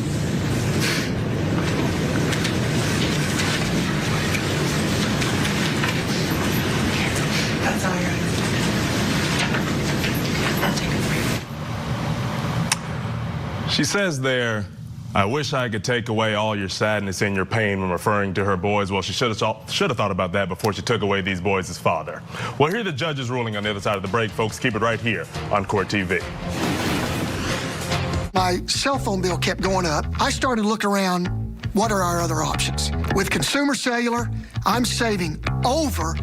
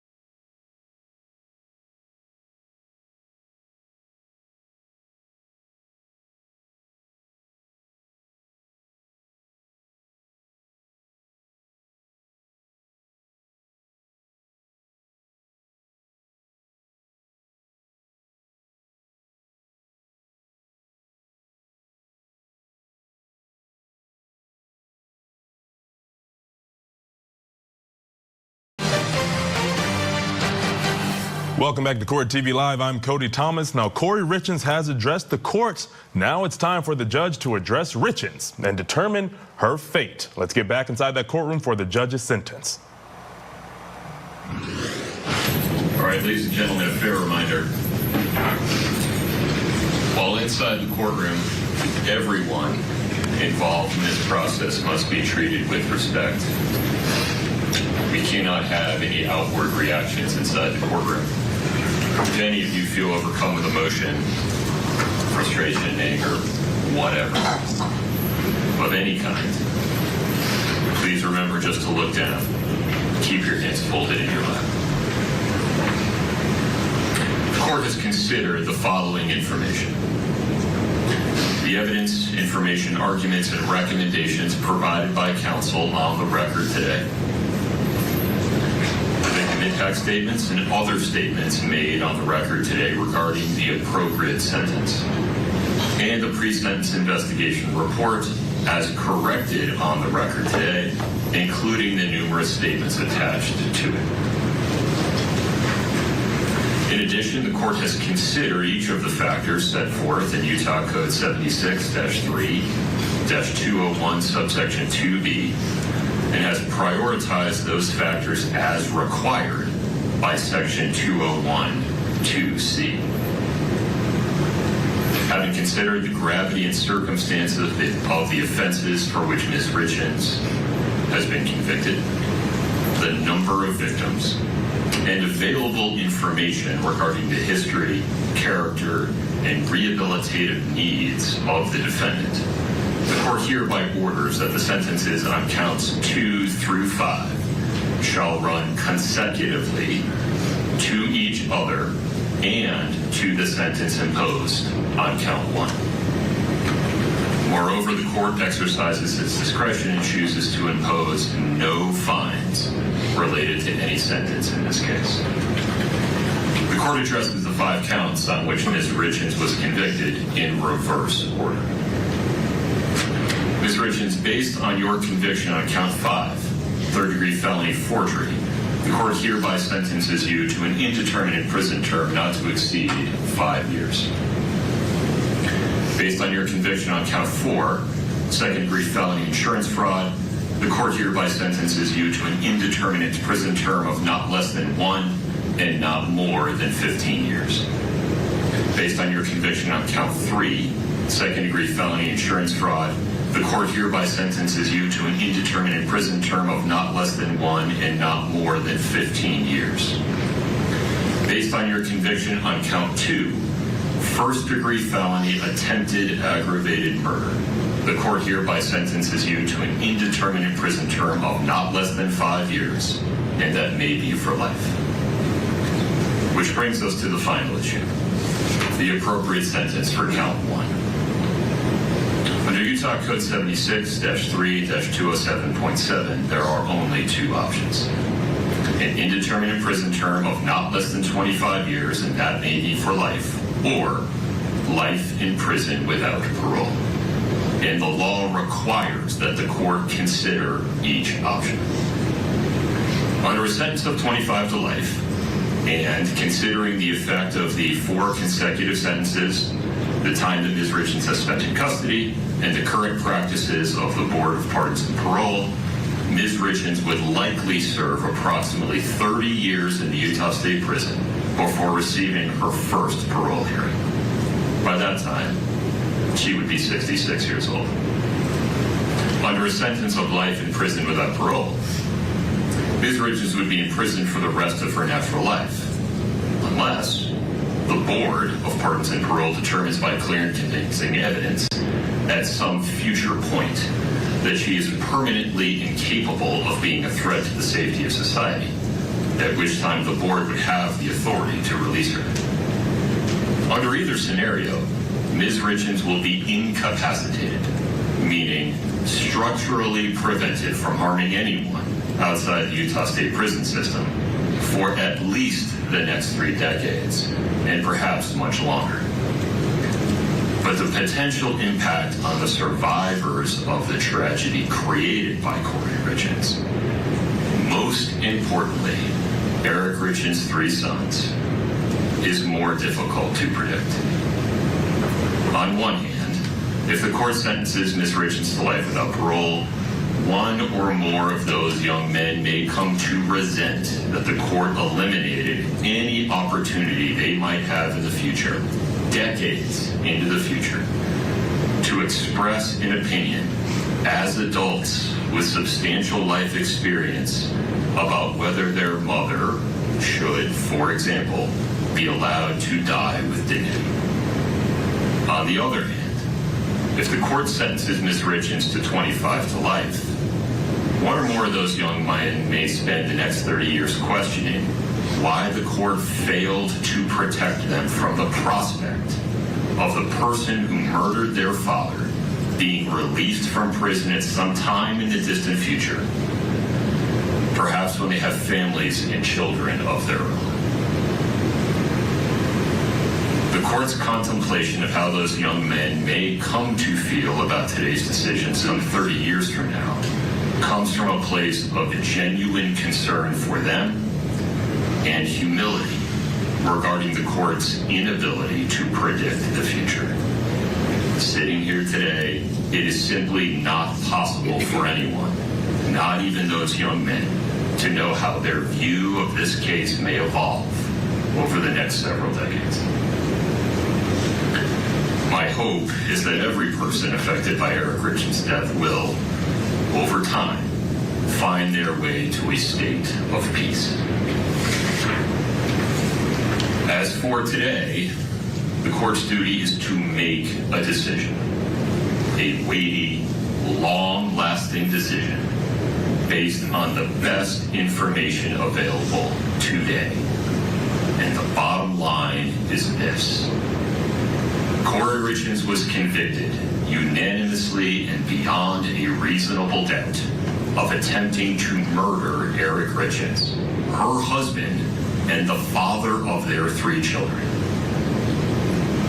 And then, having failed in her first effort of spending the next 17 days, not changing course, but doubling down, preparing to try again, and ultimately completing the act through the administration of poison. And for what? Money. All for pecuniary gain. A person convicted of committing that sequence of acts in that way and for that reason, and who causes the absolute tragedy that has befallen Eric Richins' sons and family. A person convicted of those things is simply too dangerous to ever be free. Accordingly, Ms. Richins, based on your conviction on count 1, first-degree felony aggravated murder, the court hereby sentences you to life without parole. You have the right to an appeal. You must file a notice of appeal within 30 days. You have the right to be represented by counsel on appeal. Mr. Bloodworth, anything further? No, Your Honor. Ms. Lewis, Ms. Nestor. Your Honor, we anticipate filing a motion for new trial and would like a date set. We have a substantial record in this case. We will file a notice of appeal of the conviction and the sentence and ask that everything be stayed pending the motion for new trial as we're entitled to do under Rule 4B. Excuse me, but we think we need sufficient time to file a motion for new trial based on the substantial record that exists in this case, longer than the typical 14 days, because this is not only the trial itself, but the years of litigation and motion practice that preceded the trial. We were hoping that we could get an agreed deadline of 90 days to file a motion for new trial, mainly because for half of June I'm out of the country and for half of July Ms. Lewis is out of the country. Normally we would ask for 60, but there's going to be a month in there where both of us aren't available. So we're asking for 90 days. Great. Mr. Bloodworth. Your Honor, the state objects. Rule provides for 14 days. You can't imagine this is a decision that was made today. I think counsel's had the last 53 days to prepare the motion, 14 days pursuant to the rule. I appreciate that it's a lengthy record in this case, but the issues available for the trial are fairly narrow. The state recommends a 14-day time period as provided by law. There is one other thing, Your Honor, on that as to why we need the extra time. So we have asked the county to retain an expert to assist to do a declaration for attached to our motion for new trial, and it's going to require us to go before a separate entity to decide whether that funding is approved, and that just takes time. So that's another issue we need.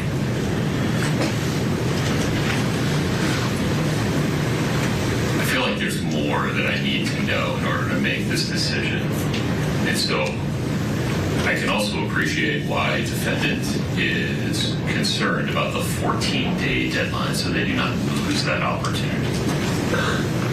Sitting here today with very little information and the state having very little opportunity to respond to this idea, I'll extend your deadline to 28 days, but within that time, if you want to file a motion to extend it, Ms. Nestor, with more detail, you have 14 days to file that motion.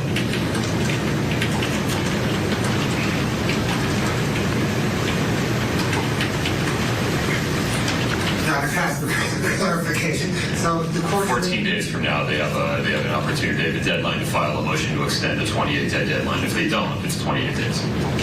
Gotcha.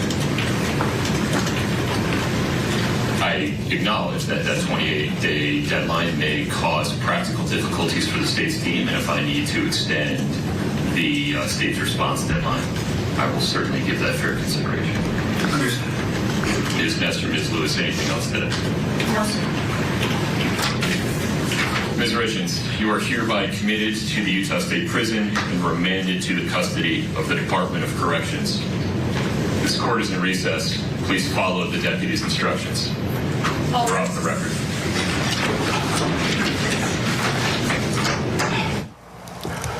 Well, there it is. Life without parole. As of now, Kouri Richins will never see the light of day again after murdering her husband by poisoning him with a fentanyl-laced cocktail. We heard Kouri speak to the court. She maintained her innocence with no accountability. Her attorney asked the judge to sentence her based on her conviction and not her character. Well, obviously the judge saw life without parole as appropriate. Big news out of Utah today. Kouri Richins locked away forever. More after the break right here on Court TV. I wish I could pay for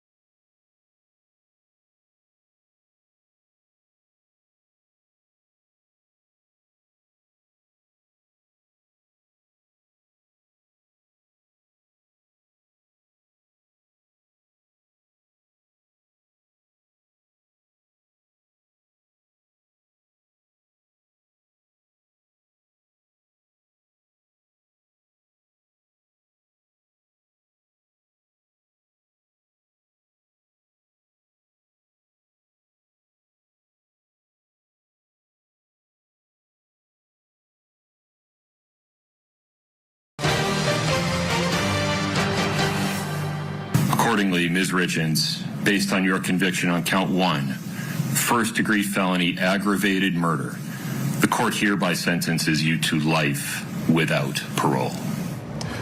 Well, you heard it there. The judge has ruled and has sentenced Kouri Richins to life in prison without the possibility of parole, but seems like Richins will be fighting for an appeal, talking about a motion for a new trial. We'll have to see how that goes, but for right now, joining me to talk about this outcome, former deputy public defender in Los Angeles and my good friend, Philip Dubé.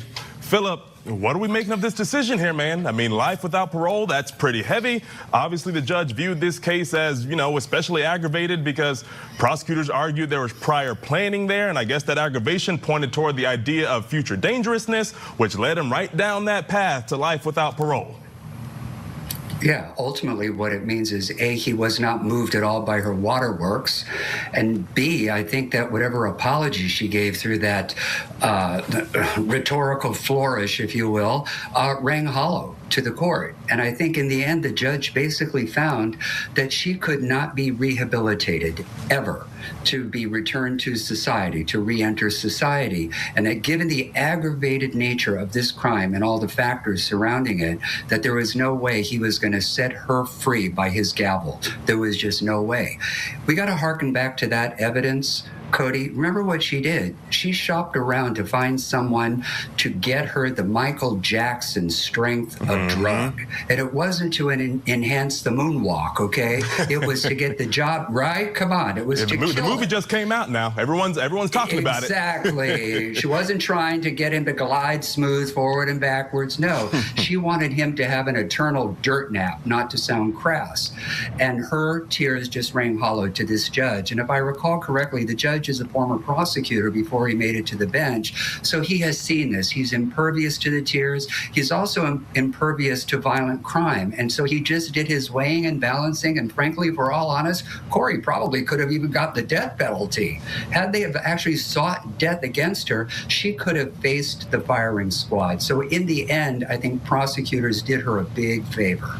Absolutely, and we talk about the pretty much "I'm sorry to my son" speech that she gave. I don't know where she was going with that. She's giving them a marriage lesson. She's giving them this motherly lesson. Take accountability. Be like your dad, who's not here because I'm convicted of killing him, but be like your dad and do all these different things. I mean, you're telling them to take accountability, but you didn't take accountability at all sitting up here.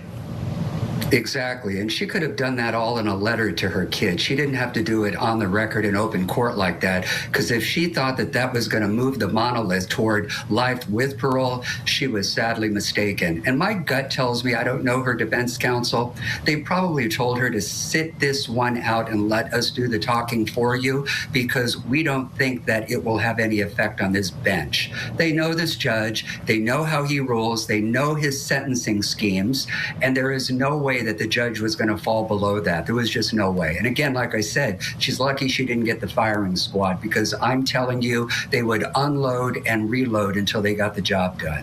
And as far as, future appeals, they heard some quick arguments they were having about the dates and when they're going to file that motion. Do you see a future appeal, a motion for a new trial, being granted?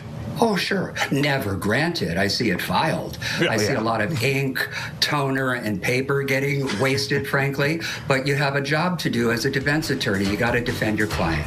Absolutely. Philip, stand by. Coming up, folks, a live report from outside the courthouse with our live reporter who saw everything take place inside that courtroom in Utah. That's next at the top of the hour.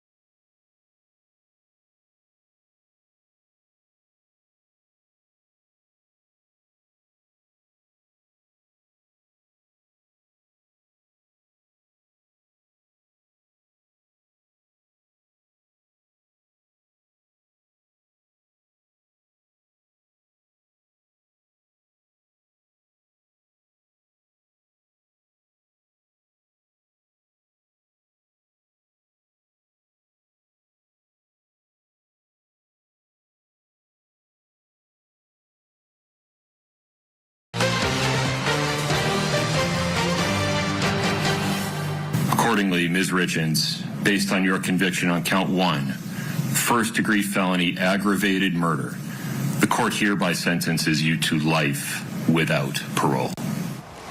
Welcome back to Kouri TV Live. I'm Cody Thomas. There you have it. Kouri Richins sentenced to life without parole. But before that, she gave an emotional statement to the court addressing her children, telling them to be like their dad. Be like your dad. Be generous. Be charitable. Stay humble. Give when you have too much. Give more than you take. Help when others are in need. Serve your community. Be like your dad. Be like your dad. Well, joining me now from outside that Park City, Utah courthouse, our eyes and ears inside that courtroom, Kathy Russin with Law and Crime Network. Kathy, great to see you, my friend. Love the royal blue jacket. Thank you for joining us this hour. Talk to me about the atmosphere inside that courtroom. Who was there? Who was inside? What the emotional feeling was like inside? Talk to me about all of that.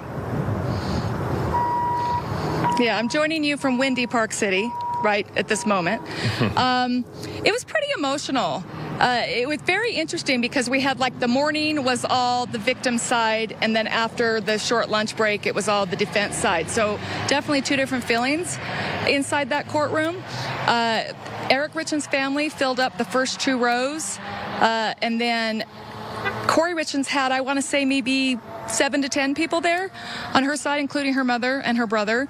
So it's a little tense. There's a little bit of tension in the air. I mean, everybody kept to themselves, but when the sisters were talking, there were tears being wiped away in the gallery. And then when Kouri was talking, there were tears being wiped away from her family. So it was a pretty emotional day. Yeah, Kathy, that was leading right into my next question about the dynamics between the two families. Of course, I imagine there's going to be tension here. You have this woman, Kouri, who's, now convicted of killing Eric, a brother, a father, his family there too. Just how I'm sure you get to cut that tension with a knife in the air inside that courtroom.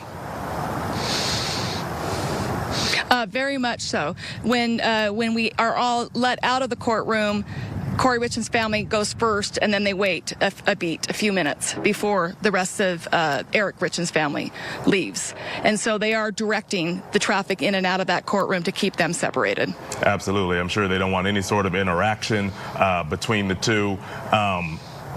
Kathy, talk to me about, when Kouri was giving her speech there, when she was giving that long-winded message to her children directed not at the court, but at her sons.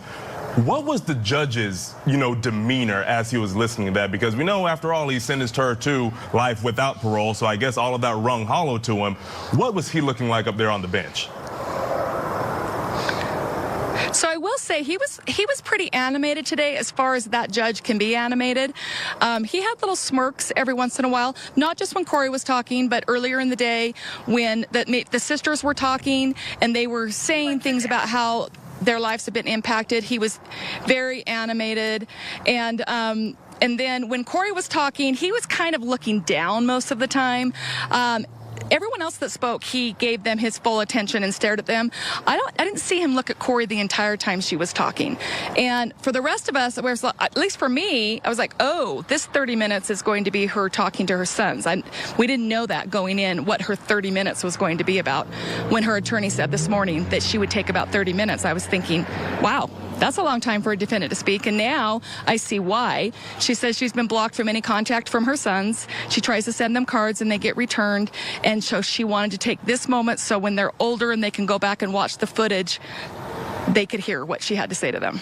Yeah, I mean, 30 minutes is a long time, which, I guess she has a right to do that. She could take as much time as she wanted. When I first started listening, I thought maybe she'd do 5 or 10 minutes talking to the boys, but, get into addressing the court and really pleading for her leniency. Kathy, another moment, you talked about the judge being animated with other people speaking. There was another moment while Katie was up there speaking, delivering her statement. This moment between Kouri and Katie. While she was speaking, Kouri was making these facial expressions of her own, as if, you know, we're still in the trial, like, oh, can you believe she's saying this? What did you observe there? What did her counsel look like as she was making these expressions? Were they like, hey, calm down, remember, we're here trying to keep you from behind bars for the rest of your life? What did you see in there?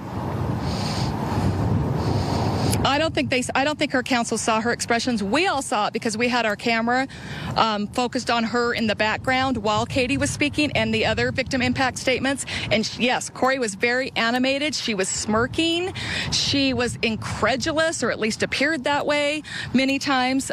Because I was in the gallery, I couldn't see her head on, but I had my laptop, so I had our feed up so I could see her expressions. And then I saw everybody that was watching and in the chat talking about all the expressions she had.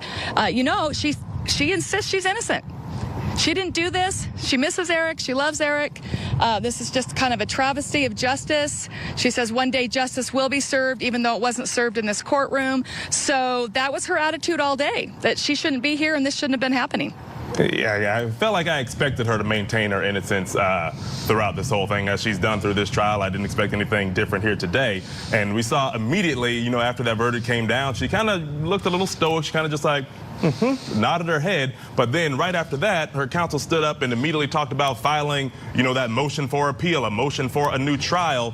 Once that started happening, was there any sort of shift in the emotion in the courtroom, like from the Richins side of the family, like, wow, I can't believe she wants a new trial? Was there anything like that, or was it still just kind of a somber, stoic atmosphere where it's going to go through the motions of this and, you know, we'll get back to court if that day comes? The Richins side stayed pretty stoic. They kept their emotions in check, maybe more than I could have if it's my family member that was murdered. But I did see Eric Richins' father. Well, I'm not going to say an eye roll. I had kind of a perfect view of him. He did a lot of like when Kouri was talking, and then like rubbing his eyes, almost like, are we done with this? A little bit of shifting. I don't know really what happened when they stood up to appeal. I mean, everybody planned on that. I mean, everyone knows she's going to appeal this. So I would say for the most part, they kept their emotions in check. However, when the judge did sentence her to life without parole, because remember, she could have got 25 years. She could have got a possibility of parole after 25 years. In the state of Utah, the Board of Pardons and Parole are the ones who decide when you get out, not a judge, unless it's life without parole. And so the Richins family weren't sure going into today what was going to happen. And so we did make sure we at least had the sisters in that shot when she was sentenced. And you just saw Katie just go, like so relieved that it was without parole. That was kind of the most emotion I saw in the day. Absolutely. I'm sure there's a wave of relief, you know, regarding Eric Richins, all of his loved ones. They feel like this was actually justice served. Kathy Russin, thank you so much for being our eyes and ears inside that courtroom. We wouldn't have all this great information without you, my friend. I'll see you again soon. Folks, stand by. After this break, we're going to actually get you caught up on testimony out of Wisconsin. Remember that trial where Josie Dykeman resumes her testimony under cross-examination. Keep it right here on Court TV.